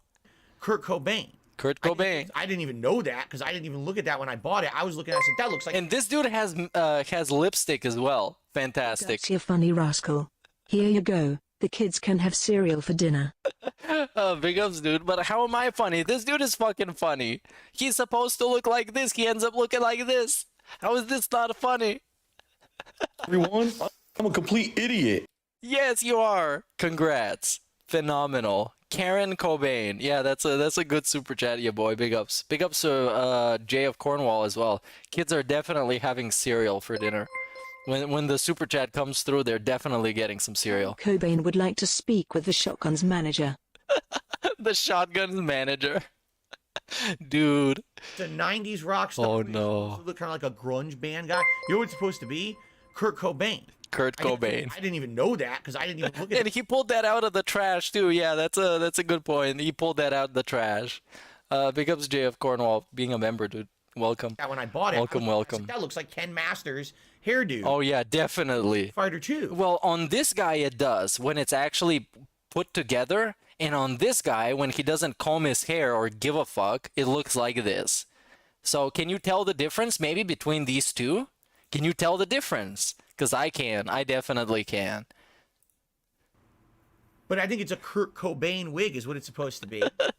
That's what the wig looked like. Wow, this is great. The wig had more hair than that. This is great. That's what it was supposed to be. Who's Kurt Cobain? Wow, that's crazy. People don't even know. The headline or the Cat's downstairs prying open a jar of Nutella. Oh damn! If only there was somebody able to help her with that jar of Nutella, so she can just shove it down her throat. But no, this dude can't open a jar either. When they have a jar that's hard to open, they just break it open, I guess, because this dude can't do it. His back hurts too much. Head singer, the lead of Nirvana, the alternative grunge band. Alternative grunge, alternative style grunge. Himself actually committed suicide. So yeah, there you have it. Maybe you should follow, dude. I don't know. I'm gonna switch a little bit between these two until you're brainwashed enough to not tell the difference. I'm gonna just keep switching. Okay? Like they do in like a Clockwork Orange or something like that. You're gonna be brainwashed completely. In the end, you won't be able to tell a difference between Kurt Cobain and Phil Cobain.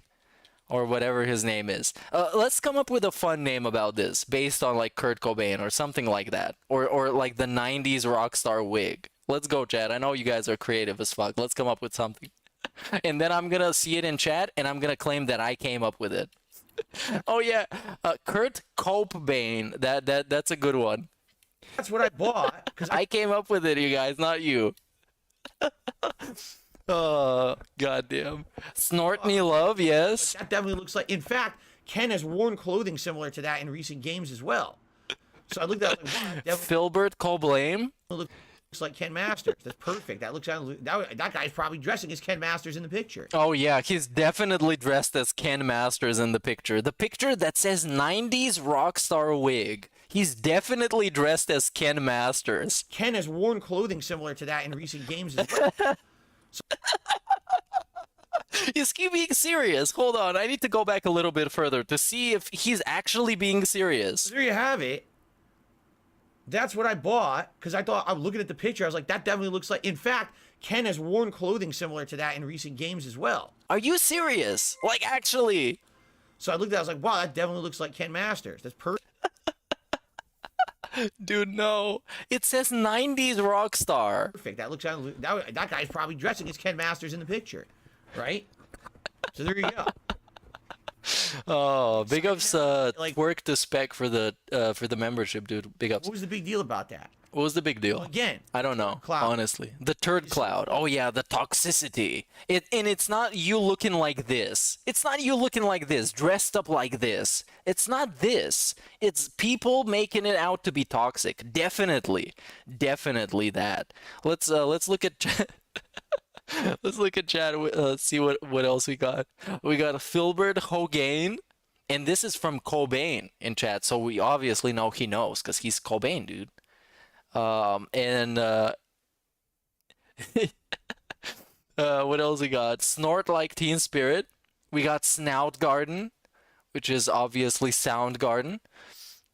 The 90s rock star definitely is Ken Masters from Street Fighter, because he was a rock star, wasn't he? Stupid. And it follows me all around. They're so stupid, dude. What does that have to do with anything? What does that have to do with you looking like this? I wonder what. I wonder where the jokes come in when he looks like this. Nothing, dude. So now what I'm gonna do, I'm gonna put this back into the trash. Put it back where you found it. Questions about dumb shit. Please leave the Halloween event's over. All right, you stop talking about it. It was literally on Monday, dude. Trying to create drama where it doesn't exist, because it's what they do in their turd cloud up there. They're like drama seekers. They're just trying to make shit up. I think he saw everybody from the trolls making fun of it and having a great time laughing at it. Like I know Ann Lee did a stream about it. He made fun of it. We did it on That Being Said. We had a shit ton of fun shit talking his stupid like outfit and everything. Kevin made fun of it live. Obviously, he did a restream of that. All the clips channels, everybody had so much fun. He just couldn't have it. Because, you know, secretly deep down inside, he wishes he would have a fun community that would have fun with stuff the way that we do. They would just take stuff and create their own videos about it, create their own stuff. But he would like them to actually like him. And, yeah, that's not just how it works. That's not how it works. So, there you go. Woohoo. And by the way, Found the if wig. it were a woman's wig, $15 at Party World. $15? So with the outfit, it costs like what? Like I think like $90 in total. I think so. Fucking matter. It doesn't matter. It's 2022. You fucking dunces. You fucking dunces. It's 2022. Stop fucking shitting on me for looking like this. I mean, dude, come on. Like, actually, come on. How did you expect not to do that? Like, what is it? The 1950s? Yeah, you posted the link on Discord. Well, big ups everybody who's in the Discord can check it out. Sam, if you're in chat, as I can see you're in chat, you can post the link to the Discord so I don't have to actually go through the effort of putting it up on my phone. If you could do that, that's great. If somebody else could do that, they're a mod, they can post links in chat. Go ahead. So everybody can join the Discord, check it out. Anyway. And now he's gone? Is he gonna go put it in the trash? Out of the way. Okay. Oh my god, he's bald. Hold on. And I know I brought enough attention to it already, but sometimes I just see it and it fucking shocks me. Let's see the marks on the hand. That's also police sirens outside. I think that's why he left. If you look, if you listen to it, there's police sirens outside. I don't know if you can hear it. What is it, the 1950s? Yes, police outside. It's police. Police is here. Morons. Yep. All right. Oh, the marks on the hand might be from Jasper, though. It might be a cat, like cat scratches. Hey, big up, Sam. So now that we got that out of the way, I can actually pin your comment now. Outside. Pretty loud. Yeah, it's pretty fucking loud. The street must have been something. It's raining out there, but it's not too bad. Like, I don't think this has anything to do with the weather.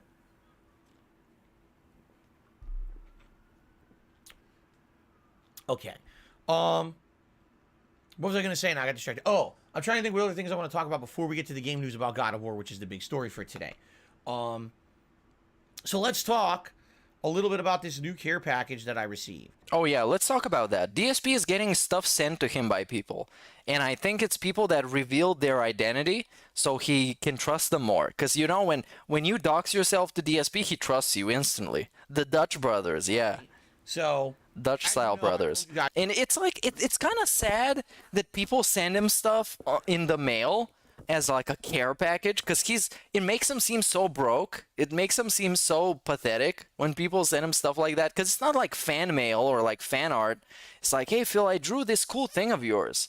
Like I remember Smosh did it back in the day when they had like, what was it, like mail time with Smosh or something like that, when they would pull up cool things that people sent him, like candy and stuff like that. They sent him like catnip and some weird like glasses.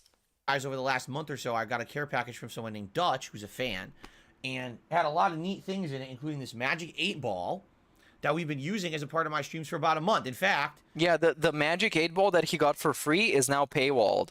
Magic 8 Ball, will we see significant plot developments in A Plague Tale Requiem today? You may rely on it. Cool. And remember, this is something that we've been implementing. If someone tips $8 or more in a single tip, you can ask the 8 Ball a question Of course. here on the stream. And it's been pretty funny getting answers out of the 8 Ball over the last month. In fact, it's trolled me a lot. It's been pretty funny. Because once, you know, when he had the fishing stream, the final fishing stream, the 8 Ball said you can bet on it that he's gonna hit the goal, and then he didn't hit the goal, and he was like, "Oh, you guys, I guess the 8 Ball was wrong." So, excuse me. Oh wow, this was actually grotesque. And there's been other things as well. If you remember, during October, we had a Nosferatu action figure. That was also from the care package. Snortsferatu. And there's been other various things as well. You know, that Dutch included in the Send him fucking action figures and catnip and 8 balls. They should send him like food stamps and shit, because he's a broke bitch. box. That was really nice. Some things for Jasper in particular. There was a 2-pack of Halloween toys that Jasper really liked. They were full of catnip. One of them he really liked. The thing is, though, they were very small. And the problem with small toys... They should send him some anthrax. Unironically. Right under our sofa. I'm joking, obviously. And then we have to remove the whole sofa to get them again. Some fake anthrax.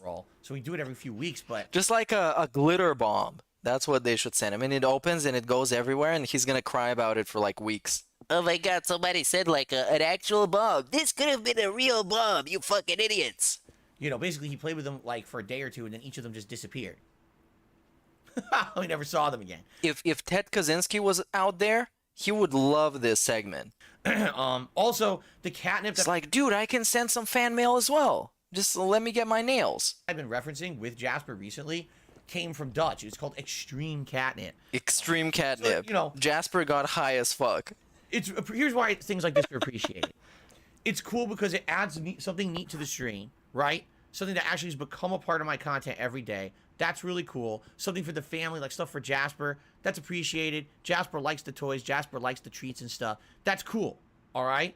But as I said up front, and I want to clarify with everyone here, please do not just send me stuff. If you send me stuff without telling me, it goes right in the trash. It does, because I can't have stuff just coming to the house and not knowing what it is.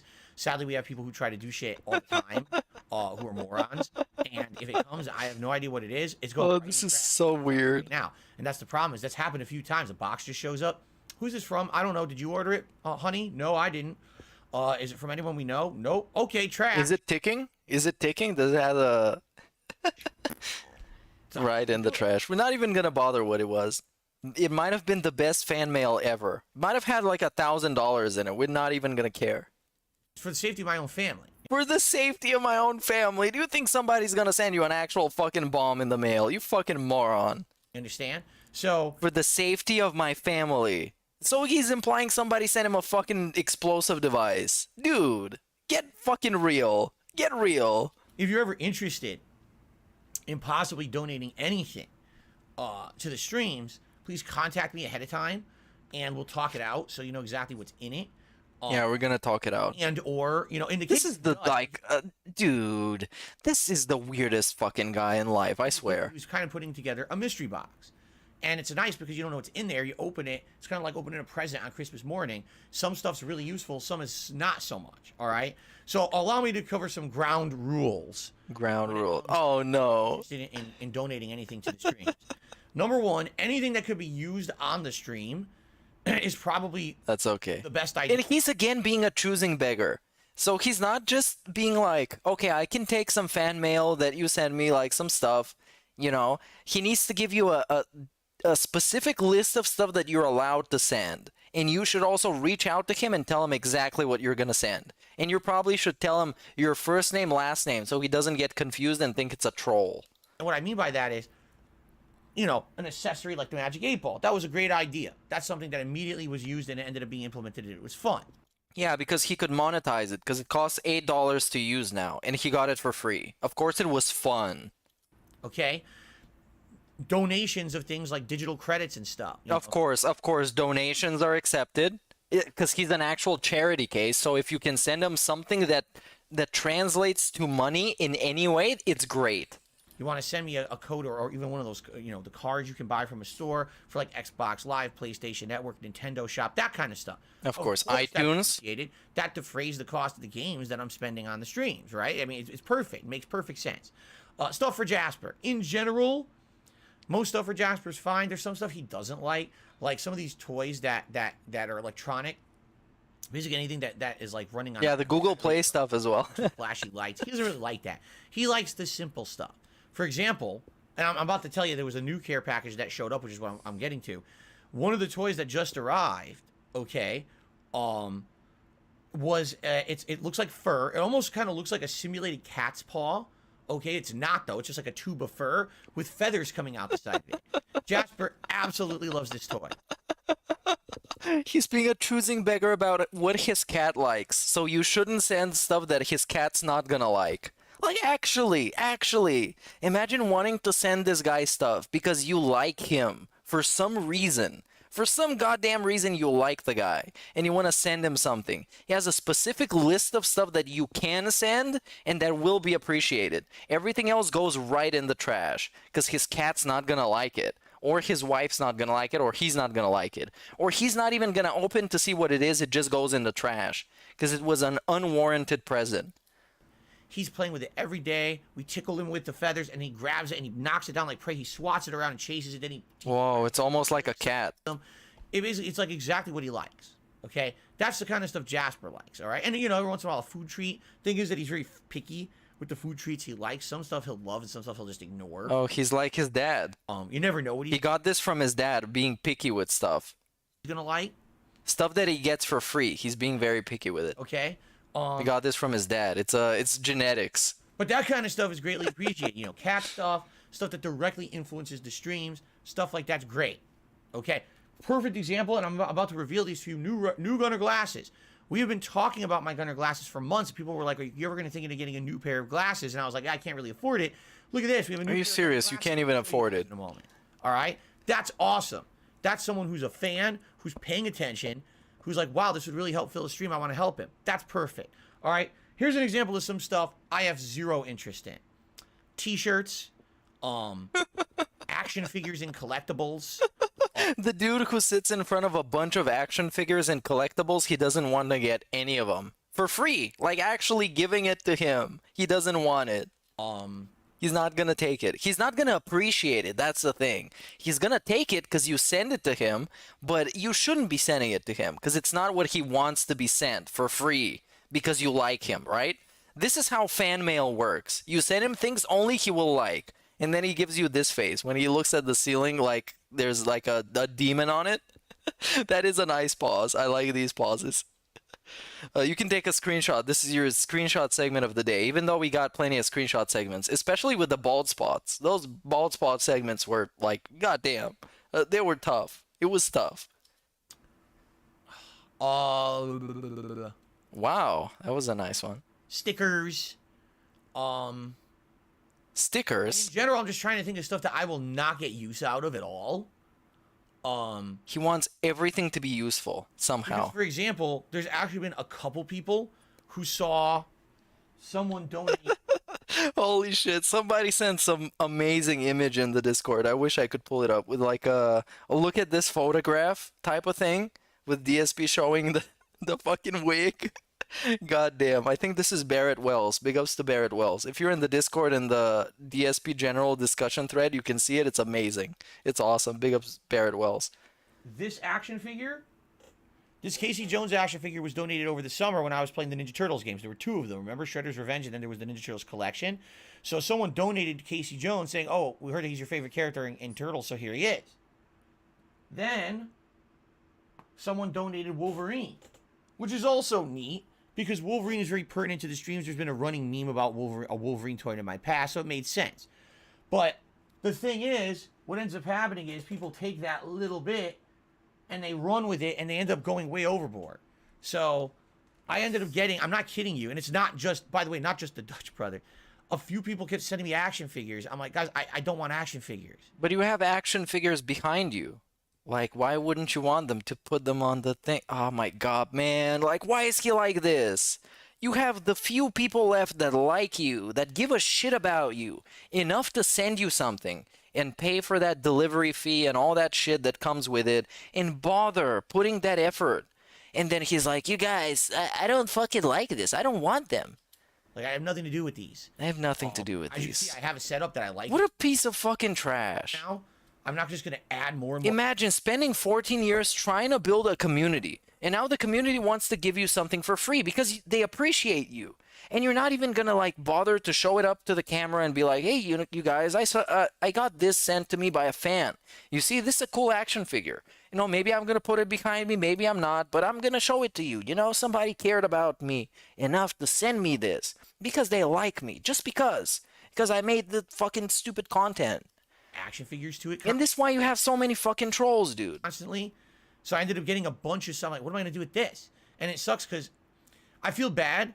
I didn't ask for the stuff. People just sent it, hoping that I would like use it on a stream. But they didn't run it by me. Gee, would you like this? And sadly, action. What a pathetic asshole. I'm going to be putting a ton of action figures in the background. You know what I'm saying? It's just clutter now. And I kind of like, man, I don't want to throw it out because they sent it to me. But at the same time, it has no value. What do you do with it? You know, I just the last few It has no value. The things that you send me because you like me, they have no value. years, I tried to clean out clutter. Remember, I just cleaned out my closet and I threw out a bunch of stuff.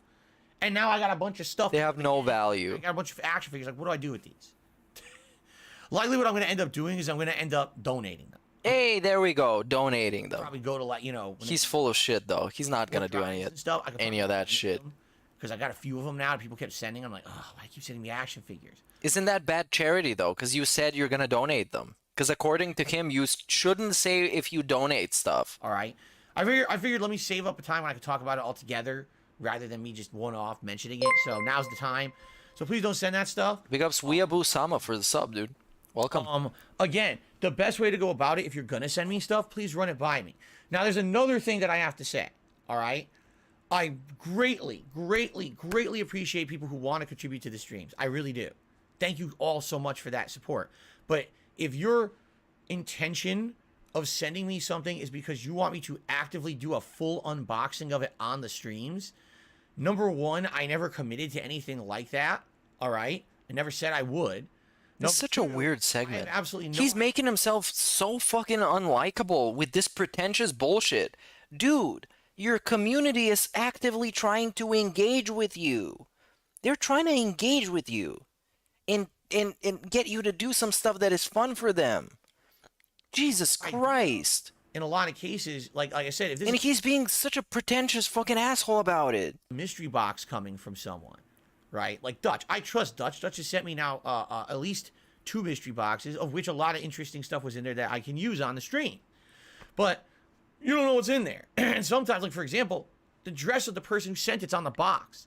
There's personal notes and stuff in the box. Okay. The last thing that I would want to do is say, oh, let's do a live unboxing, and then accidentally put information out there about this person and end up doxing them on my stream by accident. That's the worst thing that could possibly happen. I don't want. Well, then you be fucking careful, you fucking moron. What? How is this their fault? It's your fault. Just be careful with their info. Online because of me. This is so dumb. Because it's implying that, of course, when he unboxes it, he's gonna show you everything. Right. Right. This is some nonsense. That's the opposite of my intention. So I understand that some people get excited, like, oh, I'm donating to a streamer, and I would definitely like to have Phil show all my stuff live on stream. I'm not committing to that, and I don't even want people to have that idea. Here's the thing. Take a look at what time of year it is right now. I don't even have time to do the things I want to do with games. I certainly don't have time to be unboxing stuff and doing these special videos or anything like that. Nor because you spent 2 hours rambling on your stupid pre-stream. That's why, because you can't manage your time.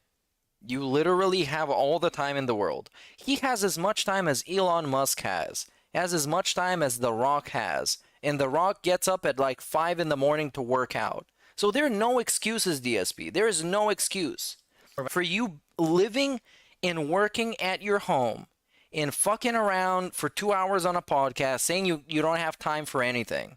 I ever said I would. There is no excuse. You just are bad at managing your time. All right. So I don't want people to get the wrong impression. I don't want people to have overreaching expectations. Please understand, I'm grateful for anyone who's contributing anything to these streams, but I don't want to make people think like I'm over-promising and then under-delivering. I never said I would do that. And in particular, I don't want people coming in and say, oh, man, why didn't Phil unbox this and that? Because I can't. It's too much of a liability. Too much of a liability. Maybe I could do something like that. Because it was funny, 10, 15 years ago, big deal if accidentally someone's address goes out on the internet, no one cares. Today, it's like, prepare for weeks of harassment, because these people are so, again, like... It's like it's not up to him, man. He can't even take responsibility for this. He can't take responsibility for accidentally doxing somebody. Ridiculous. The turd cloud that follows me around, it's going to drop the turds on you now. And I don't want that, all right? So, again, if anyone's ever interested in sending me anything, please contact me ahead of time. There's plenty of ways to do that. You can email me at darksidephil@hotmail.com. That's the primary way. And we can talk it out. And he spent an entire stream length looking for a TV on Amazon. That's what he did. Out before you do anything, so that way I know exactly what's going on and what's coming, because I do have to be sure, that everything is safe and it's not stuff that, just got to be careful, right? Hope you understand. Thank you in advance to anyone who even thinks of contributing and helping out, the streams. In particular, right now, a great way would be, donating credits to these game networks. Of course, donate credits. Games I got to get. I believe in another week, there's another. So send money. Don't send stuff that you think he would appreciate. Send money. Game or two I got to get. Send money. At the end of this month, if I even get to all the games that I'd like to play, okay, 1, 2, 3, 4. We don't have enough time to play games because we talk too much. We don't have time. 5, 6, 7. There's 7 games that I'm eyeballing for this month. All right. And there's no guarantee that I'm going to be able to even play all of those. Okay. But that's a lot, So again, that would really be one of the more helpful things you could donate if you wanted to. But that you don't even have to physically send me. You could easily just email me a code or whatever if you're interested in helping with that, with the defray the cost of games or whatever. Okay. But anyway, getting out to the subject. So Dutch and his brother Twisted sent me another care package that had a bunch of various things in it. Some more stuff for Jasper. And like I said, that cat toy in particular is what Jasper is absolutely loving from that box. Among other things. But one of the things that obviously you guys are now going to see on streams is a new pair of Gunner glasses. So what I'd like to do is kind of a live reveal to all of you. Let's do a live unboxing. This Wednesday night. But I figured why not just show you guys the new Gunners. All right. They're both similar and different. Whoa, they're so cool, dude. They're amazing. Big ups, Dutch brothers. The same exact size. Whoa. As my old Gunners. The frame of the glass is very thin. The other Gunners didn't have a frame. It was wow. The lens. Is he gonna put them on for free? No, of course not. If you pay up $50. You have a frame, as you can see. Okay.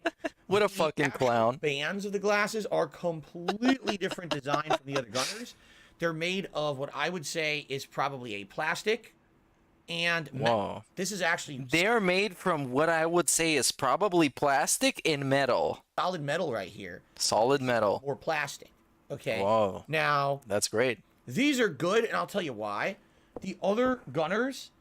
Again, they had this rubberized texture to them that over the years disintegrated. So even though I've been wearing those Gunners on stream daily for the last year and a half, they disintegrated. Gross. They're sticky and kind of nasty. All right. In this case, these are very nice. Though I'd say they redesigned their glasses in a nice way. And the other thing is you might say, well, why did they add frames fully to the lenses? I'll tell you why. Because these glasses would be incredibly easy to break. I'm careful with my stuff. I don't think I've ever... I'm careful with my stuff. Says a guy who broke literal statues. Actual statues that are just supposed to stay there and exist. He broke them. So he couldn't sell them. Rocked my Gunners, but...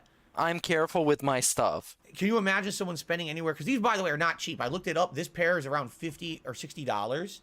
These, when I bought them, I remember were over $100 over a decade ago.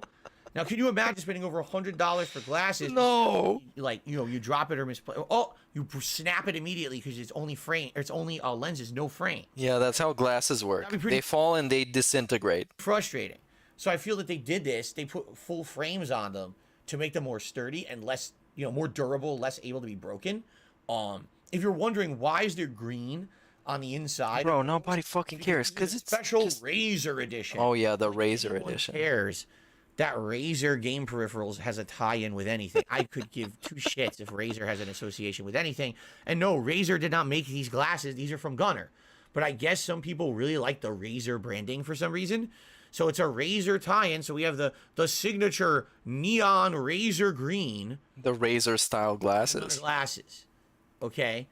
So moving forward, these cool glasses will be the Gunnars that I'm going to be wearing.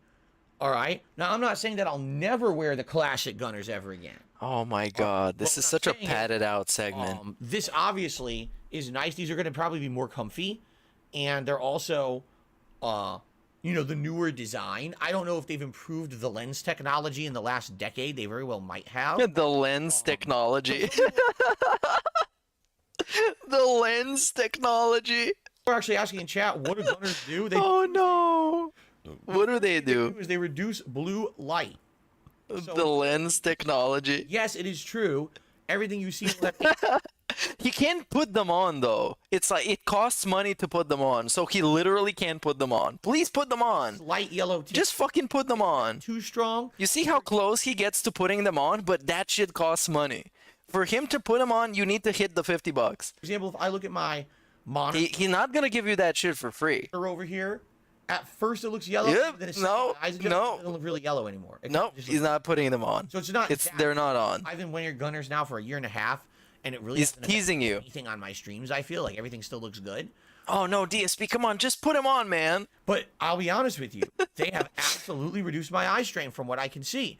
I used to tell you guys regularly, man, my eyes burn when I was playing games. And if you haven't noticed, I don't really say it that often anymore. Maybe every once in a while I get something in my eye. Yeah, when you don't hit the glasses goal, that's when you say it. Oh my God, my eyes are starting to hurt, you guys. I wish we could hit that glasses goal so I could put them on. I don't really say it would be much better if we could put them on. That often anymore. I think it's because they are actually working to reduce the blue light input. Dude, they're working so hard. Which a lot of people didn't know, and I didn't even know until these arrived and I read the documentation that came with them. They do slightly improve your vision. Slightly. Very slightly. No, that's just placebo, bro. That's placebo from the $50 skidding. When you hit the $50, everything is better. Just like when he hits 150, everything is better. Claim. Dude, I'm having so much fun right now because I have $150 more than when I started the stream. It's so much fun. To do any kind of major sight enhancement, but apparently there is a very minor sharpness improvement using Gunnar glasses as opposed to not. So you will get slightly better sharpness in your vision using Gunnar glasses. Of course. It makes you a better gamer as well. You want to know the truth? You get all the headshots. When you put on these glasses, nothing but headshots. If you take off the glasses, just lag. They fix the lag. I think I've noticed it. I think I've noticed it. Over the last year and a half, I have noticed a small improvement, very small, but an improvement is an improvement, right? Of course. Improvement. Therefore, please tip me. We need to hit that goal. Like, for example, if you wore reading glasses, they kind of do the same thing. That's really what I feel when I wear the Gunnars, okay? So, there you have it. They do have some purpose. Now, the Gunnars are implemented on my streams if I happen to raise $50 on any particular stream. There we go. There we go. He's not even going to put them on. He didn't even put them on. He's actually shilling them and not even put them on. It's our tier 1 reward. This dude is impossible. He's impossible. You can't make a guy exist like this. Raising a certain... You can't have a person exist like this, dude. Does it really reward? Is there any significant reward? Of course it's not. It's just something silly we do. It's a silly thing we do. That's what you tell your wife when you want to put the handcuffs on. Come on, baby. It's just a silly thing we do. Come on. Just let me put it in your butt. It's just a silly thing we do. Say, hey, yeah, thanks for the support. Thanks for the support. Let's put on some glasses. I appreciate it. Let me put it in your butt. Or whatever. It would look a little different on the stream. It gives people the feeling like they're controlling the stream in a bit, right? Now, eventually... Perhaps what we could do. We let people know that they're controlling the stream. That's very interesting. They're controlling the stream by giving money. That's very interesting. A variety of glasses. Right now, I have a new pair of Gunnars, which is exactly what I needed for the streams because those are very worn out over there. So that's a great thing. And thank you so much to Dutch and his brother Twisted for donating Dutch and Twisted to the streams. Those are going to help significantly. That's their real names. All right. Now, long term, Dutch and Twisted have other glasses. Yes and no. Allow me to explain. Oh my god, we need to explain if he can have other glasses in the future. This is I'm going to have glasses, different glasses that you. I'm putting this on 1.5 and you're gonna thank me. And when I put it back from 1.5 to the normal one, you're gonna feel like everything changed. You guys want to see, all right, at that $50 level of support, we could do that, but the glasses basically have to be non-intrusive to the streams. And here's what I mean by that. I have a pair of aviator costume glasses. These are not real glasses. They don't do anything. We explain all the glasses.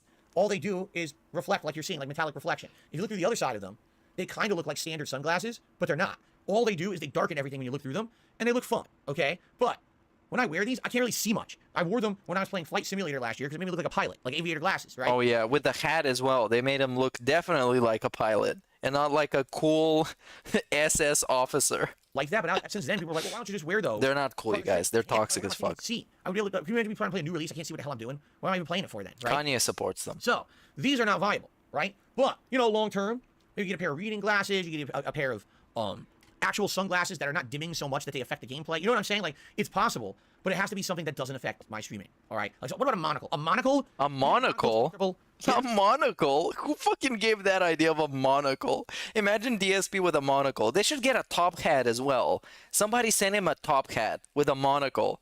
Strateg's gonna be like this. I have a monocle in my eye when I'm trying to play a game. We gotta be realistic here. Right? We gotta be realistic. Why is it not possible? Why is it not realistic? The monocle is not gonna enhance your vision. It's just a monocle. It's supposed to be a gameplay stream. So eventually, it's supposed to be a gameplay stream, but hats are okay, vests are okay, and glasses are okay, but not a monocle. If we end up getting glasses in the rotation, and we have a variety, what we could do is maybe when you hit $50, you can vote on a set of glasses. I'm okay with that, but we have to see what kind of glasses we'd want. And I don't even know, honestly, what out there would make sense. You know what I'm saying? I don't know yet. He doesn't even know. But the one thing he knows is that he wants that $50. Suggestions, okay? Okay, so, guys, thank you to Dutch and Twisted for the donation. Big ups Dutch and Twisted. Like I said, it was various stuff. Oh my god, look at this hair. This hair.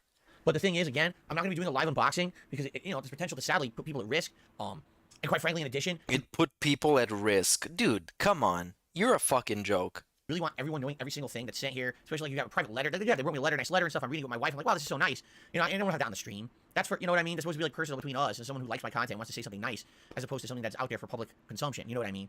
So out there for public consumption. There you go. So thank you. And again, if anyone is interested in possibly donating anything to the streams, please contact me ahead of time at darksidephil@hotmail.com so I know what's going on. Again, anything I just get, I don't know what it is. Sadly, just goes right into the trash. Okay? There we go. Okay.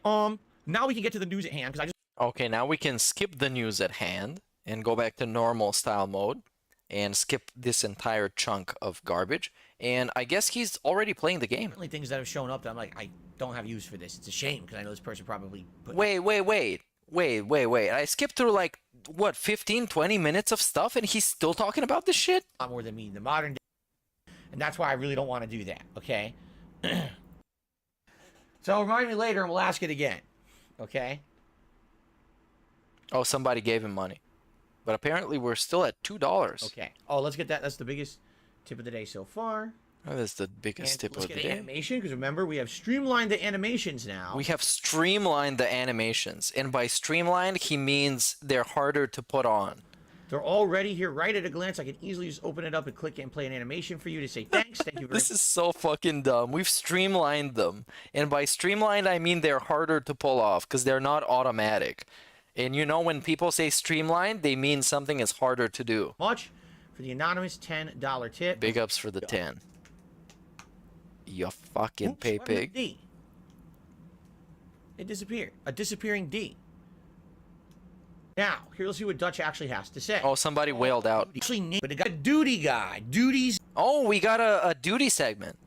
Let's see what this is about. I have a last piece of info and a little bit of an apology to make.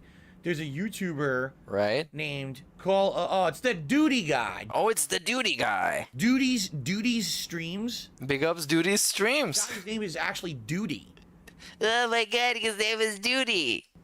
Tell me, why you would want to be called Duty, but the guy's name is literally D-O-D-D, no, D-O-O-D-Y, like Duty. Okay. I was joking earlier about a floating cloud of shit, like a turd cloud.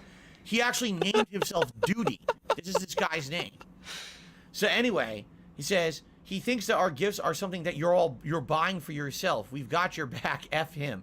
Again, it doesn't matter what the idiots say, but the point I'm making here, Dutch, is the last thing I would want is to say, hey, look, a new care package from Dutch and his bro, and I start to open it, and all of a sudden, oops, there's a name on the box, or oops, there's something revealed. But that's your fucking fault, DSP. Take responsibility for that, you fucking stupid asshole. That's your fault. Your fault. Now you guys get fucking harassed. You guys get harassed because I'm fucking sloppy as shit. But I'm saying that is the complete and polar opposite of what I want, and that's why I really don't want to do that, okay? But yeah, of course, at some point, somebody's gonna say that everything that comes to DSP is DSP sending it to himself.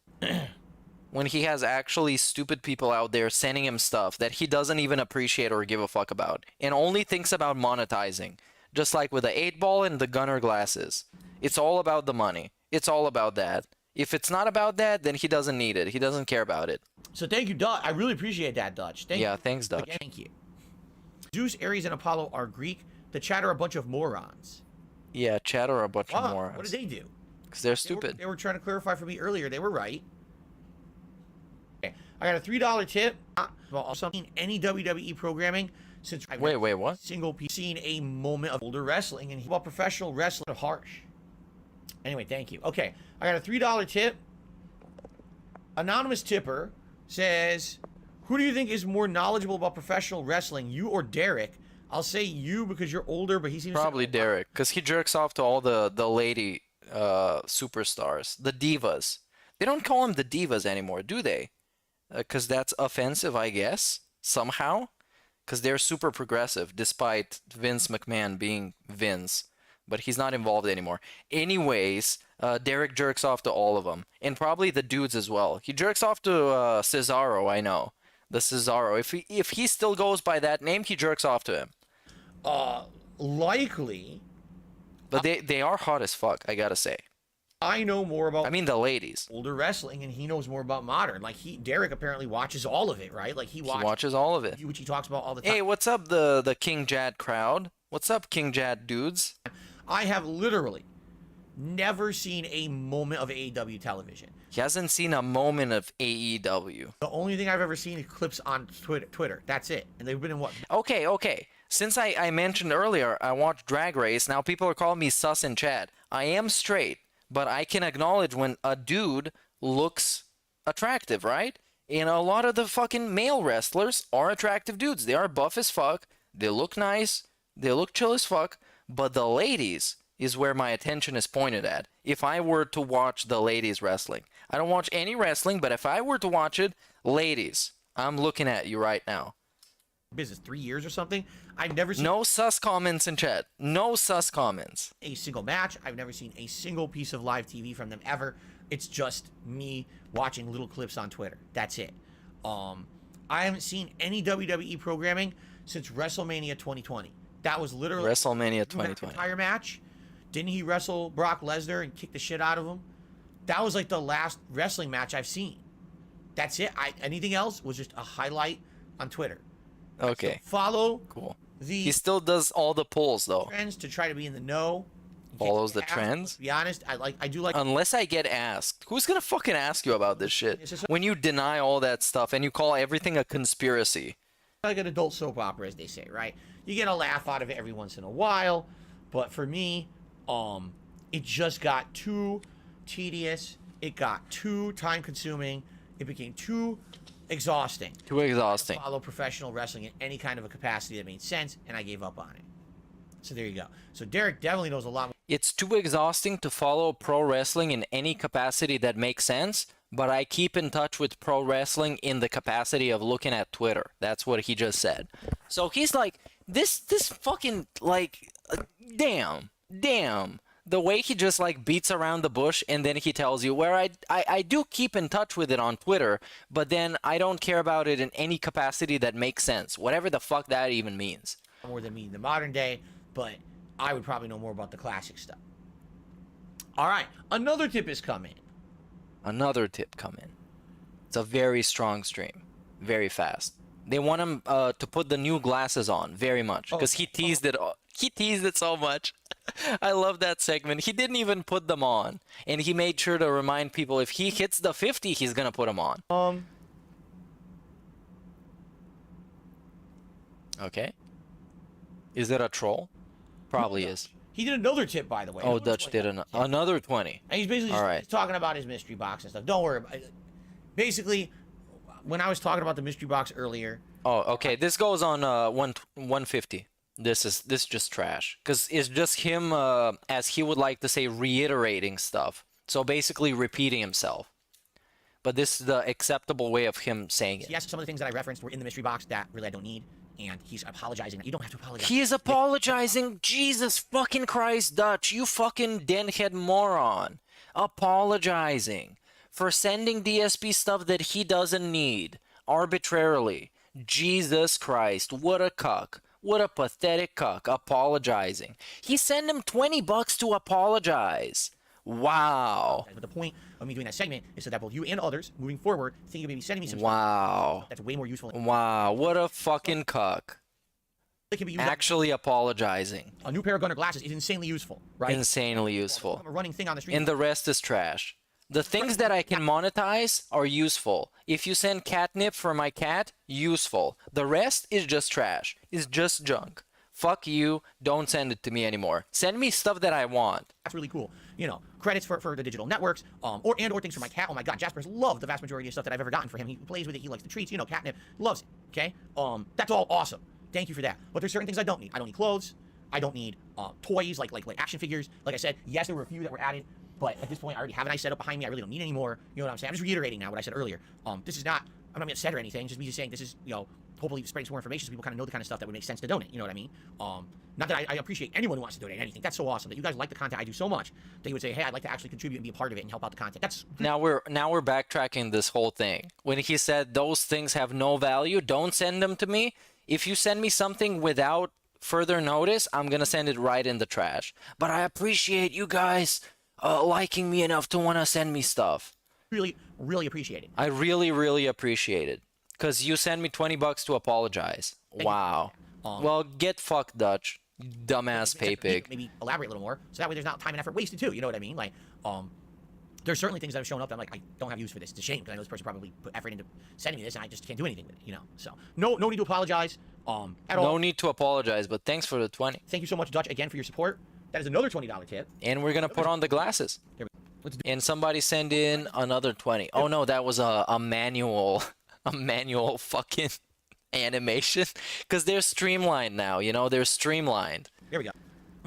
Okay, put him on, you fucking loser. Finally he put him on. Finally. He didn't put him on earlier because he was a little slime ball, little grease ball. You didn't want to put him on. He just teased you, right? It was a nice cock tease. All right. I got another tip that came in. Another tip came in, you guys. I can't even handle all these tips. An anonymous tip, $1 tip. Exactly 2 years in. What's your personal opinion? Do you prefer? What is outperforming the other PS5 or Xbox? We don't give a shit. Money. We don't care. See that? What? And hopefully make some great progress. We're in a very dark part of the game right now. We're in a very dark part of the game. That's why the glasses are gonna come in useful because he can see. There you go. Because the part of the game is real dark right now. The glare on the glasses is distracting. The glare on the glasses is exactly the same as the glare on the other glasses. Yeah, you fucking idiot. Get cucked. See that? Him on 1.5 almost looks like a normal person. Because when I put him back on normal, it's like basically a dude who's drunk. They're the same. You can even see when I hold it there, it has the same glare. It's identical glare. There's no difference. It's the same lens. Identical style glare. So, whatever. Anyway. Anyway. All right. That's it. We got everything done. We got all the shout-outs done. So thank you guys. Great supportive return to streams today. Great supportive return. I hope you guys except one guy sent actual $40 out of the 57. It was by one guy. And the $20 tip, the last $20 tip from that one guy was to apologize for DSP making him feel bad because that guy sent him a quote-unquote care package that DSP didn't care very much about. Guys are too. You know the one thing I didn't mention, which I forgot? right here, I just want to point to the members. We have a members goal. JFC Bono has let himself go. Yeah, Bono let himself go, dude. Come on. 25 This is crazy. Christmas marathon. And what is Bono without his edge? And I mean Steve of the Dead from that Halloween stream. Hint, hint. Bleh. Happens. Right, drink all day. I just. Oh yeah, and he's shilling members now because the members dropped significantly. Anyway. Bleh. All right, Anyway, something I forgot to shill is the members. That's it. We got everything done. We got all the shout outs done. So thank you guys. All the shout outs, except we beg for members now. Good, having a great time. Hope you guys are too. We're having a great time. How are we having the fuck a great time? How the fuck are we having a great time? What is a great time for this guy? Getting money? I guess so. The Christmas marathon happens where I drink all day. I dress up in Christmas attire. You nominate game. The thing is, we're so early in the month, and right now we're not going to get a lot of new viewers right now. I feel like when we play Sonic Frontiers, we play God of War. That's when I'm going to bring it up more. But I just want to say, please consider either becoming a member, renewing your membership. He needs to go on Dr. Phil's show and get destroyed. Way more viewers on streams than usual. Go on Dr. Phil? He is Dr. Phil already. He knows everything about everything. Recently, as I play some of these releases, he's like a Dr. Phil, but with an actual degree. Rather than later, please consider. Yeah, it is a business degree. All right. I skipped through the entire begging segment, but yeah, it was a begging for fucking members because they dropped again. He's at 885, and they can't seem to drop fast enough. Because I want to get to gameplay at this point. When the, you know, let's skip. And happy Thanksgiving. And that's it. Let's skip to the present and see what's happening. And 98, dude, we're almost there. Thank you so much, Team Ico Gamer. Time for a nice, very awesome. Oh, Team Ico Gamer. How much was it? Next is going to be additional alchemical resources. Let's see that one. And then the final one will be more pyrites and knives. Team Ico Gamer. But I got a tip, guys. Oh, we got a tip. How much is it? Sorry to the tipper, whoever this was. It took so long. Oh, it is Team Ico Gamer. Thank you, Team Ico Gamer, for a whopping 60. Hey, there we go. There we go. Big ups, Team Ico Gamer. Thank you so much, Team Ico Gamer. Time for a nice, very awesome animation. Amazing. Here on the stream. An awesome animation of glasses that he already has put on. Let's get that up on the leaderboard. In the Project 7 with, look at this, with Rambo and Howard blurred out. These people that used to be his friends, they don't exist now. Get put on an animation when somebody gives him money. How fucking scummy is that? You put your former friends on an animation and you blur them out like they never happened. They never fucking happened. They're blurred the fuck out. And now he's putting them on an animation when somebody sends him a bunch of fucking money. What a sad existence. Wow. Collect those tips, DSP. Collect those tips. And that will shoot us all the way up. All the way up. 58, which is you have hit all of our goals. Fuck yeah. Put on everything. Which hat is begging best? Recently, I wore the Pikachu hat. The Pikachu hat. Let's do... What are we going to do now? Because we're now in the present, so we can't skip further in the present. Further in the future.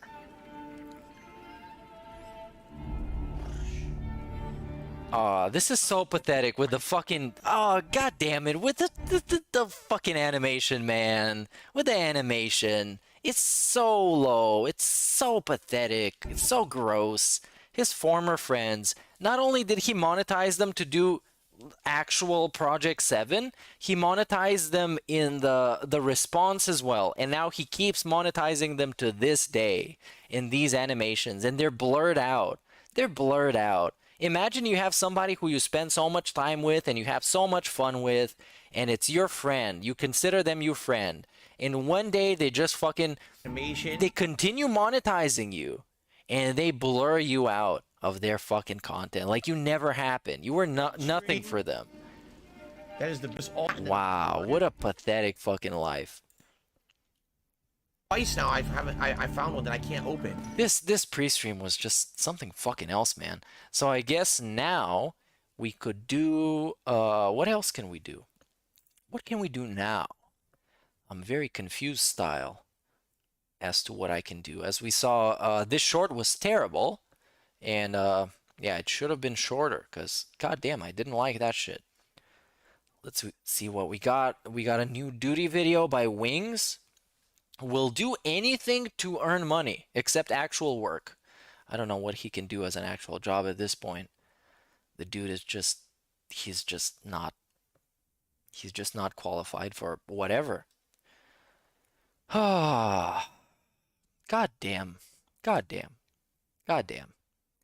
But get that money. Get that money, DSP. Get it. Get all of it.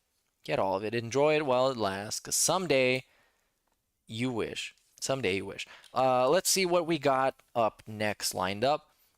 I think we can check out the Aquateal channel for some clips. Let's see what we got. Maybe I can continue with the not being poor, but I think we got most of it. But let's see the Jasper thing. I'm going to run to the bathroom real quick, and I don't think I'm going to miss anything. So let's see this clip style content. Good morning, everyone, and welcome to the Level 1 podcast. We're busy having fun here on Level 1, and I got a cat on my lap. What's going on, everyone? I'm Phil, and welcome to the show. Today is, I lost my train of thought when he jumped on my lap. Today is Wednesday, November 2nd, 2022. How is everyone today? Hope you're doing well. I'm having a chaotic day today. And what I mean by that is not a normal day where I would have my normal routine, because of this little guy right here. This guy threw me for a loop this morning. So I'll tell you the story. You know, some days my wife opens at her job, and that entails that she has to get up much earlier than me. Okay, let's see this. 2 hours, 2.5 hours earlier than me. This was so what I got from this clip, because I kind of watched it live, I kind of didn't. Kat saw Jasper puking all over the place, and she was just like, "Fuck it, let DSP deal with it. I'm off to work," and she just left with the puke all over the house. So let's see him explain this shit. Dandy, except that we have a cat, and when you have a cat, the cat wakes up with the person. So when my wife Cat is getting up, you know, like 7 in the morning, that means Jasper the cat is also getting up at 7 in the morning. That also means that Jasper the cat is bored because Cat is having breakfast, showering, getting... DSP, Jasper the cat can wake up anytime. It's a cat. They just sleep whenever and they wake up whenever. It's a cat. It's not an actual son. I know that you like to pretend that Jasper is your son. He's not your son. He is not your son. Ready for work, which is not particularly interesting things for Jasper the cat. So Jasper, you know, does some hijinks. By the way, the camera is definitely off. You notice that? And I tried to fix it yesterday, and now it's wrong again. So I have to like lower the camera again. Unless, hold on a second. I think I know what's going on here. Okay. Yep. Basically, I'm trying to get some extra sleep. Because some extra sleep. Get up for like another 2 hours. You know, typically, I don't know. It depends on the day. Oh, my controller batteries are low. This is telling me, even though my controller is off. Oh my God, this is like I'm watching a Shane Dawson video. Constantly getting distracted. It's like ADHD city up in here. Everything distracts the guy. You start talking about something and you constantly get fucking distracted. You can't stay on point. How do you know? Typically it's between 8 and 9, usually on the later side, closer to 9. Okay. It depends on the day, and it depends on what else is going on. You know, on a certain day, maybe I want to shower before stream, or if I know that... On a certain day, by the way, if it's a shower day.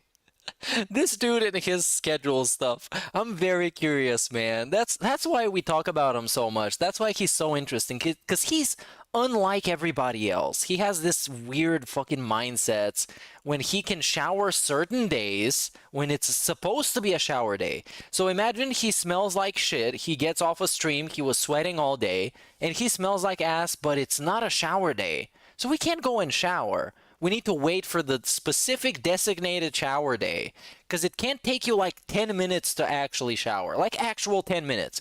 Because, you know, people that actually have to go to work 9 to 5, they get up in the morning, they take a shower because they want to look presentable for work and they want to smell normal and they want to put on some deodorant, some like cologne, perfume, whatever, and they go to work. But no, for him, everything is different. There's more. And as he said in the past, he doesn't have to care about his appearance because he works in this weird way where he doesn't care about it. And the people that care about their appearance are the shills who have to like put on all this makeup and dress up fancy so they can be shills, I guess. He talked about this in the past. It's a very weird segment. going on in the it's very weird the way he tries to explain things to basically himself, because all he tries to do is convince himself. It's not him convincing other people, because if you like imagine looking at this from like a different camera angle, is just a dude talking to the camera and talking to himself every single day, all day, just like I'm doing right now. It's just I have a little bit more self-awareness to imagine that I'm doing this and that it's kind of weird. And he doesn't, because he'd been doing it every day. So for him, it's just the normal. In the morning, I need to get done before a stream, or for just a typical day, usually what I do is I get up, I usually shower the day or the night before, so I get up and I kind of wash up a little bit, you know, get a washcloth, wash my face or whatever, brush my hair, eat some breakfast, brush my teeth or whatever, and then get ready for the stream. All right. So I still had, you know, a couple hours left to get some rest. Jasper would have none of that. Okay, Jasper would have absolutely positively none of that. He's like, you are not getting any more rest. So he's dancing on the bed, on me. He's trying to wake me up. He's nudging me. He's doing every possible thing to try to get me awake, even though I don't need to be awake. And I'm like, oh, Jasper, you gotta stop, man. You know, I it's bet ridiculous. that pig roach doesn't smell good. That's most definitely what's up, is what he wanted to say. Big ups Orinoco for the super chat. And it's one of those things like, obviously it sounds weird if I'm like, oh dude, I wonder how DSP smells like. But it's those small things that kind of give you a perspective of what a person is. When like that time when he mentioned that he has an axe next to his front door, so if somebody infiltrates the house he can defend himself. Or that time he said that he doesn't need a fire alarm because he can wake up if there's a fire, and he's gonna smell the fire and wake up and, you know, do his thing. It is those things that kind of give you a bigger picture of what kind of a person is, right? And it's those things that people are interested in lolcows, because they share too much and they talk about stuff too much. And it's just so interesting to me. And I'm interested, like, how the fuck does that office smell like? Right? How does this dude actually go about his day and think that it's a normal thing to do, right? With the designated shower days and the designated taking out the trash days. Does the whole house smell like trash until it's time to take out the trash? Does he smell like trash until it's time to take a shower? It's all these interesting things that make a lolcow who they are. And obviously, of course, for the people that observe the lolcow and keep in touch with it, it seems like we're obsessed, like we're these like weirdos that think too much about it. But it is really engaging to see about how an abnormal person like this would go about their day and think that it's perfectly normal and present themselves as normal, as it's when it's really, really bizarre. So yeah, I do also agree with Steve, and I do think he smells like sweat and grease and desperation. But I'm not sure what kind of grease this is. Is it like the grease that you get when you deep fry some fries or something, and then you get the burned grease smell, or it's like the natural Italian style grease? I basically Italian style grease. Half sleep. It's kind of hard to fully sleep again. You know, my wife's getting ready for work, and there's noise in the house and everything. All right. So it's don't you have like 2 floors? It's a massive fucking house, man. Come on. Fully get a great rest or anything, regardless. But trying to get the here we go. It's a little better because it was too. I felt that was too. What's funny is this is what the camera will want to be at naturally. I look too yellow, so it's kind of like I got to find that in between. There. Yeah, sure. You should fuck around with it during your podcast. This is a podcast, by the way. If this was a real podcast, this would be put on iTunes and like Spotify and stuff. And people listening to it on Spotify would have to listen through him fixing up his camera and him also leaving the room to check up on his wife and check up on his cat every once in a while. And that would be a great podcast material, because that's what you want in a podcast. A dude who is not there or is totally distracted by everything else but having a podcast. So I'm finally like, all right, I'm gonna get a little bit of natural, you know, get some rest, another hour or two maybe. So I'm drifting in and out of sleep, and I start hearing whoop whoop whoop whoop whoop. Now anyone who has a cat knows what that means. Yeah, I was in King Jad's stream when this happened. He said I should remix this, and I'm seriously considering this. So there might be a blub blub blub remix of this. Look too yellow, so it's kind of like I gotta find that in between. And right. It'll be blub, blub, blub, blub. I'm like, all right, I'm gonna get a little bit of natural, get some rest, another hour or two maybe. So I'm drifting in and out. And the thing is, over the last 2 days, I've been doing some like really annoying shit at work, having to debug some stuff and write some code that I'm really annoyed to write. And I've been listening to a lot of Death Grips, and most likely the next Lil Piggy stuff is kind of gonna sound like Death Grips. So I'm gonna take a big risk with this. So yeah, if there's some weird shit that comes out, then it's my fault. But I took that risk.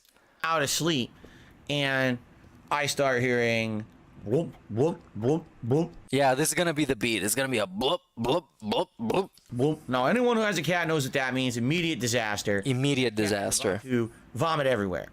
What is the cat gonna vomit, and how badly will the vomit be is, up in the air. You never know. So the thing is, I'm half asleep, so it's not like I can wake up to stop him or anything. And I'm like, oh Jesus. So I'm just kind of like, I'm drifting in and out of sleep. So he's half asleep, but he can't wake up to stop him or anything. So sure. I actually hear later on, probably like maybe an hour later, I hear my wife. And an hour later. To Jasper downstairs, and she goes, "Oh, Jasper, I can't believe you just did that." And I'm literally walking out the door to get to work. I hope Phil sees that when he wakes up. I'm on the way. That's what Cat said to an actual cat. Hey, Jasper, I hope Phil wakes up to see that. Out. Like she must have had her arms full of all her stuff for work, heading out to the garage. Oh, dude. Yeah, she's gonna stop. Yes, it's puke. It's puke all over the place. Of course she's gonna stop to clean the vomit. The cat vomit. Are you gonna leave it there? Dude, arms full of what? Yeah, that's a good point. What are her arms full of? She works in a supermarket. Clean up vomit when she's already on. Come on, dude. She's not gonna clean up the vomit. She's gonna let Phil take care of it. The super reliable guy who is known for taking care of stuff. If anything DSP is known for is taking care of stuff. He can't even take care of himself. Of course not. So I actually ended up getting up way earlier than usual, because usually, like I said, I would get up between like the 8 on the second half, like 8 into almost 9, but almost 9. And I start looking around the house and I'm like, almost 9.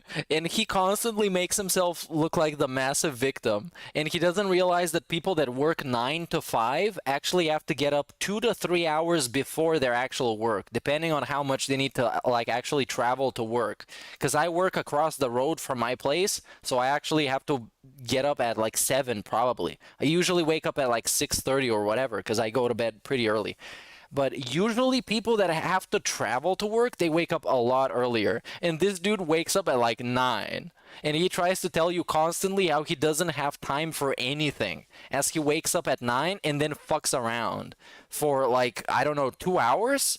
Does he start at like 11? Oh my God. I don't know, because it's like time zone stuff. This cat. So he had hairballs, and he doesn't always have hairballs. It's not like a regular thing with him. It's actually, I'd say, he only gets hairballs at most once a month, and maybe not even that. It's actually this man's life is a comedy of errors. Snort. It is a comedy of errors. It's a divine comedy. It's fantastic. And it's all great because he's totally real. It's not like a reality show where they need to kind of embellish things to make it look funnier than it actually is. This is just it. This is it. This is purely 100% his life. And he's sharing it with us like a genuine thing. And then it's just comedy. It's just comedy. Non-stop comedy. He's like a super not self-aware comedian, kind of like Brendan Schaub, but actually funny when he gets him, but unintentionally. So I'm not gonna give him credit for being funny. When he tries to be funny, he's terrible, and he gets the comedic timing totally wrong, or occasionally he's just racist. So no credit for him. I think what it is. Oh yeah, and for like American style people, you guys usually have to travel to work quite a bit. So people spend like an hour or 2 going back and from work. So yeah, you definitely have to work. You definitely have to wake up a lot earlier than normal, like average people, I guess, or whatever. Right now we had the change of seasons. So the last month, maybe some extra grooming, some extra shedding. Some extra grooming. Regularly. So it's not like he's an overabundance of loose hair, but it just happens. It's a natural thing with cats. You just have to kind of deal with it. You have a cat, there's going to be hairballs involved. I'm sure it is.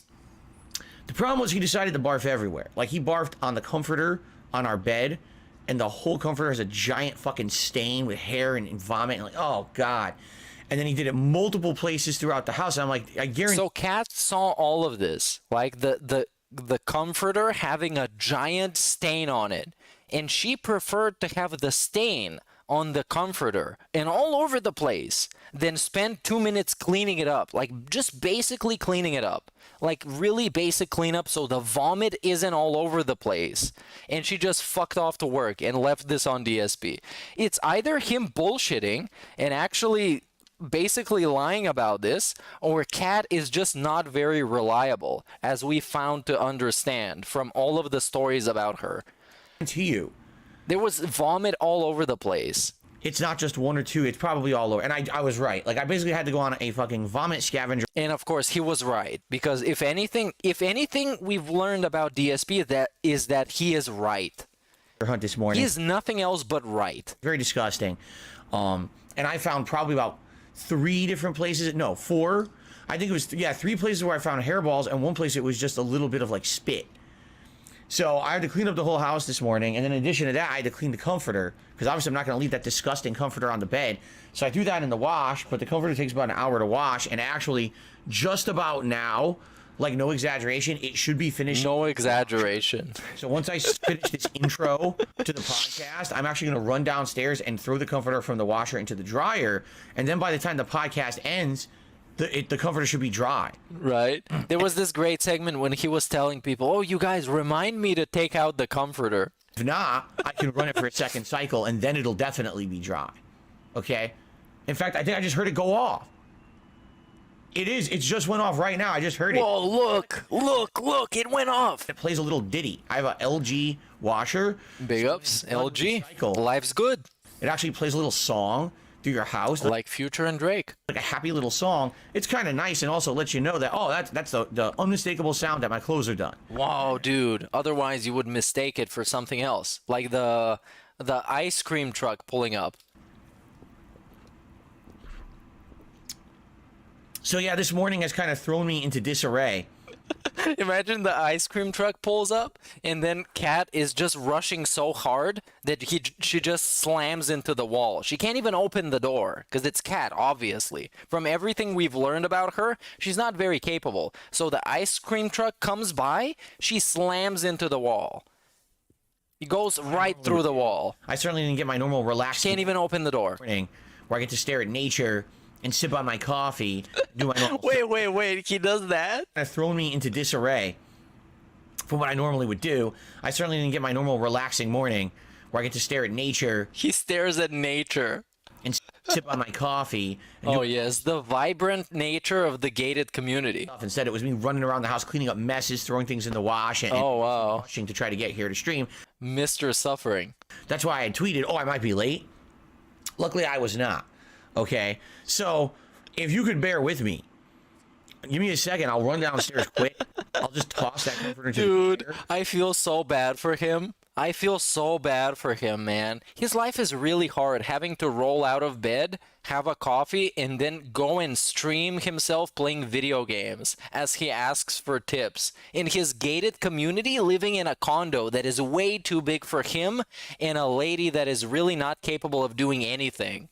I'll swap out my battery on in a cat that pukes all over the place. My controller, which now tells me it's dead, and then we'll actually get started with the real podcast. We got a lot to talk about today. Yep, and oh, great. I love this. Big ups Aquatil for skipping the schedule nonsense. Let me go toss the comforter into the dryer. It'll be like 2 minutes. I'll be right back. You'll hear me do it. This should be a regular thing. We should all say no. We should put our foot down as a community and say no to the schedule. And every time it comes up, we just pause it or skip it or do something else. It should be a new trend that the trolls do. When the schedule comes up, we bully him out of doing the schedule by just doing anything else but the schedule. So if you're like restreaming him, the schedule comes up, you pull up a Chris Chan video or some stuff, some other nonsense, anything else but this. I'm totally on board with this. I'm with Aquatil on this.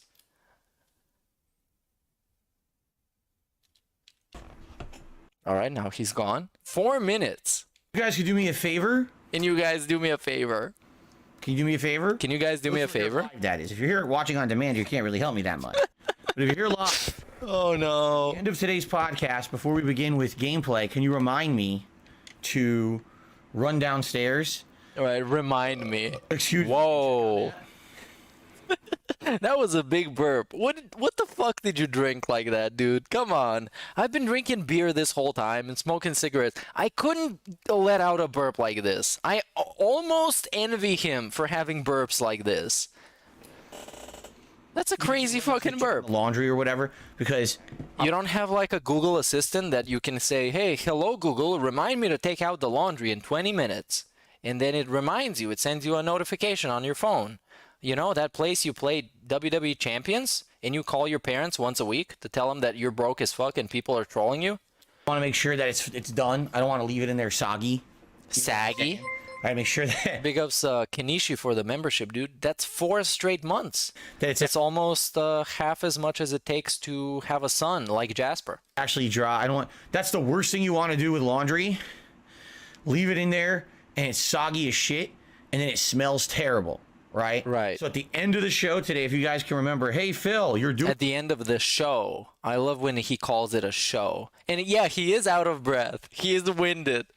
That's a good spot, you guys, because I noticed like a brief segment of him just taking a breath, and I'm like, oh yeah, this dude is winded. He was like running. Like when I went to get cigarettes earlier this stream, I was actually running up the stairs. I decided not even to wait for the elevator, because I have a stream going on, and you guys were watching the raw Phil. I couldn't do that to anybody, so I had to get winded. I have to, like, step on it, you know? Laundry, can you go check on it? I would appreciate that, okay? All right, hopefully someone remembers, because if I don't, it's going to be a bad Hopefully someone remembers. Dude, no. If you wash laundry of any kind, whether it's, whether it's a...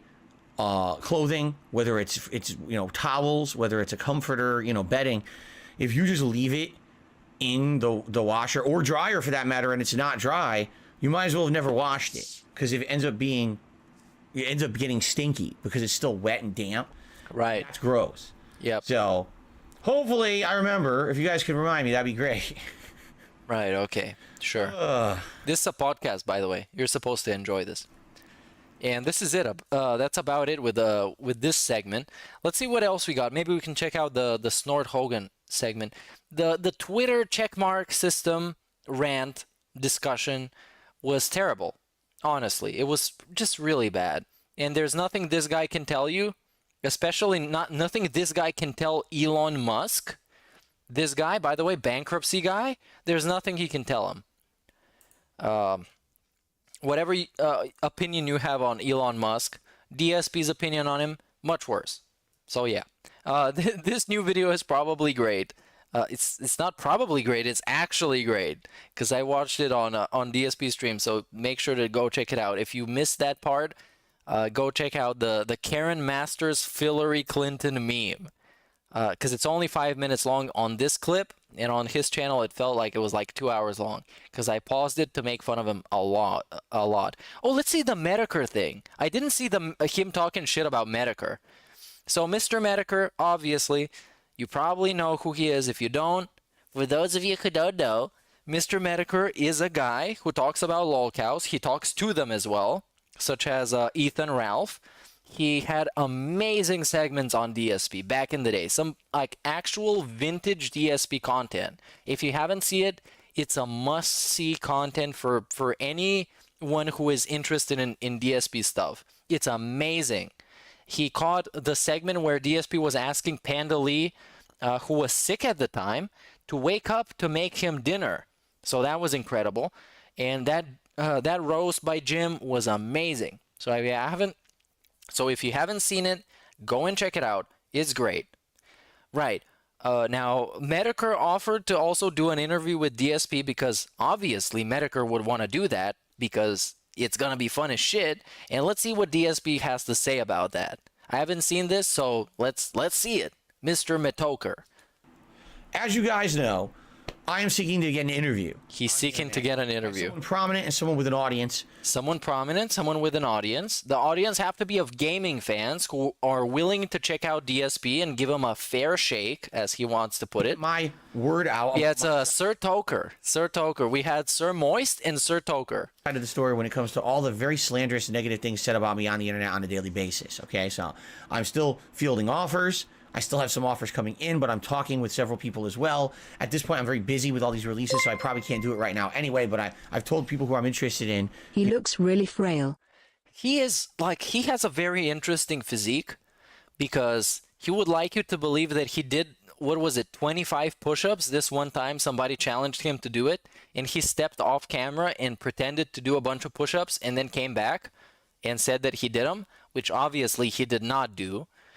He gets winded by everything, and he pretends to go out for runs. That's by his statement, is what he does, is going out for runs. He goes out on a run, right? And this dude, like, I don't know how to put it. He gets winded by getting off his chair. This dude can't run. He can't go on a run. He maybe can attempt to run, and he can fail, but he can't run. So him saying that he went for runs is very suspicious. And before that, he was saying that he went for a jog or a power walk, which I would actually pay money for, to see him power walk. If we could have a that being said fundraiser for DSP to do like a power walk vlog, I would be all up for it. That would be amazing. And we would react to it and have a lot of fun with it, I'm sure. You know, this is, I'll get back to you. You know, this is, I'm interested in doing. Oh, Jesus Christ. Big up Spencer for a super chat. Candidates right now.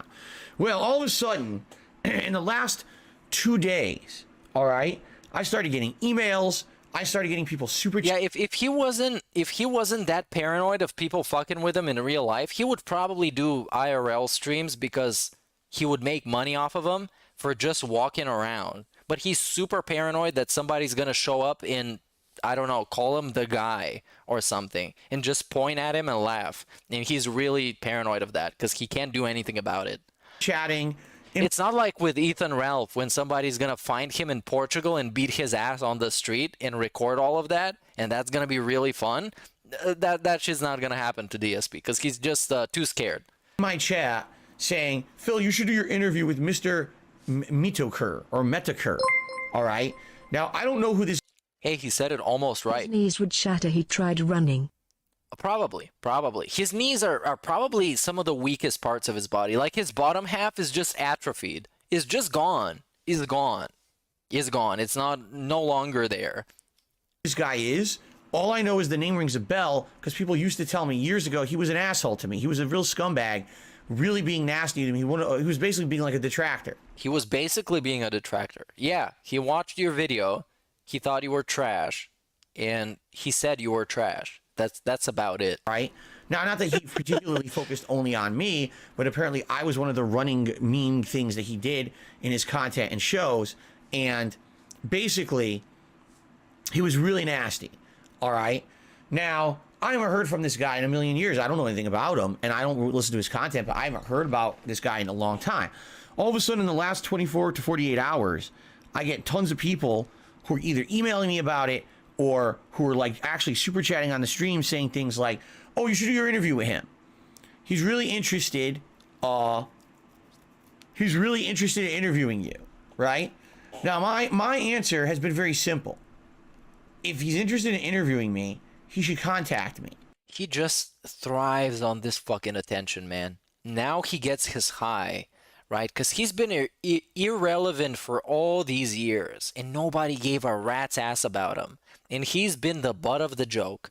And now he came out with this new saga of, I want to be interviewed. I want people to know my side of the story. And people start reaching out to him, and he gets to feel super special about it. Just like with the PC stuff, where he got his high of attention. and he felt like he was somebody. He wasn't this butt of a joke. He wasn't this loser on the internet that everybody was joking with. He was somebody for once. For once in the last, like, what, 10 years, he was somebody.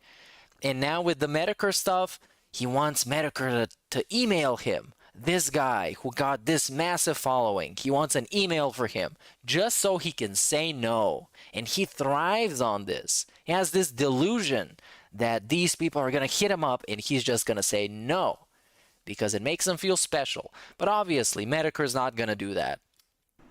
He hasn't. He hasn't. He wants to interview me, reach out, email me, or DM me on Twitter if he can, because I don't know. Oh, and now DMs work. When he was talking to Keemstar the first time over the 50,000, he had to email. Specifically, he had to write an official business email to darksidephil@hotmail.com. He couldn't just DM, because you can't just DM DSP. Who do you think you are DMing DSP? He's a special public persona. You don't just DM him. You write him an official email with a signature at the bottom. You need to actually sign it up with your name. First name, last name. Thing about the guy, maybe I banned him. He's an actual business. Years ago, if he was a scumbag to me, reach out, contact me, let me know you're interested. Let's talk it out, right? That hasn't happened. It's been probably over 48 hours since people started telling me this guy supposedly is interested in emailing or interviewing me. Nothing. No contact, nothing, all right? Yeah, DSP, you're really not that important. And the people that want to interview him just want to cash in on having an interview with a lolcow. That's it. That's it. And those things are still pretty hype. Getting an interview with a lolcow, like the quartering saw, is pretty hype. You know, if you can do it, that's great. If you can get an interview with somebody better than DSP, that's much better, because DSP is pretty low tier when it comes to lolcows. It's pretty obscure. He's not like a horror cow, like a Christian or something. If you can get an interview with Chris, now that's next level. As you know, that's it. That's where I leave it. If I ever hear from the guy, then maybe I'll consider it. So I received a detailed message overnight from someone. I'm not going to give their name. I'm not going to give details about it. I'm just going to... Look, you know what? Since Frankie in chat says Cyrax, I'm willing, if somebody is willing to reach out to Cyrax, we can collab on a song. I can make him a beat, because he steals all his beats and pretends it's his beats or whatever. I can make him a beat. Let's make a fucking song with Cyrax, and I'm going to put Lil Piggy on it, and it's going to be very, very fun. And if he wants to do an interview, let's do a fucking interview with Cyrax. So if you want to fucking DM him on Twitter or whatever, I might even do that, and it would be great, because he's a quote-unquote great rapper. So if I could check up with Cyrax and do a fucking crossover, that would be fun as hell. So if he's up for it, he's an amazing rapper. He's awesome. Like, if you want to see some of his rhymes, then man, if you haven't heard Cyrax rap, you're missing on stuff. You're actually missing on a lot, because he's like truly gifted as a rapper. He's something else, and I'm really concerned that nobody has actually given him the attention he deserves as a rapper, because he is really fucking good, man. And I'm gonna give you just a sneak peek. I'm not gonna give you the whole thing, obviously, because that shit just costs money, man. So I'm gonna look up a very quick song, right? Cyrax featuring Violent George, The Curse. And I'm not even gonna play the whole thing, because that shit is expensive, man. You might even copyright strike me for this. Right? The video is by Brooklyn Menace. Amazing. That's like the Cole Bennett of lolcows.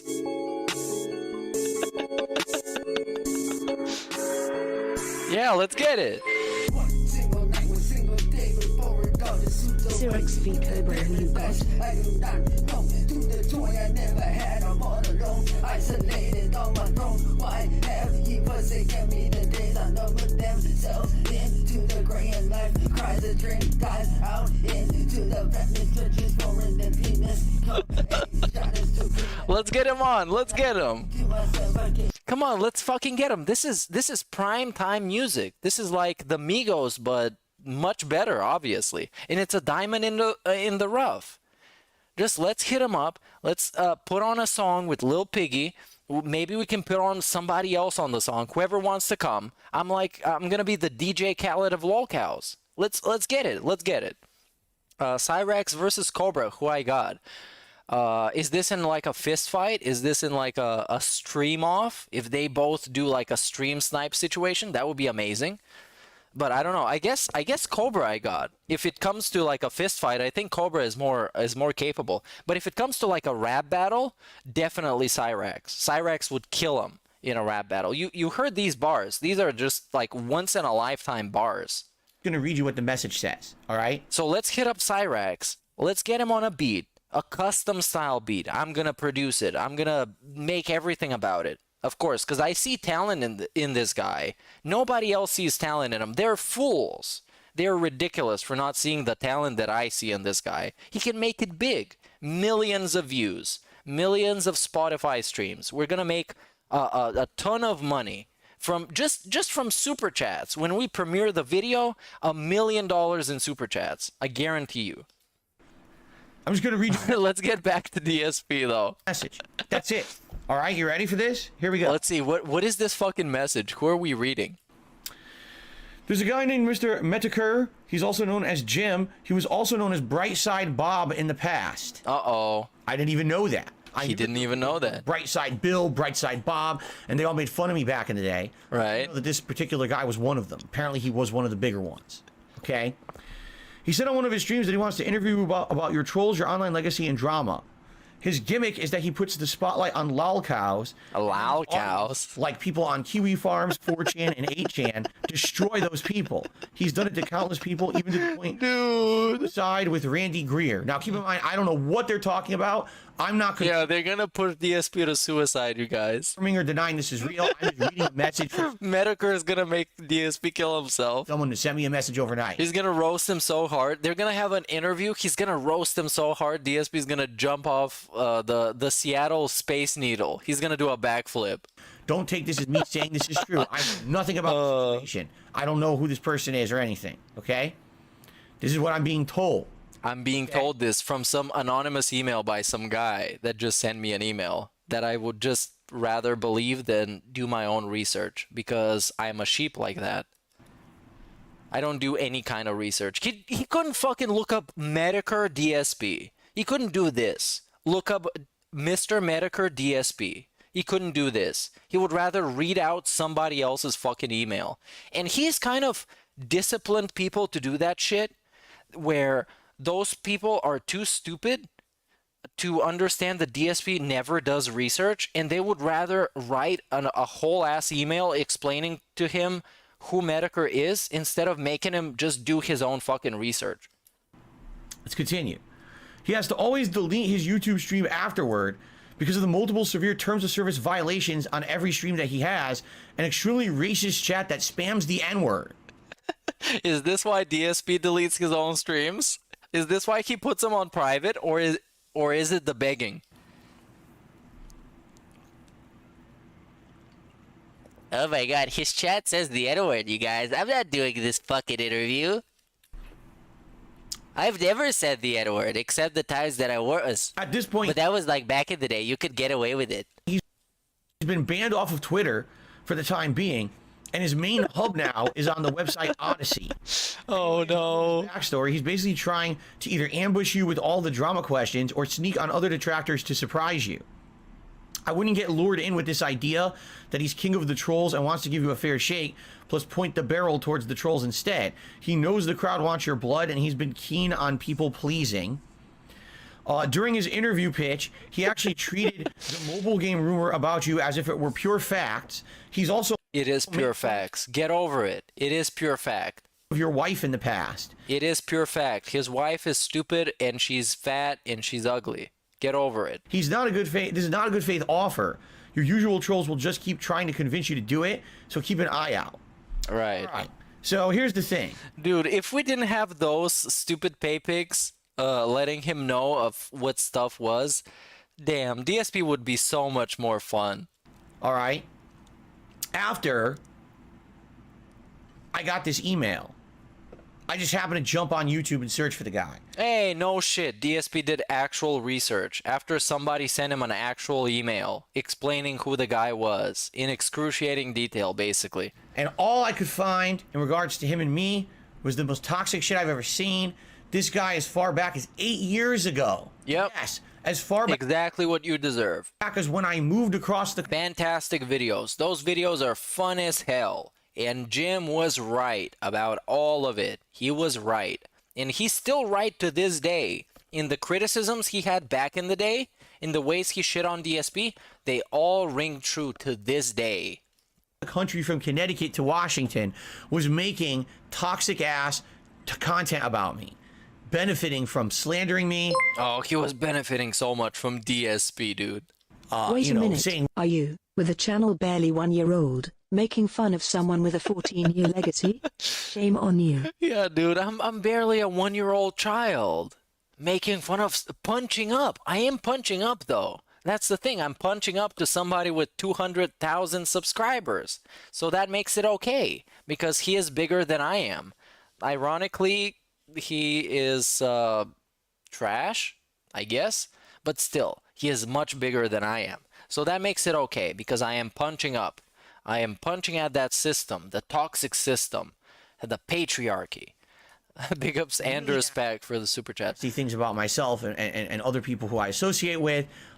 Basically, like who? Like who though? Other people you associate with. He was also on the SOK podcast. You're not gonna say that? I'm back. He didn't find that one. He didn't find that video when Medicare was on the SOcast. I know nothing about this guy's personal situation at all. All I'm judging on is based on what I saw with a 5-minute search on YouTube, and what I saw was some of the most toxic, worthless content I've ever seen in my life. Oh no, it's much better than DSP's content. I can't believe that anyone would. It's much better. The commentary is great.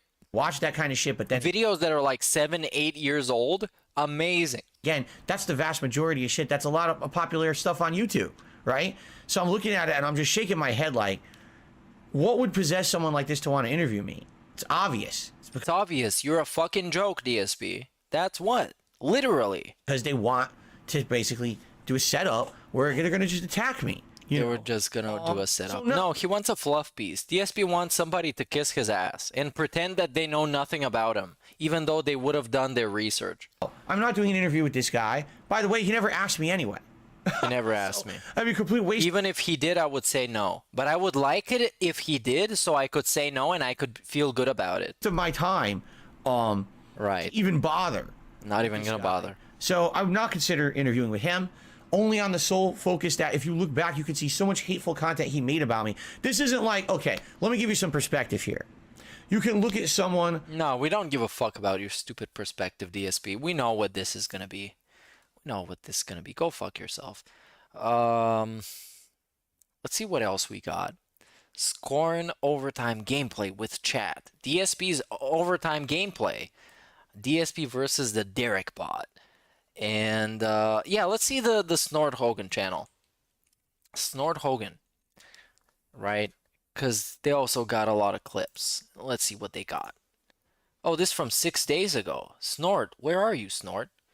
DSP TV breaks and a denthead saves the day. Oh yeah, that was a great time.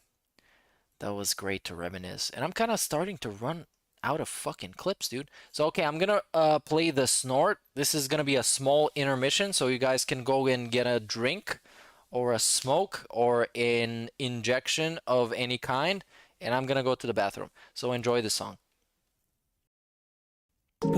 This is the official theme song for the Snort Hogan intro thing, so like it and go check out the channel. It's a constant. It keeps going. It's like a faucet that's dripping. I can't turn it off. I can't make it stop. Then I'm like, damn, my post-nasal drip is going, my sinuses are inflamed, my throat is gunked up. What is going on here? Damn. Snort, snort, snort, Kogan. Drip. snort, snort, I got the drip going. snort, snort, snort, Kogan. Drip. snort, snort. I got the drip going. Damn, I got the drip going. I got the tips going. Clear your throat. Blow your nose. Damn. Clear your throat. Please tip me. Damn. Post-nasal drip is a constant. It keeps going. It's like a faucet that's dripping. Damn. Snort, snort, snort, Kogi, drip, snort, snort. I got the drip going. Snort, snort, snort. All right, I'm back. Snort, snort. I got the drip going. I got the drip going. I got that drip going. I got the drip going. I got drip going. I got the drip. Today, by the way, we're having another karaoke segment at the end of the stream, so make sure to stick around for the karaoke part, because that's gonna be fun, I guess. Because like I established earlier, I know all of the lyrics to all of the songs that I've made. So yeah, that is a thing that happens. So let's see what we got. I think I can kind of go back in the past for quite a bit, right? And talk about some older stuff. Because there's a bunch of stuff that I was away for in like 3-4 weeks ago. And I got some question in chat. I think it was Mr. Smith. Yeah, Smith's awesome reviews. Why do people have to ask him for an interview when he's the one that needs their platform to spread pignosis? Well, because he feels special now. Because when he made his, as you can see here, it was, where was it though? I don't know, I missed it. When he made his video explaining that he wants to be interviewed, it was this triumphant thing, right? It was this this big deal that he made out of. That he was essentially, it was, I don't know how to say it. Basically, it was just him attention hungry, right? Because all these trolls got all this attention, and they do their stuff, and they have all this fun, and DSP gets none of it. And he doesn't have fans that make content about him or make anything fun about him. So he's kind of feeling depressed about it, I guess. And he is he made this big statement about wanting to be interviewed. And now people start hitting him up. People with like a lot of subscribers. And he gets feeling special about it. And he gets feeling a certain type of way about it. And of course, he enjoys the attention and he wants to pick up the most prominent channels that he wants to do an interview with. So I guess he kind of feels special about it. He feels the attention that he wouldn't usually get, but now he does. So he wants to revel in it as much as possible. He's narcissistic. He is narcissistic. That is true. And he wants to revel in that attention for as long as it takes. And kind of like with the PC stuff, he kind of is pushing his luck at this point. I don't really know who he's going to get interviewed with. I know exactly what he's looking for, which is basically to sell them a pre-stream that is going to get signal boosted to millions of people. But he's not really going to hold an audience from those millions of people. Maybe like 10 of them, 20, 100 are going to stick around to watch his videos for a while. And the rest are going to become trolls. And he is going to make quite a few trolls from this. Quite a few trolls. And I'm sure. Because we just make more fun stuff. We just have more fun with it. And that's kind of the thing. You're on YouTube to have fun. I'm on YouTube to have fun. I'm not on YouTube to hear somebody's fucking bills or them needing support. I don't care about this. Because there's plenty of people in life, in the world, that need support.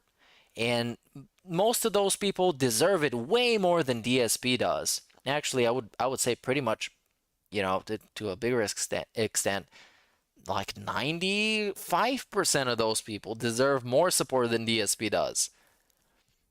So yes. So in general, we do it more fun. We have more fun. We produce more valuable, interesting, entertaining content. And that's it, I guess. He's going to make more trolls. Let's see what we're going to talk about. DSP rants about why Cat refuses to appear on the streams. Oh, damn, this is a fishing segment. Let's see this one. Let's see this one, because I like talking about Cat. Because Cat is a mystery to me. Cat is both... I don't know.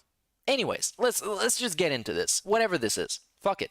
What is this? Like 5.5 hours into the stream. Let's go until I faint. and it's still not even 11 p.m. here, so I can still keep going for a while. As long as they're fun segments to talk about. Maybe we can look back on some other stuff, depending on what chat wants to see. Whatever you guys want to do, we can look at those videos. We can have some fun.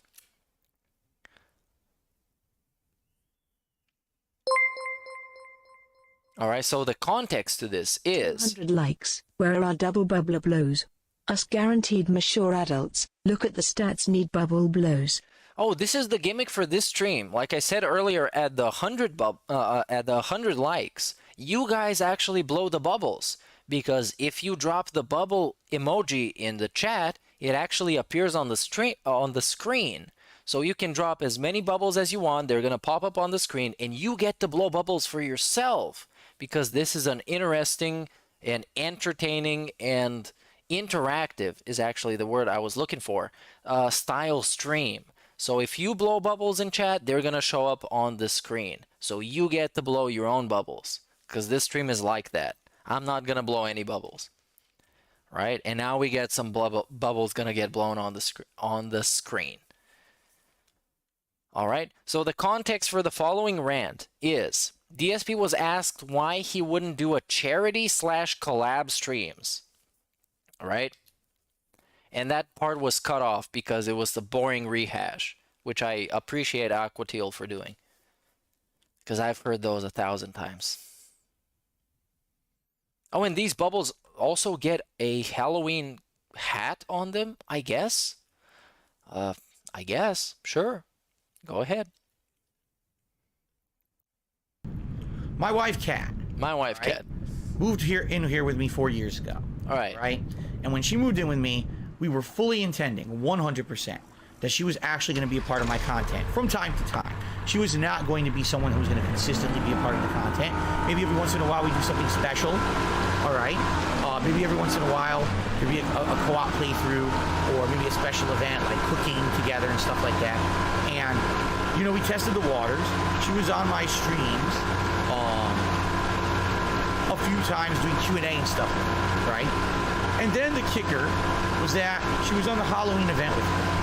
Oh, we tested the waters, by the way. That was very interesting, because him testing the waters includes him telling Kat that she was going to get trolled, and then she proceeded to get trolled and get asked a bunch of questions that obviously made her feel uncomfortable to be there, because there were questions about her past that even DSP didn't know about, and he still asked her those questions, because there was one question about exorcism movies that he asked her, and he was like, "Oh, Kat, what are your favorite exorcism movies?" And she was obviously uncomfortable with that one, because Kat has a history of apparently her mom performing an exorcism on her sister or something like that. So it was obviously some fucked up stuff that even DSP didn't know about. Big ups for the sub, Rummy. Year 2018, and that was actually the last time. So generally, when Kat was on when Kat was on stream, DSP did nothing to make her feel comfortable and welcome, and instead he was just nodding his head when she was answering questions in a way to make her just stop talking so he can carry on with the stream. And it was basically just a DSP stream with somebody just artificially injected into it. So he didn't really do anything to make her feel like a part of the stream. Kat was ever seen in any of my content. It's been over 4 years now. Well, about 4 years now. And I might say, well, why? Because... And also she was doing the carnal sin of looking at chat the entire time, which was something that you should not do when you're on a DSP stream. Especially when you're a special guest at a DSP stream. Exclamation mark Tevin. Exclamation Tevin? I don't know, what am I supposed to do about that? Am I supposed to do a Tevin quote? It's Tevin's fault? It's my fault? I am Jim now? On that I guess. Screen, no exaggeration. She shows up. So I want you to think about this. And by the way, a lot of tips. But that's such a great quote. It's my fault. Coming, I'm going to shout them out, but I'm telling a story. Okay? She spent money. She spent personal time putting effort into it. She spent money on a costume that she was going to go to a different party. which is something that DSP told us, that Cat is not going to be there the whole time, right? He told us that. And then he used that as bait for drama, which was a very DSP thing, because he told us Cat is not going to be there the whole time. She was going to leave. She was going to go to a party or whatever. She was going to do something else. A Halloween costume. It was a steampunk Halloween costume. Steampunk Halloween. And we even talked together about what games, you know what I'm saying, to play together and all of that. She was a big part of, oh, I really want to do commentary with you on this game and this game. Well, she didn't do any commentary. That's kind of one of the problems, is that she didn't really add anything to the stream by being there. She just kind of was there, which is not necessarily her fault, because the guy who does streams every single day should have made her feel welcome and comfortable to give some commentary on what she was doing. Because after this, we can go and check out that stream, because I'm a big fan of watching DSP and Cat streams because they are very fun. And after this clip, I guess there's not going to be much more to watch, so I guess I can go check that out if Chad wants to watch this as well. But we can go and see that she didn't really add anything to anything. She was just kind of there sitting and looking uncomfortable. She didn't want to play the game for some reason. I didn't really understand why. Maybe because Chad would be too rough on her, they would criticize her or something, but it doesn't matter. It doesn't matter. Just have fun with it. Just show us that you're not Cat. Bruh. First game. It's not that hard. It's Silent Hill, the one with the frozen shit. It's on the Wii. It's a terrible game, by the way. We didn't know. We had never played it before. So we're playing the game. It's bad. The controls are absolutely terrible. It's a bad game. What are you going to do, right? So at first she's enjoying herself, and then she starts looking at the chat. And she realizes that trolls are flooding into my Twitch chat. Remember, this was 4 years ago. I was on Twitch. Trolls are flooding in and saying absolutely disgusting, misogynistic, really insulting things about how she looks. And then they start bringing up shit, I kid you not, about her past. They start saying the name of her ex-boyfriend. They start saying the most vile... The boyfriend that she cheated on with DSP, by the way, they were texting. And Jeff, that's his name, the Jeff Subaru guy, the Subaru man, as we like to call him, but his name is Jeff. He caught her texting with DSP and he kicked her out, basically. Disgusting, fucked up shit that you would say on someone's stream. What the fuck does that have to do with my wife out of the... No, not Planet Jeff. Planet Jeff has a very different story to that. Kindness of her heart appearing on my stream with me to do a holiday event, right? So essentially what they did is they did everything possible to make her feel awful. So within the first hour and a half of her being on the stream, we went on a break. And we went off stream. I'm going to be honest with you guys, okay? Because I never really told you the full story. She was crying after that. And she's telling me, I can't believe those people were so mean to me. All I wanted to do was do something nice. And here, you know, this is how they treat me. And I told her, I was like, listen, you got to understand something. She didn't do anything nice, though. She really didn't. She kind of just existed. Because I've watched this in the past. She just kind of sat there and did nothing and didn't add anything to it outside of looking at Chad, which is the last thing you want to do. You don't want to do that when you're a guest on DSP stream, and DSP is an actual lolcow. And DSP has told her multiple times, you're gonna get trolled, including in their first ever stream together. In their first stream, remember, DSP had this long-winded segment when he was like, oh, they're gonna clip out everything from this stream. They're gonna, like, go and clip and upload to their channels, and they're gonna talk all this shit. Kat knew exactly what she was getting into. And I'm not saying that it was okay to troll her, even though she was looking like a steampunk raccoon, let's be honest. But this is the kind of stuff you should be prepared for when you're going on a DSP stream. All right? That wasn't for you, that was for me. That's because these people are so sick that they hate me so much. That's why they did that. You know, they didn't do it necessarily because you did anything wrong. And you have to understand that it wasn't you, it's me. These people will do absolutely anything they can to hurt me, okay? So she was so hurt and upset, right, that she never came back in my content ever again. Now, the funny part is, how did the trolls spin it? oh, look at how uncomfortable she looked. She definitely did. Screen grab of her and how unhappy she is in the Halloween event. Phil must have forced her to be in it. So, no! She looked like she was forced to be there, though. She looked like that. It seemed like that. She was looking at chat constantly, and she was just sitting there uncomfortably. It looked like that. She wasn't having fun. That was you! That was you, you piece of shit! You caused I her wonder to how many hookers he's dumped in the river. He couldn't lift them up, dude. Come on. If he would dump them in the river, it implies that he would have lifted them up. He would have to like drag them like real weird from his car, from like the trunk of his car. That's more of a Derek thing when I think about it. It's more of a Derek thing. Probably Derek though. When he goes out to like for his parents to teach him how to drive, he's actually doing that. He's dumping some ladies in the river. look and act like that because she was going to have fun, and you ruined it for her to the point where she never wants to come back. She has a negative association with this stream that if she comes on here, all that's going to happen is people are going to insult her and attack her. I don't blame her for feeling that way. Why would I? Right? And the thing, this is what we've learned over the years, is that the more that you give trolls to work with, right, the worse it gets. So what did you learn from it? What did you learn from it? To hide everything. Hide everything. The moment she comes on here, even though she hasn't been on this stream in 4 years, dude, no. The moment she comes on here, all you'll see is the trolls completely being disgusting to her. You know? And we're not dumb. We know that. We're not dumb. Put her in that position. But do you understand what I'm saying? Like, that's my wife. That's someone who has nothing to do with negativity or toxicity with me. Oh yeah, she does. She's actually your wife. That's what she has to do with it. She's literally your wife. And that's how they... She's Darkside Phil's wife. Of course she has something to do with it. Treat her. Can you fucking... As Jenna would say, she sucks his dick. And that's a Jenna quote. Imagine if I tried to do... And I wouldn't play the song that I made about it. You can go check it out because I'm going to get age restricted and then half the people that want to watch the stream probably wouldn't be able to. But you can go check out that song. A charity event of any kind. No charity event. Hold on. How we're not doing a charity event. That's fucking pathetic, DSP. Hold on. Nothing to do with negativity or toxicity with me, and that's how they treat her.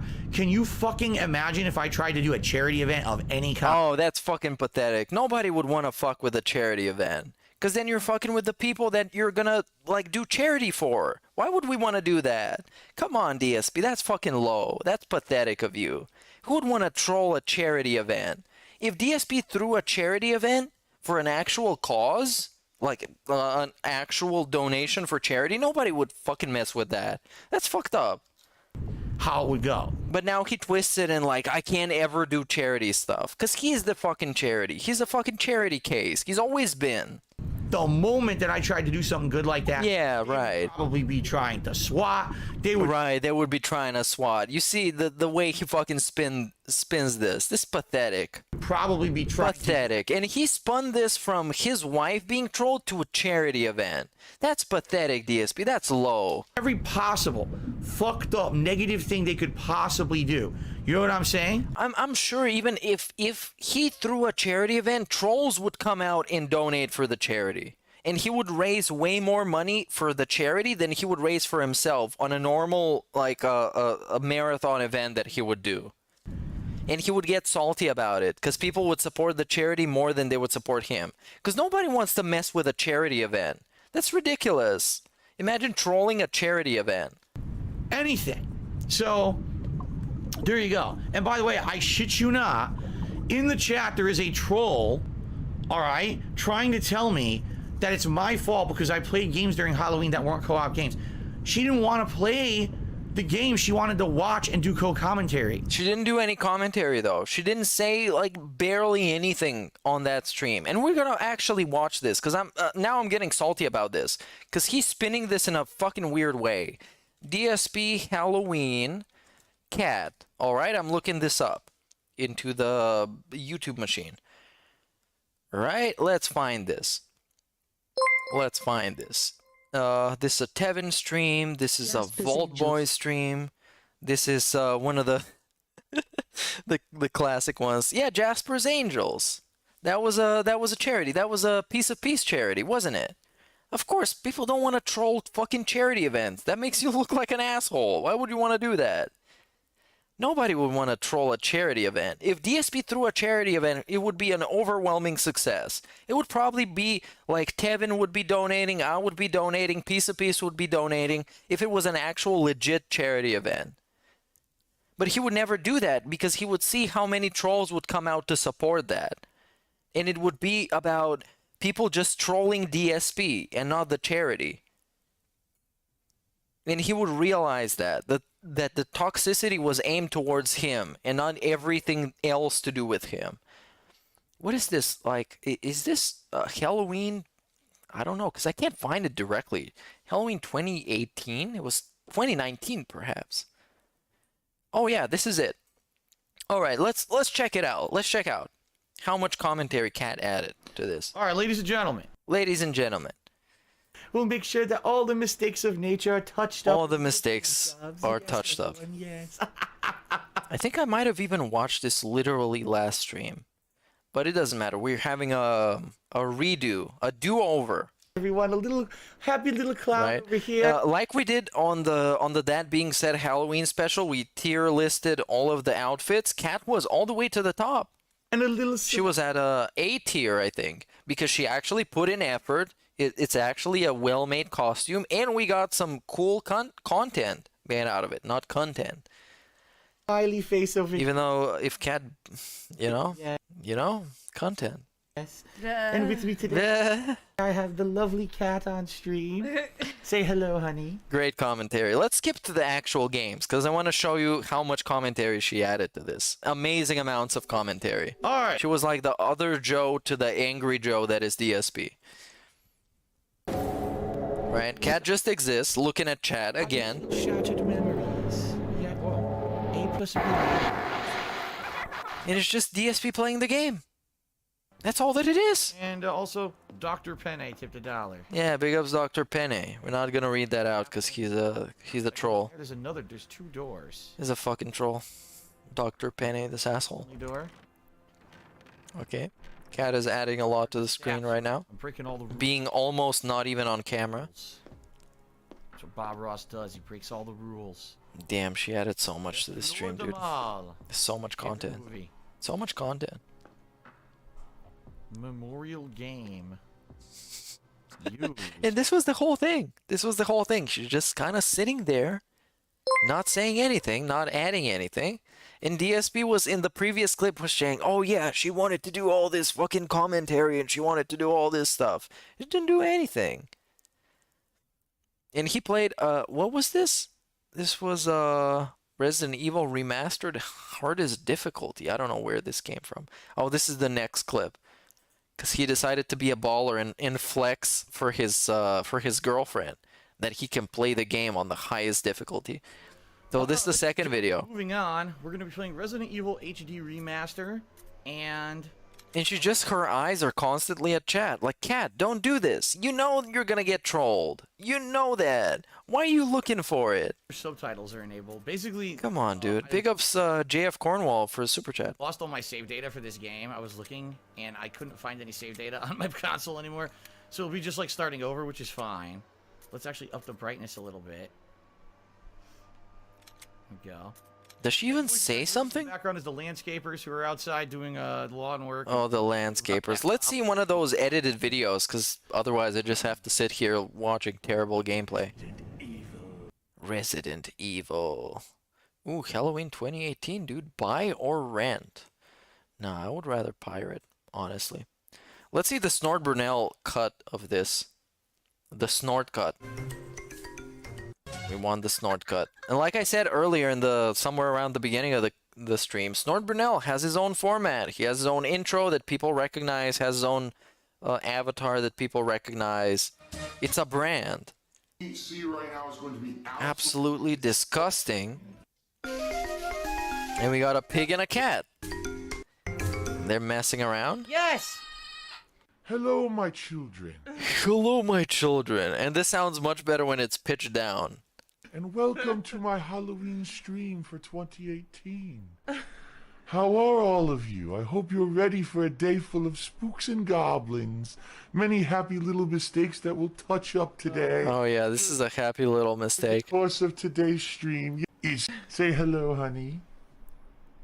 No, you're not She going didn't even want to say hello. Are you kidding me? She didn't even want to say hello. to say hello. This is how much she wanted to fucking add commentary. Didn't want to even say hi. Okay, fine. Hello, everyone, and welcome. Yes, yes. Many of you today have shown up already, my little I pirate your streams cause I fight meerkats daily. You should definitely pirate my streams. I encourage this. Don't watch this on YouTube with like ads. I don't put any ads on my stuff, but in case Susan puts any ads, just pirate that shit. And I thank you and I welcome you to my house. Big ups first Phil for super chat. So as we Just like download this illegally with some app that downloads YouTube videos or some shit. today, we'll make sure that all the mistakes of nature are touched up with little paint jobs. Yes, everyone, yes. Yes, yes, everyone, yes. Oh, I love the pitch on these videos. Yes, yes. All right, guys. All right, guys. Here it is. Who am I? I'm obviously a 19 Pig Ross. dancer. No, I'm not. So I told you guys. I told you that I would be something that would have Snort high-speed Ross. interactions. Remember? So obviously, with the amount of Bob Ross emotes that are in the stream chat already, I figured this would be a cool costume. And obviously, as we're playing horror games, who better to guide you through the world of horror than a man who puts his little happy little touch on all things, right? But I'm gonna have a problem because his beard keeps falling off. So if you play today, the beard's gonna be coming off constantly. So Kat here is this, her nice steampunk outfit, looking very gorgeous today. Yeah, you can't really see it very well on camera. Well, if you want to stand up, you can. I guess up to you, though. The way the pitch changes, it's so good, man. Not me. Oh, you can stand up if you want to. No. I outfit. She didn't want to say hi. She didn't want to show off her costume. That's some amazing content that she's adding to the stream. Amazing. Why am I getting trolled? Didn't even want to say hello. But yes, I hope you Yes. guys like my hair. I styled it for several hours this morning to prepare for today's happy little stream. And I know that all of you today... You know, after this, I'm gonna go watch their vlog when they made their first 2 videos together, and that's how I'm gonna end the stream. I'm probably not gonna get through this, but yeah, Will be here. we're gonna check it out. Looking forward to playing horror games with me today. Yes, yes. Yes, yes. It's already in your mouth. It already is. And it's funny because, so you guys can see, so I have my drinks today, but there's no way I can get the drink to my mouth, so I have like a straw to try to get it into... The best thing about this is when the beard came off and he was shitting on Tevin, he was still drinking from the straw. Oh my god, you can't even... In the beard...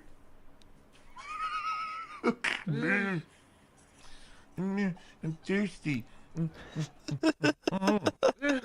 That it's disgusting. Oh no! It's actually disgusting. I agree with you, Snort. It's gonna. Be I agree with you. to get through It is disgusting. Okay. All right, sounds good. Look at this. Oh my god, it's a lot of emotes. 1 million. There's like 1 million Bob Ross emails. I knew this would happen. Yes, my children. I knew today you would all like to get a nice taste of Bob Ross. A nice taste of Bob Ross. Right there. Fucking just A vomit taste of Ross. and retch all over the place. A happy face to give you a nice. Oh, you know what? Hold on. Let's make a happy little tree right over here while we're here. Nice tree. Yeah, that's right. When he was pissed off and drinking from the straw, that was some peak content. That was so fucking good, man. Yes, He was just like shitting on somebody over the internet and then takes a sip from a straw. Is just golden standard of lolcow content. Clouds up here. Yes, very nice. And Cat this entire time just looking at chat. So many hairs in my mouth. Ugh. This Cat is off now. Like I told you guys. Well, I said this last night, but I don't know how many of you guys were here. Obviously, for last night's stream. Oh, this is, by the way, they cut out the entire gameplay segment from this because it's worthless. Nothing happened. Nothing happened. They just played a bunch of fucking games when DSP was just stumbling through, and Cat didn't add anything to them. Jesus Christ. Kat was not going to be here all day anyway. This is her only day off this week, outside of our next day off together, which is Monday. and she's got stuff she wants to do. You know, she's got stuff she got to take care of, and Right. so it wasn't Tevin's fault, was it? The stuff she wants to do. thanks obviously to her for being here for the first couple or a few hours of the stream. You know, nice of her to join us and dress up and everything. But she's off. She may be here later tonight to say goodnight, like at the end of the stream. But yeah, she's off to do other stuff now. Okay. Some people earlier were asking what happened to Kat. Bottom line is she's. And he was also low-key drunk during this. I don't know how. Maybe he got drunk during the break. He took a couple of shots. But he was definitely slurring his words. Definitely. And I know because I'm doing this right now. Basically bummed out that so many people were trolling. Oh my god! And it sucks because She's bummed out because people were trolling even though she wasn't gonna stay the whole time, like we already said. I knew that was gonna happen. As I've told you guys, you know, previously, Kat has nothing to do with myself or my content. Kat has nothing to do with me, beside being the person who lives with me. Literally my closest person, she has nothing to do with me. Or any of the negativity associated with me, and she thought, oh, this would be something nice to do, to dress up for Halloween and come by the stream and hang out with everyone. And the excessive amount of trolling that was going on basically got to her, and she says, I want to go do other stuff. You know, I've been playing games. She was gonna do other stuff anyways, though. Trolling or not, she was gonna do other stuff. But now we're gonna blame it on the trolls. That she left at the time that she was supposed to leave, I'm right? not in the mood anymore. And I want to go do other stuff. So she did basically. She went on. She, you know, she's actually not even home right now. She wanted not even at home. Such a bad mood. You know, and it sucks because I would, you know, honestly, if the trolling wasn't so bad and if things weren't so nasty, she probably would be in my stuff a lot more often. I know you're lying, but that's the reason why she really hasn't. She would still add nothing though. She would add nothing to this. Trolling got so nasty, you know, stuff about stupid shit, you know, about her looks, about her past, stuff that has nothing to do with anything going on. And, you know, it pisses me off because this is something special that we were building up and talking about for weeks and weeks, and she was really excited for it, and she went and got a costume for it and everything. And here she is trying to, she was going to start doing commentary. The first thing she sees when she looks at stream chat is trolling and nasty shit about her. Oh, so that's why she didn't do any commentary whatsoever. Because people were trolling in chat that she actually looked at for no reason. And despite knowing that this is DSP's chat, and it's a special event that people are going to troll extra, and she still looked at chat. Sure, DSP, I trust you a lot. Totally turned her off and basically... Totally turned her off. You would have liked her more if she was turned on. If Kat was turned on, it would have been great, you guys. The costume would go straight off. I just don't want to be there anymore. And I was like, all right, you know, I'm not going to make you. A little sensitive sissy ninny. You know, they really are. Little special snowflakes who've been pet and, you know, protected by their parents all their lives. You know, if you really are upset, you know, it sucks. And I just want to say thanks to the mods. The mods are doing a good job today. I don't want the mods to feel like they didn't do a good job or whatever. They did. Like when it was happening, I saw they were shutting it down fast. I'm just going to ban. Fuck you. They were shutting it down fast, but my wife was still offended, I guess. Because trolls were trolling, even though they were shut down fast. And screw you. There was just so many things that don't make sense about this shit, man. There's nothing much else that we can do. You know, DSP tries it. There's a sick motherfucker on the internet called Tevin. Shout out. Yeah, he got a shout out. To iconic. Restream my illegally. I love the word illegal. And that's great because I know exactly what he means, but it's also makes it way funnier when he says illegal. Fucking trolls. This shit is fucking illegal. Who are the only reason why he has any notoriety is because he copies my shit and he eggs his trolls on to do negative shit like he eggs his trolls. I was there, you guys. Tevin was like, you guys, you should go and troll Phil's ugly wife, and told her she looks like a raccoon. Oh my god! Oh my god! What was that? What was that? That was the messiest fucking thing I've ever seen in my entire life. What the fuck? come to my stream and to basically make fun of my girlfriend and do nasty shit. It's his fault. It's his fault. It's my fault. Happens. I'm Jim now? I'm good at lying. And anyone who supports that kind of fucking content is a mentally ill asshole. And this is him sticking up for his wife, by the way. Girlfriend at the time. So spineless, so pathetic, man. To just like beef with somebody on the internet for this. It's just so fucking funny. It reminds me of the consequences will never be the same clip. Morals. And the bottom line... Actually, I'm gonna play this clip and then I'm gonna end the stream because I'm just getting sleepy as fuck at this point. This shit's gonna get boring. So, consequences will never be the same.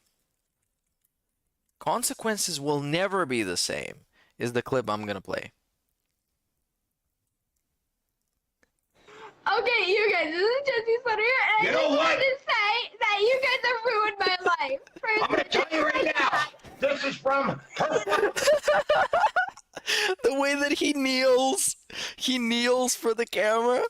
You bunch of lying, no good punks, and I know who it's coming from because I back traced it, and I know who's emailing and who's doing it, and you've been reported to the cyber police and the state police. You're right. So you better write one more thing. You've been reported to the cyber police and the state police. I backtraced it. I know everything. Ruin my computer again.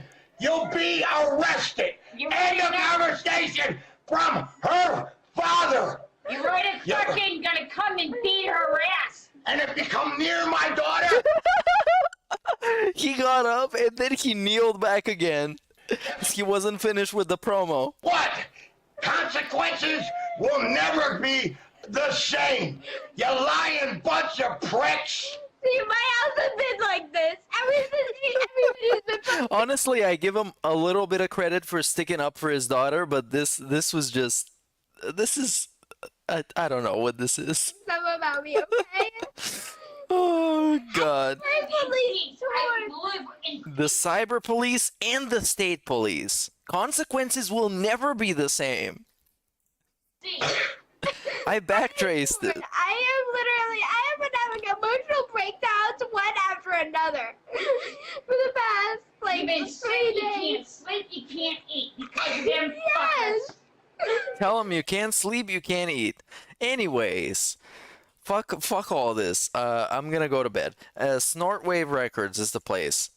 Snortwave Records. And we're gonna play some songs and then I'm gonna pass out. Sounds good. The Guy remix. That's the one. Oh no, I promised. I didn't promise, but I showcased there was gonna be a karaoke segment. So we're doing it now. Fuck it, we're doing it. All right. The Guy remix. Rest in peace, Takeoff. Gone too soon, man. I love that guy. Best Migo ever. All right, Lil Piggy the Guy remix. Let's get it. Take a look around. I'm the guy. This is how life is. Life is not like this. Life is not like this. Life is like this. Life is like this. But I'm Darkside Phil. But I'm Darkside Phil. I'm not any other content streamer. I'm Darkside Phil. I'm the guy. I'm the guy. An eBay scammer.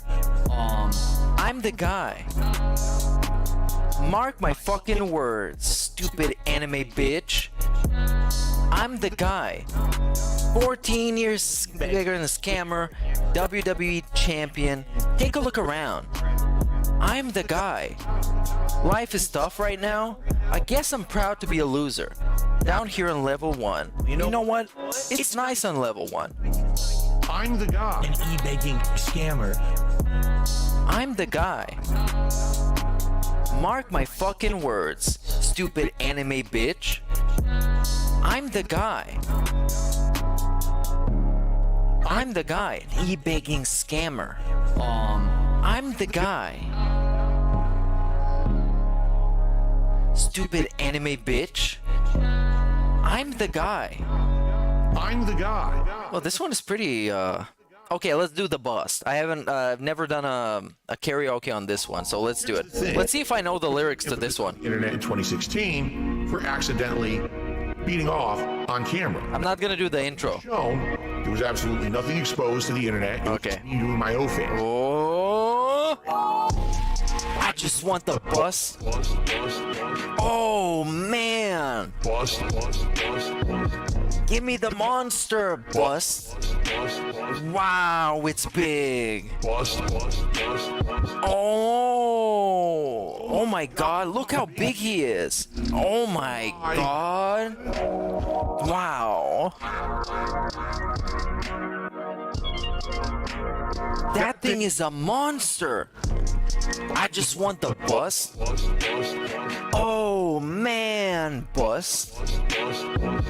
Give me the monster. Wow, it's big. Bust. I just want the. I just want the. I just want the. Wow. Give me the monster. I just want. I just want the. Vibrant and robust. Wow. I just want the bust. I just want the. I just want the. Wow. Give me the monster. I just want the. Wow, it's big. Where did the load go? I just want the bust. Oh man. Give me the monster. Wow, it's big. I just want the. I just want the. I just want the bust. I just want the. I just want the. I just want the bust. Whoa!